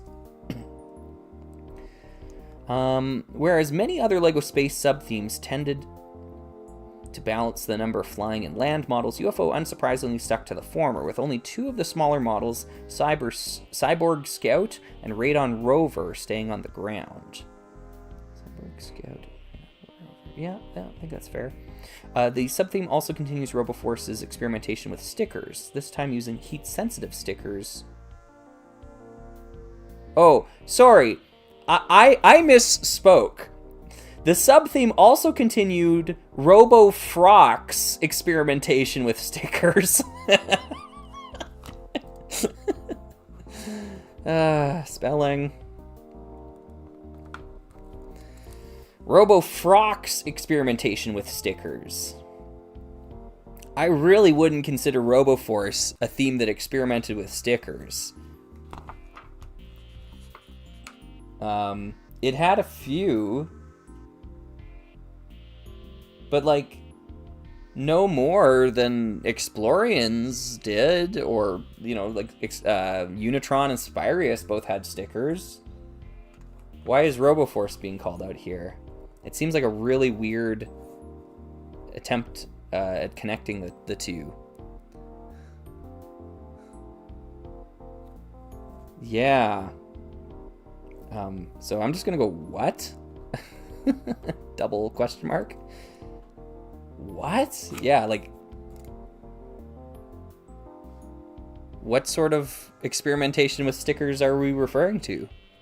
Is the experimentation with stickers in the room with us currently, Trans-neon green elements featured throughout the theme. The Cyber Saucer elements in this color, on the Cyber Saucer, elements in this color are used for lasers and the cockpit hatch, as well as lights on the landing feet.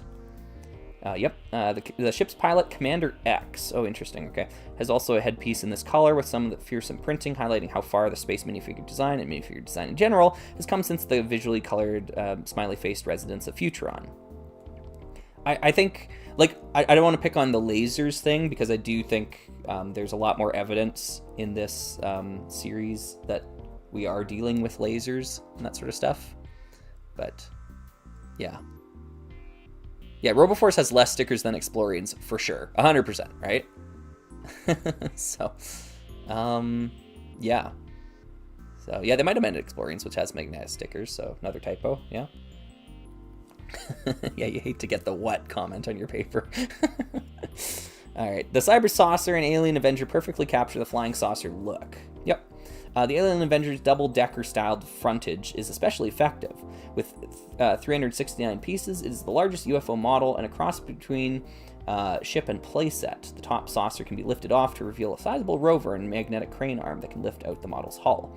A battery of lasers throughout the ship prove it is more than capable of living up to its name. May the builder protect anyone who wrongs it. What? A battery of lasers throughout the ship prove it is more than capable of living up to its name. May the builder protect anyone who wrongs it.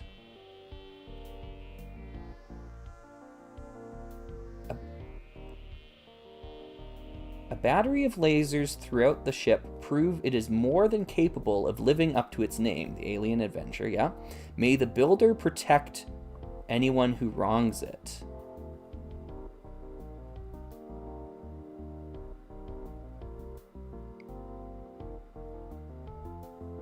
Does that make any sense to anybody?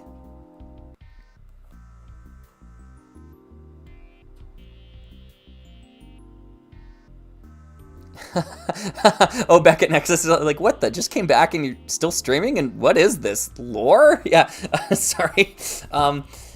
Yeah, this is the Blocks Retro Book of Lego Sets Volume 3. I bought this book because it had an article on... Here, sorry, I'll just close that. On Rock Raiders. And we went through and we read that. And, I don't know, it was decent. It lacked sources, for one thing. It had some speculatory elements to it. I don't know how much I can trust it, which is kind of a problem.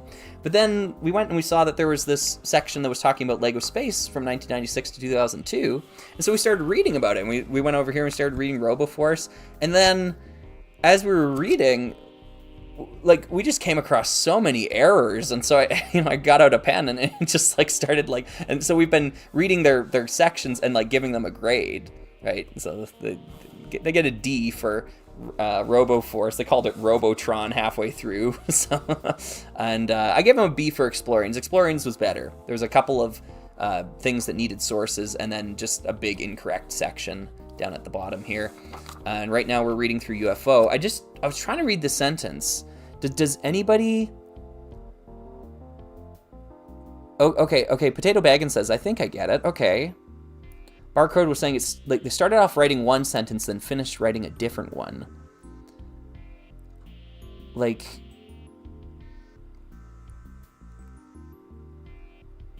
Oh, okay. Maybe.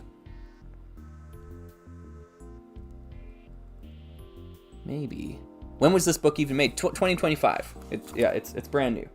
2025. So,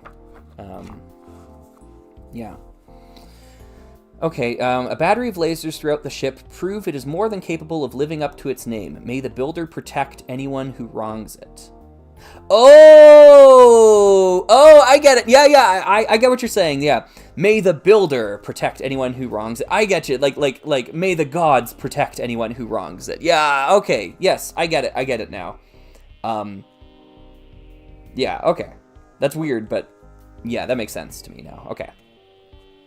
Other ships within the UFO range lean more into the idea of a spaceship with a curved saucer front that leads into a starfighter back with various engines and wings. The back of both 6915 Warp Wing Fighter and 6979 Interstellar Starfighter use bi-level wing pieces to create models that have an impressive amount of height, even if it makes the Warp Wing Fighter look quite similar to the X-Wing Starfighter from Star Wars. Yep. It's fair. The Interstellar Starfighter is UFO's flagship model and brings together many of the sub-theme's best attributes. Wonderful printed pieces, plenty of weaponry, transparent neon green saucer pieces.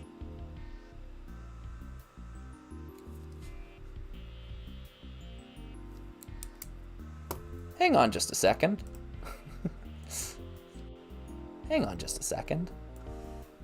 6979 Interstellar Starfighter. I know that's the right set number.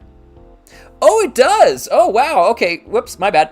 I just didn't remember that it had the transparent neon green saucer pieces. I couldn't remember where it was on the model, but it's the whole cockpit. I forgot about that. It's the cockpit. You open it up. Yep. Never mind. Let's continue. whilst adding a unique fiber optic system to create an amazingly futuristic effect on the ship's various cables and wires. That was the end of the previous sentence, sorry. Magnets are also used at the back of the ship to achieve a smooth docking feature for the fighter. No human minifigures are present in UFO. Within LEGO space lore, the aliens are the Zotaxians, but whether they're either good or bad varied based on the region. Good, nice, thank you. In the US, they were often depicted as invaders, and LEGO Mania magazine set them in opposition to Explorians and RoboForce. Yes. Big check mark for that paragraph there, recognizing that the lore conflicts. I think is huge. 3 named aliens featured across the UFO range. Alpha Draconis. This is a Zotaxian general, feared for both bad breath, but renowned for his negotiating abilities. The two are probably connected. That's funny. All right, that's good. Well, its Commander X is a highly skilled strategist, and Kaimon is the commander of the UFO fleet. There's some truth to that. I think it goes a little deeper than that, but yeah, we'll accept that.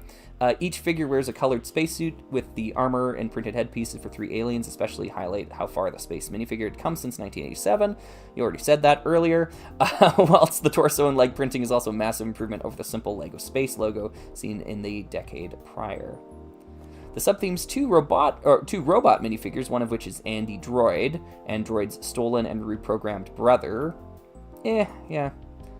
According to one source, features a variety of different colored wires printed on both the torso and legs. I mean, that definitely gets us a source question mark. I know the source they're talking about there, but I get what they mean. Okay, well, this one was. Oh, okay, yeah, okay, cool. K2 Films, you're definitely asking a question. I thought of that as I was going through. I didn't stop and make a point of it, but you're totally right. Which set do you think is the flagship, Alien Avenger or Interstellar Starfighter? And yeah, Alien Avenger has more figures. It has more pieces. But the Interstellar Starfighter is like physically bigger. So yeah, I don't know. It is a little bit of a toss up there. I don't know which one I personally believe. I think I'm biased because the Interstellar Starfighter is like so much better than this set, in my opinion. I really don't think the Alien Avenger is honestly all that good for what it is. So my opinion is kind of biased in favor of the Interstellar Starfighter. But yeah, I think there's a debate to be had, which one's the flagship. But I could see the people saying this one's the flagship for sure. Yeah. Okay, pretty good. Actually, there was a couple of really good paragraphs in here that I quite liked. So we'll give them a B as well. They got Robo-Frock. We can't abide by that. And they also implied that Robo-Frock was a theme that experimented with stickers. And they had a typo of the set number. These are pretty big errors, honestly. Because when we compare it to Explorians, they had a big section where they just incorrectly said the number of minifigures or the cast of characters, and then just a couple of things that needed sources. So that got them a B. I guess I got to go C here because these are bigger issues, bigger fundamental issues. You get a set number wrong, people can't look it up. Then you get the spelling of the theme that you just talked about on the previous page wrong.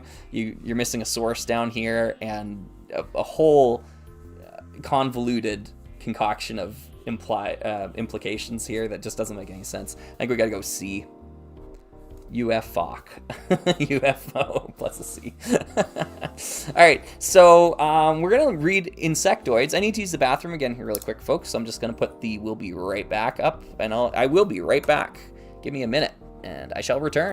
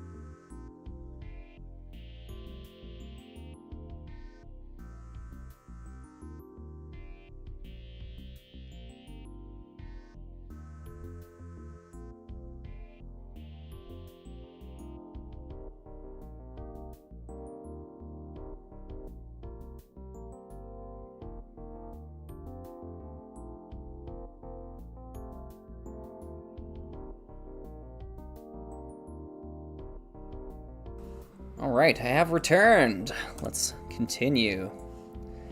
Alright. So we've got insectoids next. I don't know a whole ton of information about insectoids. So we'll see how they do here. Yeah. Actually, let's have a drink of water before we start reading here.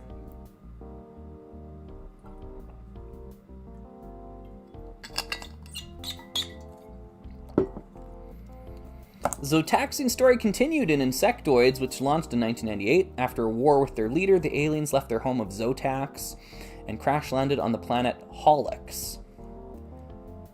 Maybe that's true. Forced to tunnel underground by the planet's hostile environment, the Zotaxians found both an inner world teeming with wildlife and large insects called the bilgin bugs. Zotaxians modified their ships to help them plant energy orbs called Volt Stones, which enabled them to glean the energy of the inner sun of this subterranean world and then power their machines, man. Straight from the brain of Christian Faber. That's just wild. Love it. Like UFO, Insectoids explored what could be done with stickers in LEGO sets. This time, magnetic stickers are applied to rock pieces that represent the Volt Stones, which can then be controlled by the magnets on many of the Insectoid models. Or collected, by the magnets on many of the Insectoid models. Insectoids is made up of 11 core models, most of which resemble insects, as per the sub-theme story. Although the various thrusters and lasers mean they all still look like spaceships. Opinion, but alright. Transparent neon green continues to be used to create a futuristic effect on models that favor a blue, black, and gray color palette. Not only that, and like, I really... Trisha could reach into the page and just add this. This is the first LEGO sub-theme that makes dark gray a prominent color. Like it's so important for the history of dark gray. This has been a video idea in my head for a number of years now, but I really want to do a video that talks about dark gray as a color. It's my favorite LEGO color, and I know a lot about it. And yeah, it has such a weird history within LEGO, because the color itself is really old, like debuted in, I don't know, 78, 79 or something like that, as like pickaxes and things like that, shovels. And it was only ever used for little auxiliary things like that. Like the standard like 2x2 brick piece wasn't introduced until 1998 in dark gray.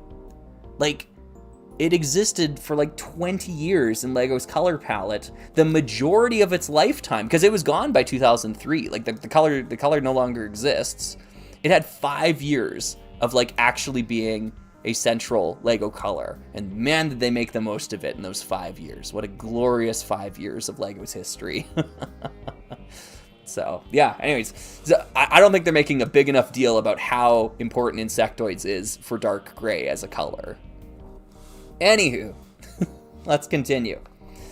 There's also an impressive amount of variety alongside the Insectoids minifigures, who have pun-based names like Danny Longlegs and Professor Webb, suggesting the faction only took their concealment a little seriously. Led by, I'm not going to say that name, most of the Insectoid minifigures wear armor, oxygen tanks, and large insect helmets, either in transparent green or transparent neon green, demonstrating how unwelcoming Holox is. So there's a big deal with the minifigure names of Insectoids. Some of them don't have the most sources backing them, and some of them do.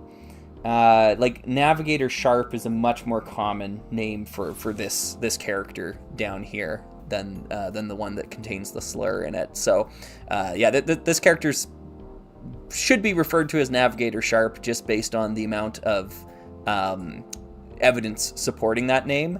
They go by a different name in LEGO Racers, and it's because that's a popular game. People usually use that name, but it's usually not correct to refer to that character by that name anyways. So anyway, keep going. New honeycomb domes are used throughout the wave as the machine's eyes is one of the shapes of transparent green, giving many ships a bug-like look.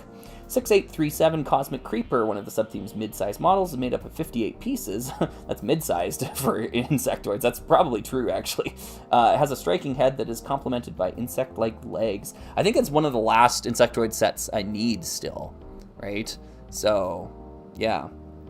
Anywho, Biowing Blaster and 6909 Sonic Stinger, both mid-sized sets, respectively resemble a beetle and a wasp, but the Biowing Blaster actually includes 2 robo-bugs. One walks whilst the other one flies, and uses wedged faucets as pincers. The abdomen of the Sonic Stinger uses a large light and sound brick, whilst the long antennae pieces that so often function as lasers in UFO have the abdomen... Sorry, I'm going to walk this back. Let me read it again. The Biowing Blaster actually includes 2 robo-bugs.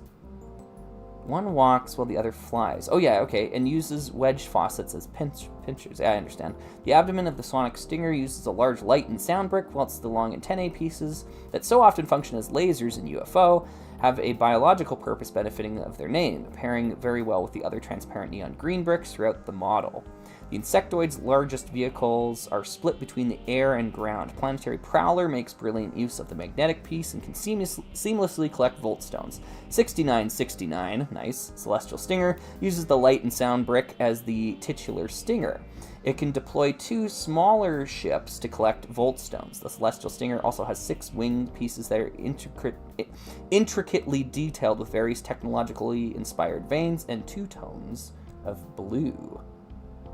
2 tones of blue that are intricately detailed with various technologically inspired veins and 2 tones of blue. Oh, the wings are. Yeah, they do have 2 tones of blue. I getcha. Yeah. Oh, yeah, I see what you're saying. Yeah. Lego Racers lied to me. Yeah, how does the name randomly include a slur? Yeah, it's named after a moth, like a bug. But the term that comes before it in the name there is outdated. Like it you know, maybe in the 70s, you know, you could go around saying it, but you know, culture's kind of moved on. It like we kind of look back at that term and be like, you know, that's kind of not the correct nomenclature to use. Kind of in the same way that like, I don't know, like Eskimo. You don't use the term anymore to describe the Inuit people. Right? It's kind of one of those things.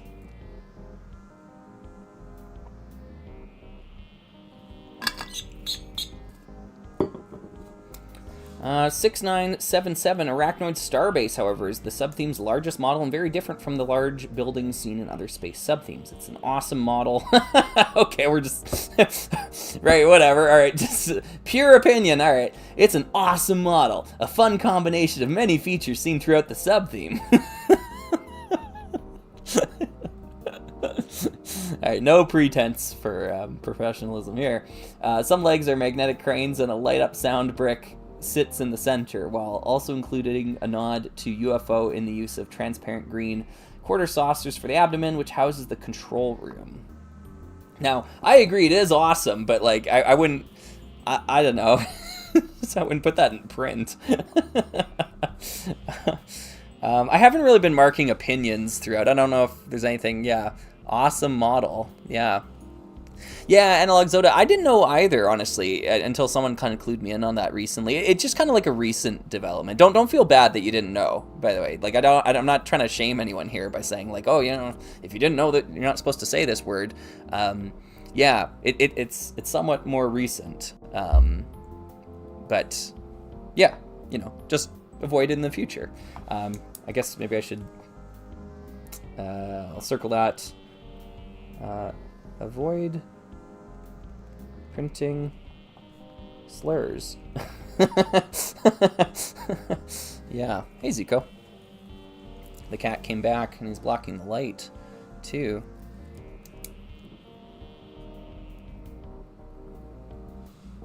Yeah. OK2 Films was saying, have you built that set yet? Are you talking about this one right here? I absolutely have. It's awesome. as they told me in the book. It's an awesome model. A fun combination of many features seen throughout the sub-theme. Yeah. Okay. I don't know how to grade that. Like, it's an awesome model. It's kind of like, so what? You know, it's kind of my initial reaction. Like, I mean, it's a pet peeve of mine, but I also think it's good practice, especially when, you know, you're trying to write articles or include articles in here that have, you know, like, historicity to them, with the Rock Raiders one there, that, like, we need to, like, just as people, like, you gotta stop stating your opinion as if it's fact. Like, just get in the habit of saying your opinion with subjective qualifiers. Like, I really, really think that is just good practice to have, right? So when they say, it is an awesome model, a fun combination of many features seen throughout the sub-theme, it's purely an opinion they're sharing. There's no fact, there's no empirical data they can show that it is awesome, right? That's just, they're saying that. So really, this sentence should read, I think it's an awesome model, a fun combination of many features seen throughout the sub-theme, right? Subjectivity is not implied in this article, in this writing. Like, it's implied when you're talking with your friends and you're like, oh yeah, it's so awesome, I love that movie or whatever, right? Like, cool, go nuts, right? But when we're putting things in print, you know, we got to do better. Yeah, it also avoids spreading misinformation. Good point. Good point. Yeah. I'll just circle it. Oops. We'll say opinion. Yeah, opinion, not fact. There we go. Opinion, not fact. What do you think, Suko? I think that's an opinion, right? Luke says, I agree, the article is presented as historical, not an opinion piece explicitly. Yeah, this was my big problem with the Lego Space book that they did, the 1978 to 1992 book or whatever. It just was such a I made a whole video. Thanks, Zico. I made a whole mismatch of that book's failings. Or, sorry, I made a whole video of that book's mismatch of priorities. Whole video talking about it because it was so popular at the time. Sorry, the cat's in the way. We're just going to move over to this side for now. It is an awesome model, though. I agree with their opinion. I agree. And I agree, too. It's just that they're stating their opinion as if it's a fact, right? So, yeah. Because that Lego Space book, I'm staring at it on the shelf over there, like, presents historical artifacts alongside opinion piece write-ups of the sets that are, you know, completely without evidence. It's just, I don't know. To me, it was just really weird seeing the two side by side in the same book, and then put the big Lego logo on the front of it, make it an official thing that in the future 20 years people will source that book as being a credible source talking about Blacktron and things like that. And it's just, come on, you know.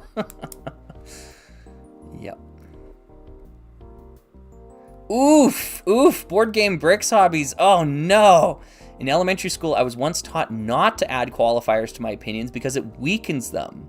Several decades later, I'm still trying to unlearn that behavior. Oh, that's brutal. That's brutal.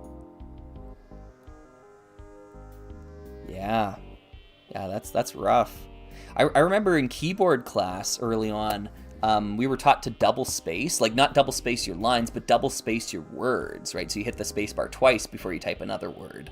And yeah, it took me a little while to unlearn that as well too. I have no idea why we were taught to do it that way. It was probably had to do with the font, just making it more legible. But yeah.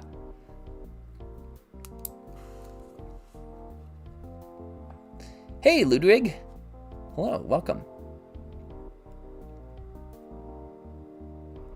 Yeah, good point, K2. Yep. Just because we can agree doesn't mean we can take it as fact. After all, what even is the measurement of awesomeness? Exactly. If you're going to state something as fact, it better be empirical. That's empirical with an E, by the way.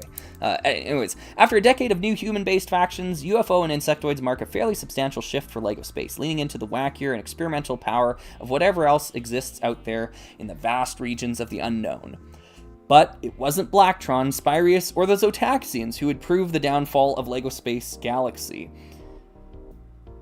Instead, it was the inhabitants of a galaxy far, far away. LEGO Star Wars launched in 1999 and captured the attention of eager builders.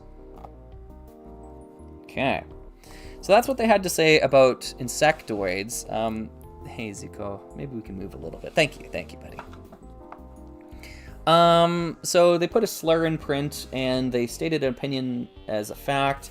Kind of, I don't know. It depends how much, stock you put in that as being a mix-up. Oh, no.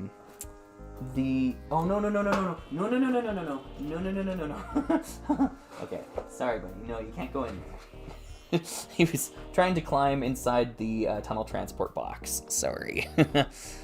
Yeah. Double space for words is not a thing. That's crazy, especially for a typing class. Yeah, I know. Yeah. I remember even thinking at the time, like, why are we doing it this way? But yeah, like computers were brand new, folks. Sorry. That's a misstatement. Computers were not commonplace in the home yet. Like when I was learning to type, oftentimes kids knew more about how they worked than the teachers did. Like my friend growing up had to help the teacher because she couldn't figure out why all the letters she was typing were capitalized, right? She couldn't figure out what had happened to her computer, and he had to show her that there's this button on the side of the keyboard that locks things into capital letters. It's called the cap locks button, so you just got to make sure you don't have that pressed, right? So that's kind of that's sort of the era that this was, if that makes sense. No, you can't climb in that box. No, okay, buddy, there's nothing in there. Let's close it up. Okay. He's trying to fit his entire body inside the box, like the outer box, like this box of the tunnel transport. This is not, no. Sorry, buddy. Okay, so what do you think for a grade for insectoids here? What do you think the grade should be? Oh, Luke, that's what it was. Yeah, you were supposed to double space after a period. Yes, that must have been what I was thinking. Double space after a period. Yes. Not every single word, but after a period. Yeah. I was misremembering. So we see F, yeah. C, D. Really that bad? It's not as bad as Robotron, right? Like look at this. Like we eviscerated them on this. Explorians we gave a B. They missed a couple of sources, and they had one little incorrect thing down here. Otherwise, it was okay. Like, it didn't provide anything useful or new, but I thought it was fine. There was some pretty big errors for UFO. We had a typo of the set number, and we called it RoboFrock and implied that it was somehow a groundbreaking theme with regards to stickers, which is like, what? Completely false. Oh, and it's missing a source at the bottom there. So we gave UFO a C. This one used a slur and stated opinion as fact. Actually, they've all been stating opinion as fact, although this one was the most egregious. They printed a slur. That takes a lot of points off for me. That, totally fair. Yeah. B-. F for including a slur alone. Yeah, like, I totally get what you folks are saying. I get that. The slur was unintentional. They are unaware. Yeah, I agree. Maybe just C, if not C-. Yeah, we might have to split the difference there. Jameson comes in. I'm sorry, what is going on? Yeah. Yeah. Sorry, we're being pedantic Lego nerds. We're looking at this blocks of Lego retro sets thing, and I've been reading them out and kind of like, it's okay. It started at I started looking at it because of this Rock Raiders article, and I read through the Rock Raiders article, and there was some interesting information in here. A lot of stuff like uncited in terms of sources, right? So it was kind of like hazy in terms of, I don't know how much I can trust what I'm reading here. And then we found that they were talking about Lego Space over here, so I'm just like, oh, on a whim, I'll start reading the RoboForce thing. And then, like, it just like, what is going on? What are they talking about? Like so many errors as we went. So I just grabbed a pen and I just started marking up this magazine. Just like, and they call it Robotron later on by mistake. Like, it's like, what are we doing here? So then we went back and now we've been grading them. We've just been having fun kind of doing this for an hour or so. So we just read through the insectoids thing. Yeah. Yeah, G-Slur for the Romani people. Yeah, that's correct. I probably agree with Potato Baggins. What does Potato Baggins say? Maybe plain C, maybe C minus. Yeah. Okay, we'll split the difference. Yeah. I guess we'll go C. I just feel like the errors over here, I guess we're more like structural errors, and maybe the errors over here are more ethical errors. So all right, let's see what else they got. They got life on Mars. Let's talk about life on Mars. Do they have any What is going on? It says life on Mars, and then they show a bunch of Mars mission. They have one life on Mars alien down here, but the whole page is taken up with Mars mission. Do they know the difference between life on Mars and Mars mission? I hope they do.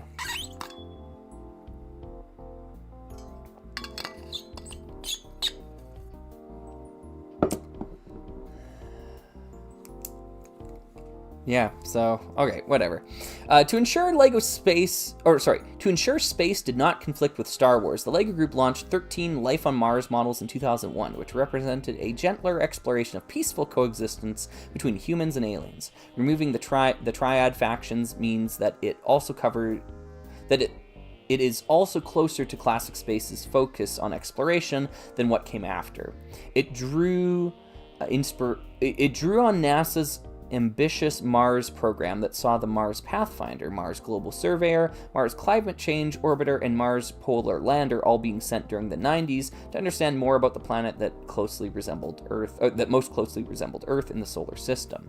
The cohabitation is seen in one of the smallest life on Mars models, 1195 Alien Encounter, which includes small vehicles for both humans and aliens in just 42 pieces. Both sides come with tiny rides that have a distinct visual look. The human bike is large and clunky compared to the alien's thin, sleek ship. Okay. This also continues in the color palette. The humans tend towards white, black, and light blue, whilst the Martian models have a range of colors. The Martians have a series of impressive mechs, including 7313 Red Planet Protector and 7314 Recon Mech RP, which are predominantly blue and red, respectively. Blue and red. Yes, they are. Okay, good. Whilst the hulking 7316 Excavation Searcher is a brick yellow. Okay, so tan. With the model's brown and gray pieces, gives the impression the vehicle has trundled along the planet's surface for years. There's a good amount of... I mean, it would be great to see any of those models that they're talking about. Literally any of them would be great. Oh no! Oh no! Unforgivable! Oh no! They don't know the difference between Mars mission and life on Mars.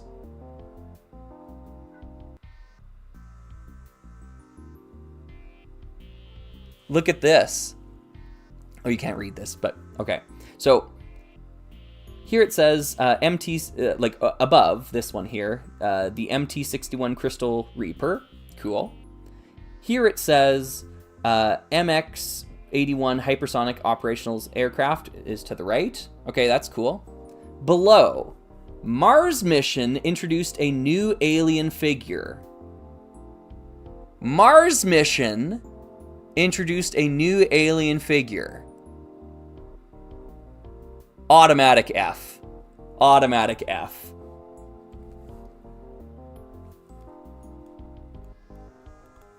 Oh.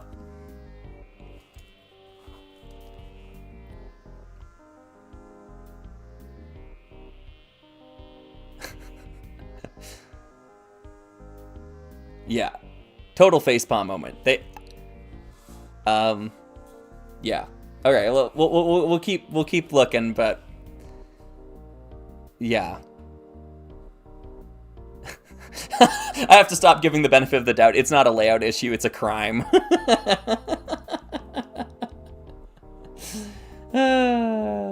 Modularity is a key part of the ships on both the alien and human sides of this component, and the components from each of them can be combined. The human flagship, Solar Explorer, looks diminutive when compared to the other flagships throughout LEGO space, but can be split and combined with parts of the T3 trike and the Martian vehicles to create a more impressive vessel. The crown and glory of life on Mars, however, is the theme's largest model, Aerotube Hangar. Depicting the Martian base, designers introduced a new air pump system for the model. It can transport Martian figures across the base to and from the central unit. Modularity is again a key feature of the playset, allowing builders to configure it however they want. Much like how 6990 monorail transport system was one of the 3 models to include a monorail, the Aerotube Hangar was one of only 3 sets to use the air pump system. The other 2, 7690 Eagle Command Base and 7691 ETX Alien Mothership Assault, came later in 2007's Mars mission. Alright, well, they do mention Mars mission, at least they understand it's different. From 1987 to 2002, why 2002? That's such a weird pick there. Because 2001 is Life on Mars. Where are they getting the 2002 from? Strange. LEGO Space offered a wide variety of ways to play, whether it be with magnets, modular models, or through more detailed minifigures. Experiments with stickers may seem almost quaint today, but this focus on innovation that was intrinsic to the theme is also essential to the LEGO group and continues today. Experimentation with stickers may seem quaint today. This is such a bad sentence. Just poor construction. Experiments with stickers may seem almost quaint today, but this focus on innovation that was intrinsic to the theme is also essential to the LEGO group and continues today. That sentence sucks. That just sucks to read, and you can't it screams of a lack of proofreading to have today as the suffix of the end of each kind of phrase of that sentence. Blue Dragon bricks? I'll show you how it's going. Let's read this. Mars mission introduced a new alien figure. So yeah, that's about how good it's going right now. Maybe 2002 is the first year without any LEGO Space theme. Yeah, I get what they're. Yeah, I think that's what they're going for. It just seems a weird way. Why would you say from that year to that year? Because there was no LEGO Space in 2002. I don't know. Yeah, they love talking about stickers as if they were a good thing. Yeah, horrible grammar. 10-year-old me could have done better. Yeah.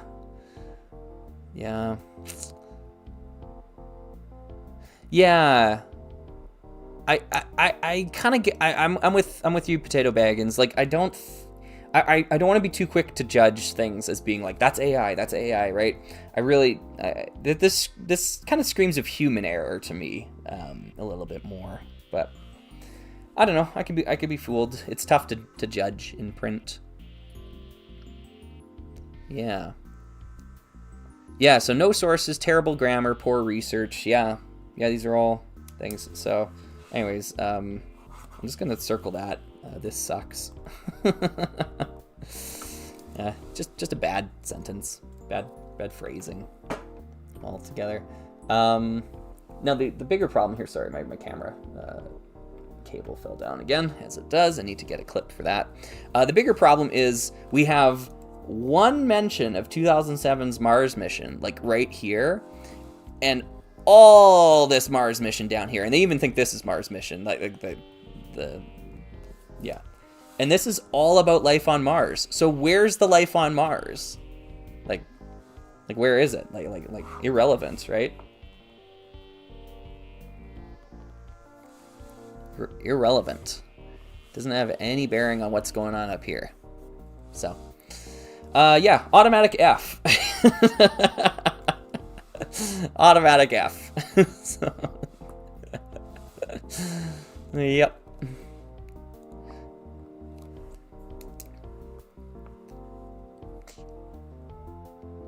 I know. Yeah, Luke, you're totally right. Who would have thought that the Rock Raiders article would have been one of the highlights of quality in the magazine? Yeah, because it wasn't that strong, right? Like, we walked away from that like, there's some interesting things being pointed out here. There's no sources being cited. There's direct plagiarism of the Ultimate Lego book without citation. Yeah. All right, let's see what they talk about the legacy of on here. Lego Space Legacy. The Lego Space continued to have a presence in the Lego portfolio.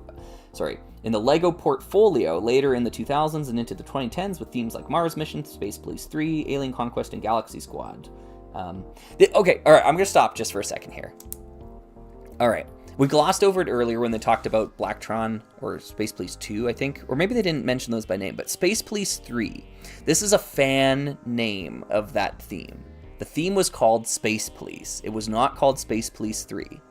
Like, officially, it's just called Space Police. As was the one that came out in 1993, as was the one that came out in 1987 or 86, right? They were all just called Space Police. So we have to acknowledge that this is a non-contemporary source, and it's being influenced by other non-contemporary sources, right? Like, Bricklink calls that series Space Police 3. The fans call it Space Police 3. But LEGO did not call it Space Police 3. LEGO called it Space Police. I just want to be a stickler about that because we're being pedantic LEGO nerds here, right?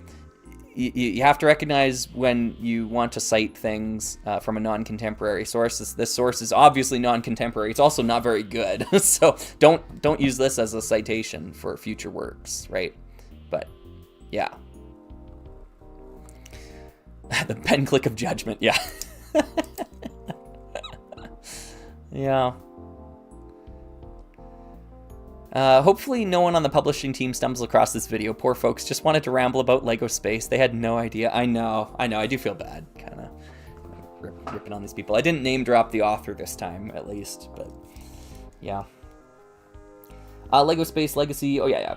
Yada. Benny demonstrated the nostalgia and love that people hold for space when he was so embraced by audiences who went to see the Lego movie. This is true. In 2024, the Lego Group launched an unprecedented cross-theme collaboration. Oh, here we go.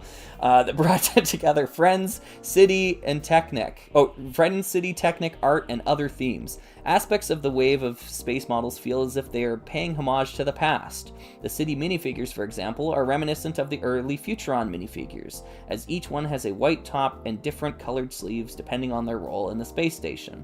Modularity, a defining feature of many space themes between 1987 and 2001, was again a key part of the 2024 collaboration, as this time the modules from different models, regardless of theme or even system, could be pulled apart and put together to create a unique and exciting space station. This is true. A space-themed collectible minifigure series launched as a part of 2024 initiative. Minifigures within the lineup pay homage to a variety of classic factions from the back catalog, including the M-Tron Powerlifter, the Ice Planet Explorer, with an adorable robotic penguin, and the creepy Blacktron Mutant. There's the Ice Planet Explorer. The legacy of Lego Space, as with Castle, is that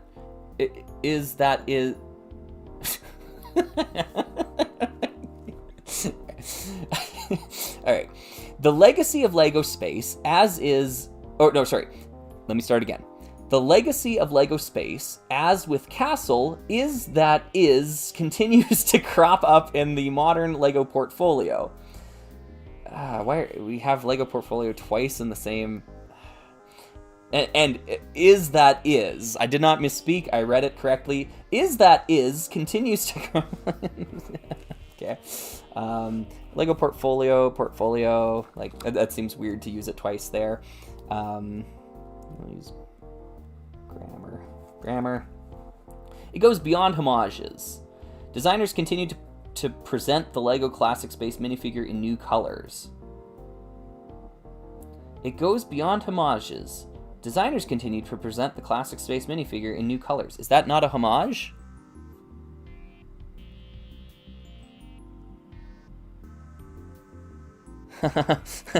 Oh, Blue Dragon Bricks says, "Oh gosh, I don't care who wrote this, but who proofread this?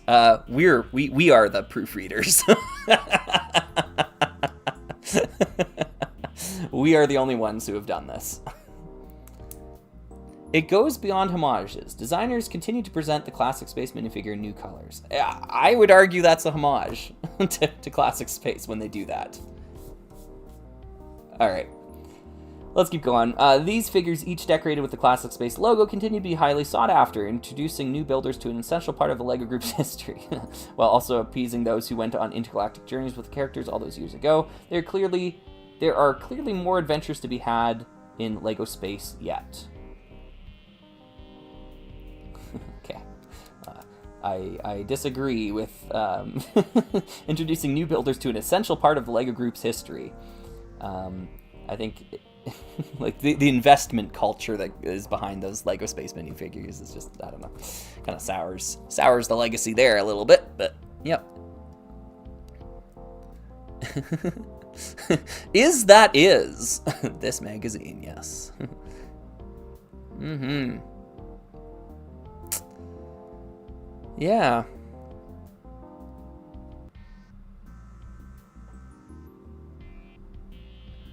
You can't make this stuff up. Yeah. Yeah, but it goes beyond homages too, obviously. They said it does. Oh, I get it. Yes.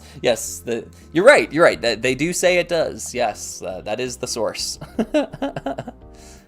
Yeah, Jameson Horton. What are your thoughts on the LEGO Space 1978 to 1992 by LEGO and Tim Johnson? I actually have a full video where I review that book. I'm not too kind to it. I'm kind to some aspects of it and not others. It's a very weird amalgamation, in my opinion. It's a very weird amalgamation of historical like evidence, historical documents, I should say, rather, like behind the scenes photography we've never seen before, adverts that were used at the time, like there's so many contemporary sources in that book, and at the same time it's being paired with fan fiction. Basically, Tim Johnson just writes about the sets and makes up backstories for them. Like those two things, they just do not mesh. And then on top of that, the whole book is being written about the Lego designer who was responsible for all of that era of Lego Space, and they never once show a picture of the guy in the book. Yeah. Beckett Nexus is saying fan fiction. Yeah, okay, all right, I'll grab it. It's on the wall. I'll grab it. Let's talk about it. Let's rip into it.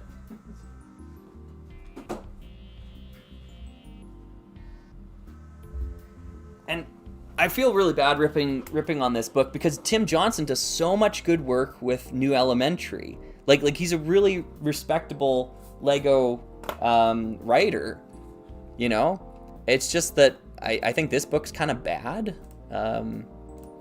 So let's zoom out. Zoom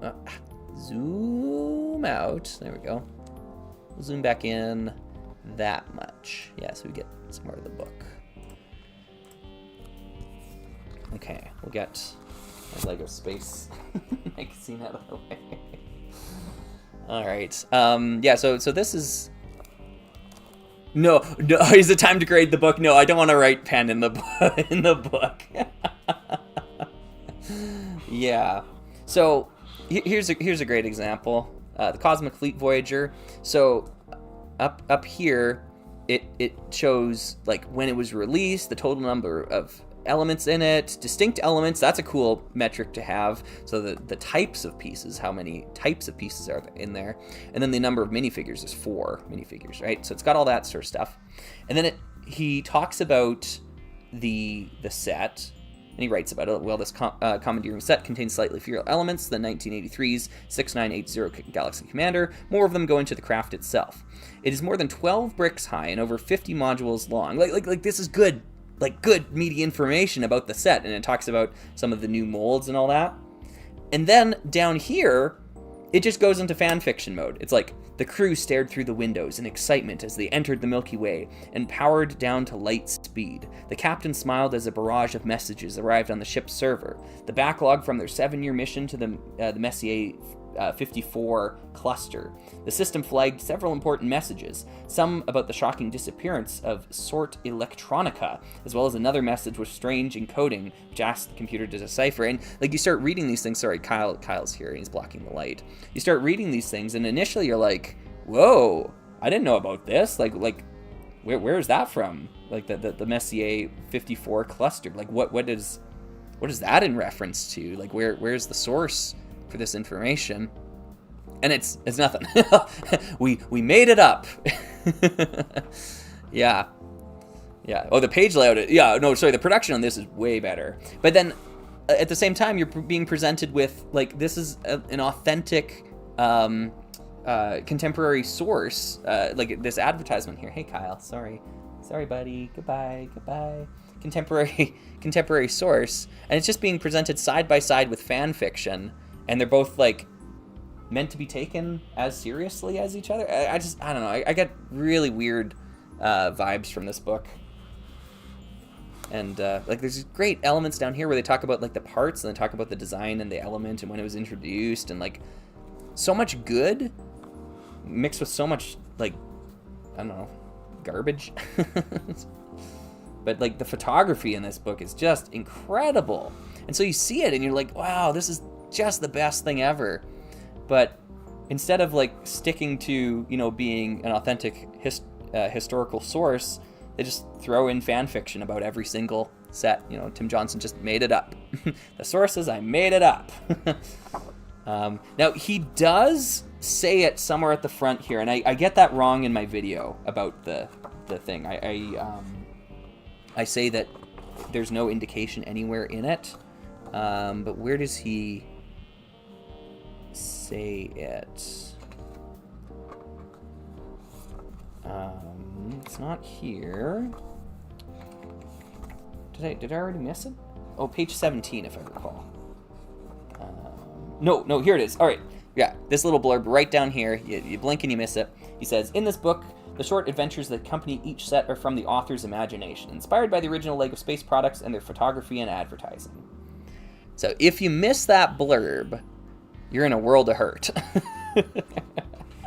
as you go through here. Now the other thing here, though, and they talk about him right at the very start here. Oh no, that's is that Jorn Thompson? Is he the guy that they keep bringing up in the book? I think it's him. Jorn, let's see here. No, sorry. Jens Nagard Knudsen is the guy they keep bringing up. Jorn is one of the guys they interviewed, I think. But Jens Nagard Knudsen is the person that they keep bringing up. He's at the epicenter. Like he's the story through line of this book.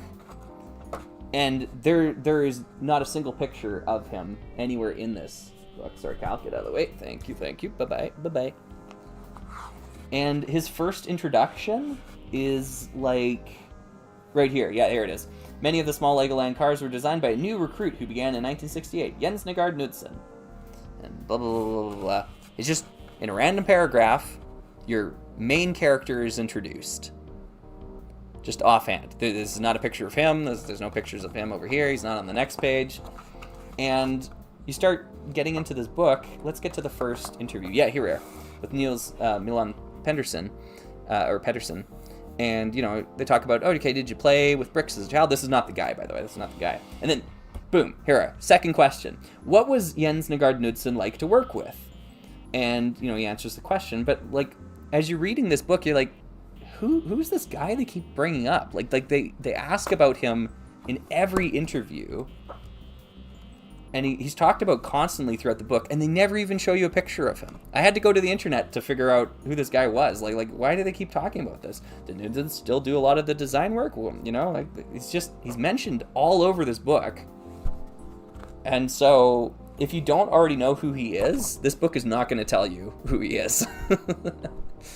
So, there's a lot of good, though, because, I love this. This is so cool to see how they did the photography. Behind the scenes, authentic, contemporary sources. I had no idea that they would put black paper behind the translucent pieces to make them pop out more. To make them, against, because you see how they composited that? It's so cool the way that they would do the photography, or that they would put reflective elements next to the sets to reflect the light onto them from the other side, and they got the lamps up on this side. Like that to me is so interesting. And then you fumble the ball on, you know, introducing the most important person in LEGO Space's history, and you fumble the ball on including a bunch of fan fiction in the book, just like bloating the pages up with fan fiction. So yeah, mixed bag, but way better than the thing we were just reading. So oh yeah, that guy's great. Yeah Niels Millard Pedersen. Yep.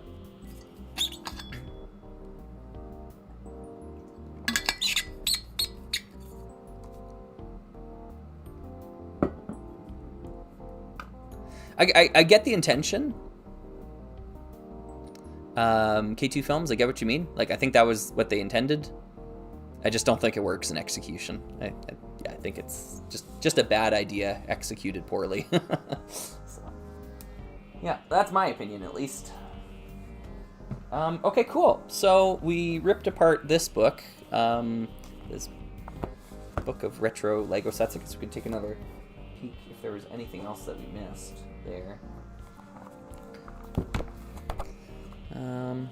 Yeah, gave some rankings to some of the stuff. And we talked about the Rock Raiders stuff. I didn't mark up the Rock Raiders page because I don't necessarily need to. It was a lot better. It was just like sources, cite your sources, and don't plagiarize. Cite your sources, don't plagiarize. I think that's what we learned most from this experience here. So yeah, let's put that away for now then. Maybe the last thing we'll do here, is the cats are getting restless. Move this up and I'm gonna get some bins out here. I've got some new pieces that I wanted to go through really quickly.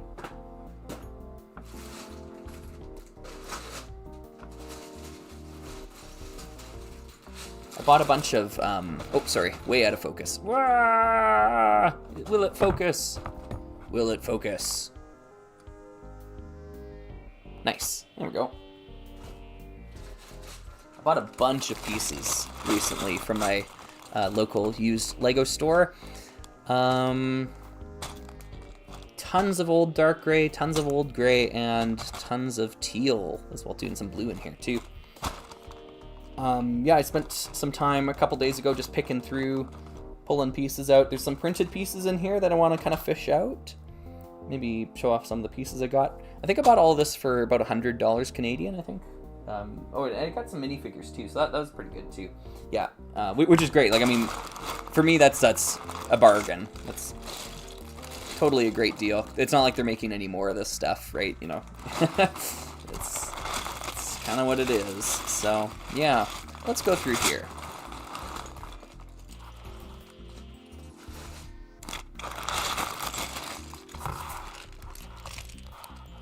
Yeah.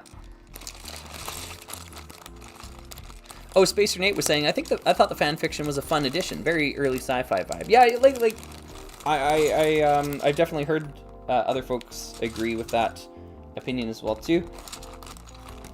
I don't like it being presented side by side with Historicity, in such a landmark book, like such an important what I think was an important release for LEGO Space. But that's just my opinion.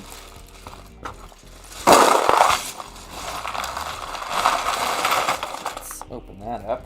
Woo! Wow, this is a lot of stuff. Oh, that is new gray if ever I saw it. I did not know they made that piece in new gray. Cool. Wow, that is an old mold in a new color. Yeah, now it's under the light. It couldn't be more obvious. But yeah. Yeah. K2 Film says, do you have manual settings for your camera? It'd probably help with focus and lighting. Yeah, the settings that I have access to are all that I've used so far.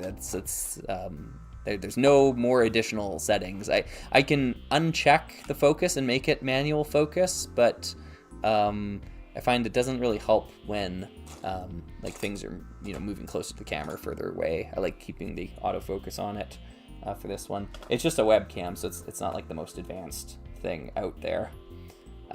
Yeah, what you see is what you get for a lot of things here. Oh, okay. The new Grey Wing is from the 2004 Mini Star Destroyer. Okay, cool. Is that exclusive? I'd imagine then. Neat. Yeah. Oh, there's a UFO print. I found a chill, like one of the Zalax racers, and this cockpit piece looked cool to me. It's got like red printing on it. I'm assuming it's a Star Wars ship of some kind, but I thought that was a neat cockpit piece. So, yeah. We got a ice planet slope, a UFO slope, a Aquasharks panel piece, which I thought was kind of neat looking. So I pulled those out, put them off to the side. I'm just going to try to go through here and maybe pull out any more printed elements if we come across them. I want to wash all these pieces. Yeah, here's like an X-Wing nose piece there.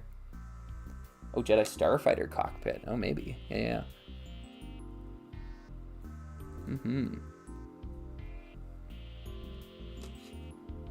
Aquashark panel is rare? Oh, interesting. Okay. Good to know. It's probably in that big shark sub, if I had to guess. It's probably the one that it's in. It's probably a pair of them, but I only found one when I was digging through. So that's kind of neat.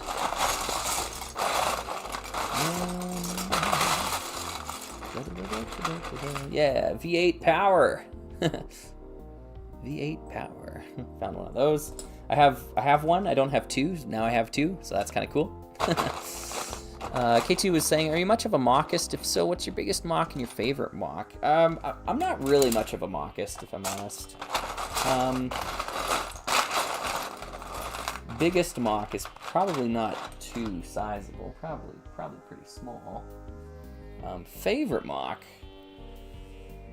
I don't know.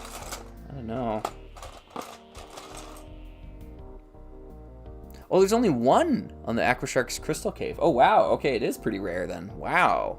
This one's in great shape, too. Yeah, no damage to the printing on it. Sweet. Okay. This was an interesting part I found. This is a non-Lego piece. It's just not Lego. But I thought it was a neat element. It's got the bar handles on each side and hollow studs in the middle. It's just one plate tall. Yeah. Oh, is it Creo? I have no idea. It's got no, Oh, it's got something on the bottom. Let me look at it. Is that just a number? Yeah, it's just a number. Oh, but it does start with the letter K. Yeah, it's K101404. Yeah, it could be Creo. Good call. I had no idea. Are those blue pieces dark turquoise? Yeah, like this. Yeah, this is supposed to be teal. It's dark turquoise. Like, my camera does not pick up green very well. It picks up red like a crazy person, right? Like, it's like, boom, so red. But then, like, this is like, ugh. Yeah, this is supposed to be Rock Raiders colored. Like, that's what that is supposed to be. It just on camera doesn't do it that well.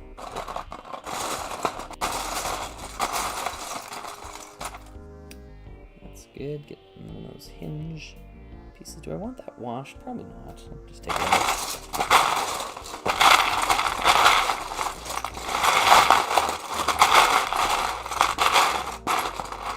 Oh, I came across this too.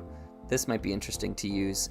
It's a Lego element. It actually snapped on the top though. Like the top is supposed to have a 2x2 with studs there, but that part got snapped off. So I was thinking of just kind of like filing it down a little bit more, kind of cleaning it up, and then using it as like a fin on the top of a spaceship or something like that, right? Because it just like attaches in the middle of the studs on the bottom. I thought that might be a fun use for a broken piece.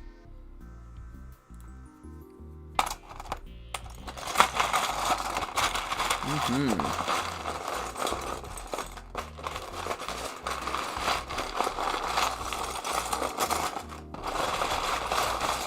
not seeing anything else in here too crazy. This is a lot of old gray. I'm pretty happy about that. Let's pull these plates apart here.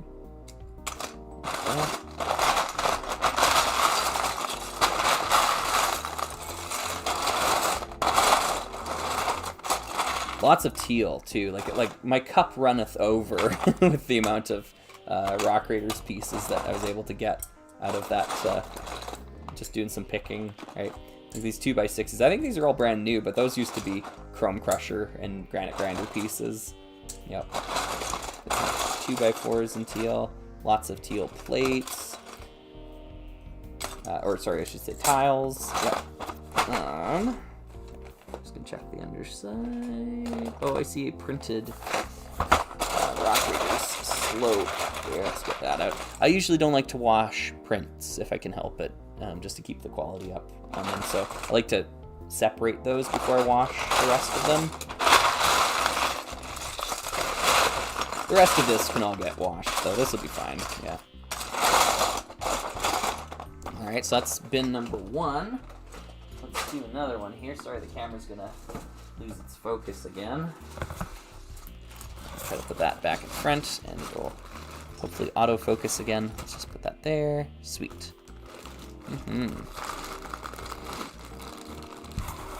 Oh, Pezzy has so many of those broken fins. That's funny. Darn. Yeah.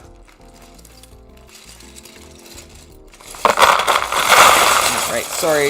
That's probably really loud. Sorry about that, everyone. So this has got a ton of dark gray, old dark gray, which is like I said, my favorite Lego color. Love seeing it. I was able to find some good, useful blue pieces. This one's from the Deep Freeze Defender. Just having those around. Some blue fins I found that were actually in pretty good condition. So those might be new ones. I have no idea, from the Galaxy Explorer. This piece looked cool. I need this for a mock. That was an important thing. I'll share that mock in the future. But yeah, those can get washed. Lots of these. Part 30303, whenever I see it, I try to grab it, love it. I wasn't able to find any printed ones, unfortunately. I thought I might when I was checking, but no bueno.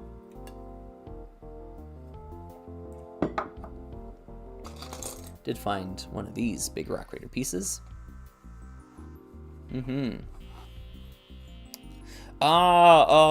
Stuff sometimes. Hey Slugger, what music do you use in your live streams? I've looked all over your Bandcamp and I can't find it. Thanks in advance. Very sorry. It's not a composition of mine, and it's really tough to get a hold of it. There's a long story that goes behind it, but the composer named Cammy wrote it originally for the Manic Miners game, I think, and I reached out to them and asked permission to use it in a video or a live stream or something like that, and they said, yeah, go for it. And then I'd asked them, to use it again for a different thing, and they're like, yeah, whatever. And then I started telling them, like, well, there's folks out there that kind of want, to access this music. Is there a way, we can put it on like a Bandcamp for you or something like that? And they didn't really show a ton of interest in doing it. So it's in this weird in-between state of, like, I was given permission to use it however I want. Eventually they just said, hey, you can stop asking, you can just use it, do whatever you want with it. But at the same time, I haven't been given permission to distribute it. And yeah, so the best I can do is if you can, follow the breadcrumbs, try to track the trail down to Cammy is the name of the composer, and then try to reach out to them and get a hold of it. I wish I could be more helpful there. I just don't want to, overstep, what I'm allowed to do. But yeah. View count dropped off after the grading stopped. I hope so. Let's see. Yeah. Oh yeah. We lost about 20 people. That's fine. Yeah. We'll be good. What was that cool light blue color in the bin from a couple minutes ago? That was teal. That's supposed to be Rock Raiders teal. Like this is what it looks like on my camera. It's supposed to be Rock Raiders color. It's just the camera doesn't like the color green, so it really desaturates it. I found one of these Robo Rider wheels, these weird things. So that was kind of neat. Oh, sorry if I missed it. Where did you see you found all these parts? I picked them out at my local Lego used, or my local used Lego store. That's the order those adjectives should be in. Yeah, so I just handpicked these out of the bulk stuff. So this is all old grays, old dark grays. Oh, there's a dish piece. I needed one of those for the tunnel transport we built earlier. Let me just fish that out here.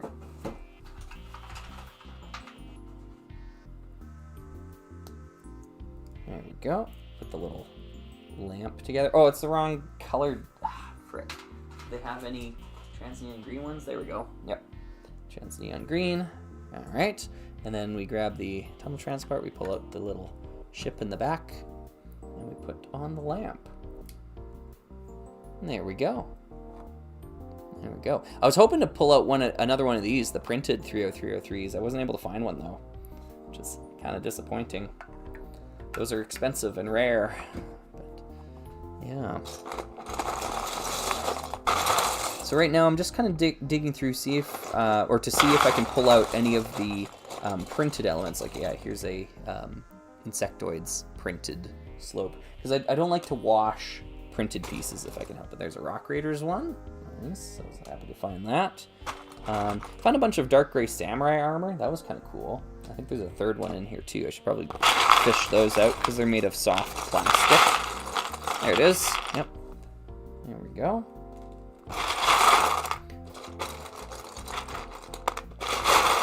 And the rest of all that can be washed. Oh yeah, there's some stickered elements in here too, right? I forgot. I found a thing from the Alpha Team sub, like the little sub from the first series. That stupid sticker, that one never stays down. Oh, yeah, this is cool. That's from the Amazon series of adventurers. And this piece is really cool. I think it's set exclusive to whatever it came in. I don't remember exactly where it came from. It's the unprinted version of the like Stingrays thing. And I have one of these already. Now I've got two, so I don't know. It's kind of tough to find those things. Oh, I guess I should probably put that in here. Oh, there's another insectoids computer. That's a really cool one. And what else have we got? Anything else interesting in here?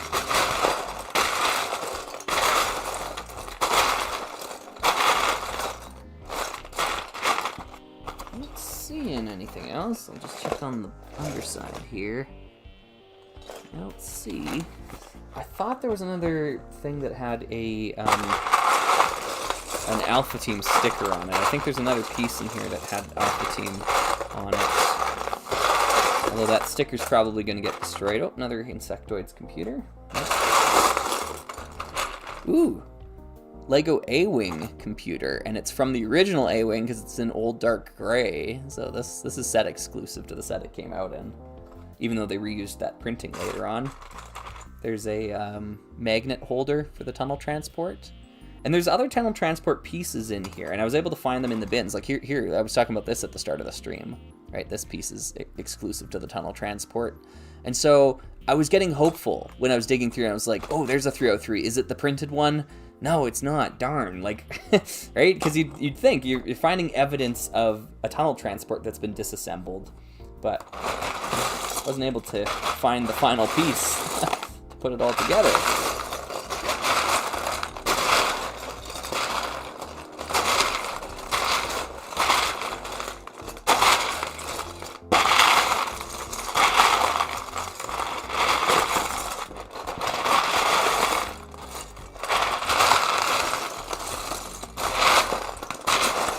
Yeah, not really seeing anything else in here. Just checking for any more prints or stickers. Everything else looks pretty washable here. Oh, cool. These are opposite. I didn't realize that when I picked them out. These are from insectoids. Yeah, you can actually stack them this way, which is really cool. Create kind of like a contoured, sloped edge on something. So, yeah. Oh, Analog Zoda was saying, I used your washing video last summer to help wash my entire Lego collection. Good, good. I'm glad it worked for you. Nice. K2 Films was saying, what are your thoughts on the Lego Enterprise D? I would suggest checking out my video on it on Slugging Around. Lego Star Trek, I think is what I called the video. I made it back when the Enterprise D was rumored, but my thoughts on it have not changed since that video. They are pretty much 100% stagnant. It looks exactly what I thought it was going to look like. This is a cool door piece. I don't know what this would have attached to. It's kind of got a edge to it and like some clips on the sides there. Maybe a train piece? I don't know. So much collective clutch power in these parts. Absolutely, yeah. Stick any of these together, right? This is old Lego we're talking about. No mushy pieces here. Let's hold together. Hold together. Whoops. Never mind.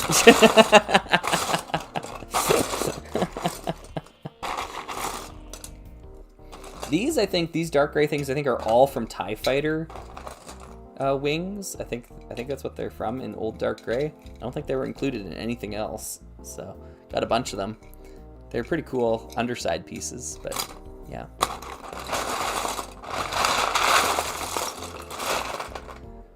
Yeah. Oh, pairs up with the 1x4 standard window. Oh, okay, cool. Oh, 1x4, yeah. I will have to try that out.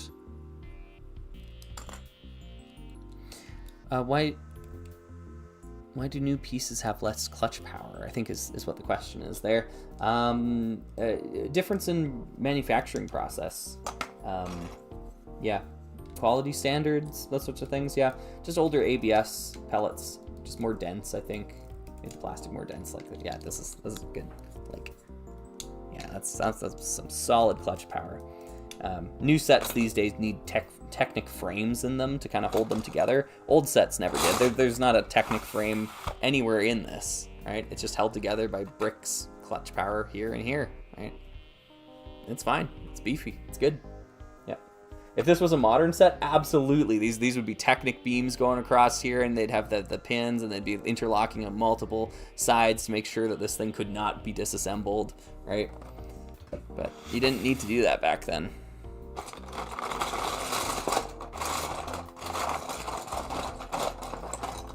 You've really inspired me to get into Lego photography once I get my collection back. Nice, good. I really want to take shots of my Star Wars ships interacting. Cool. Well, I look forward to seeing what you come up with then.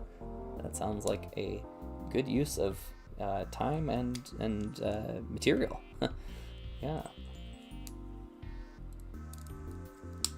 Okay.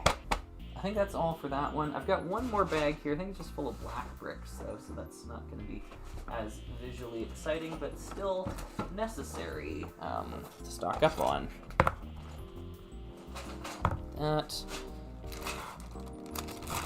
This.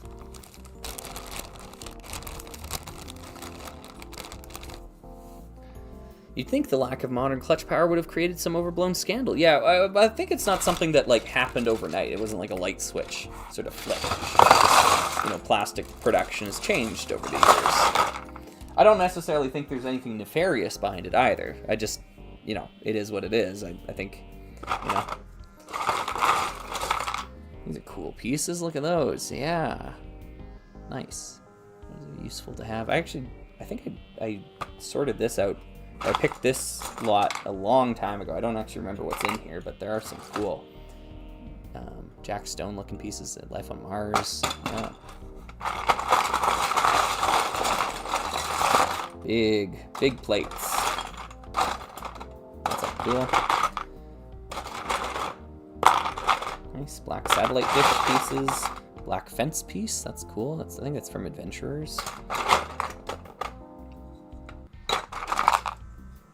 this weird big thing there too. Yeah, it's from Aquazone or something. Yep.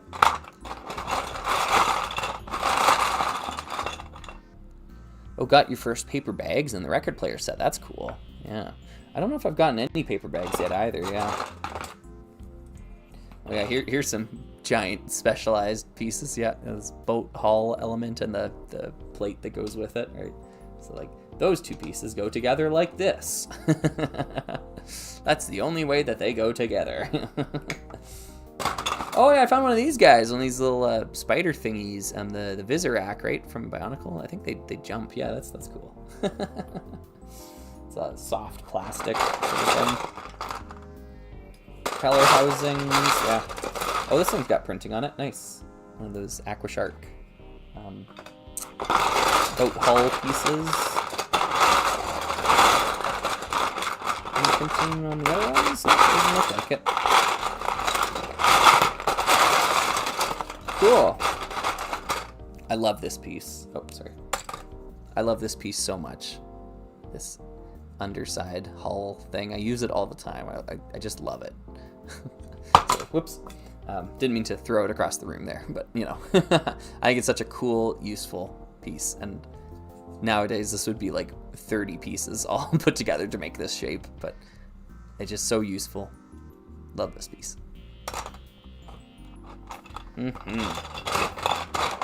Okay, I think we're good. I think I'm good. I think all of you are good. I think we did it. So we started with the tunnel transport, and then we graded some papers, and we ended up sifting through some Lego.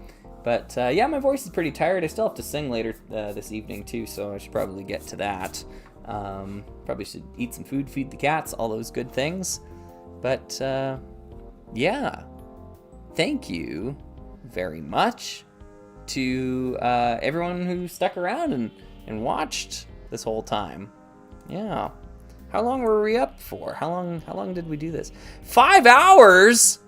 What? What time is it? Oh my goodness. All right. Yeah. Well, I better go.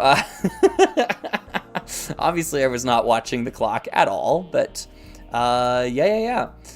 Anywho, I will see you all next time, whenever that happens. I actually don't know when the next RR Slugger video is going to be.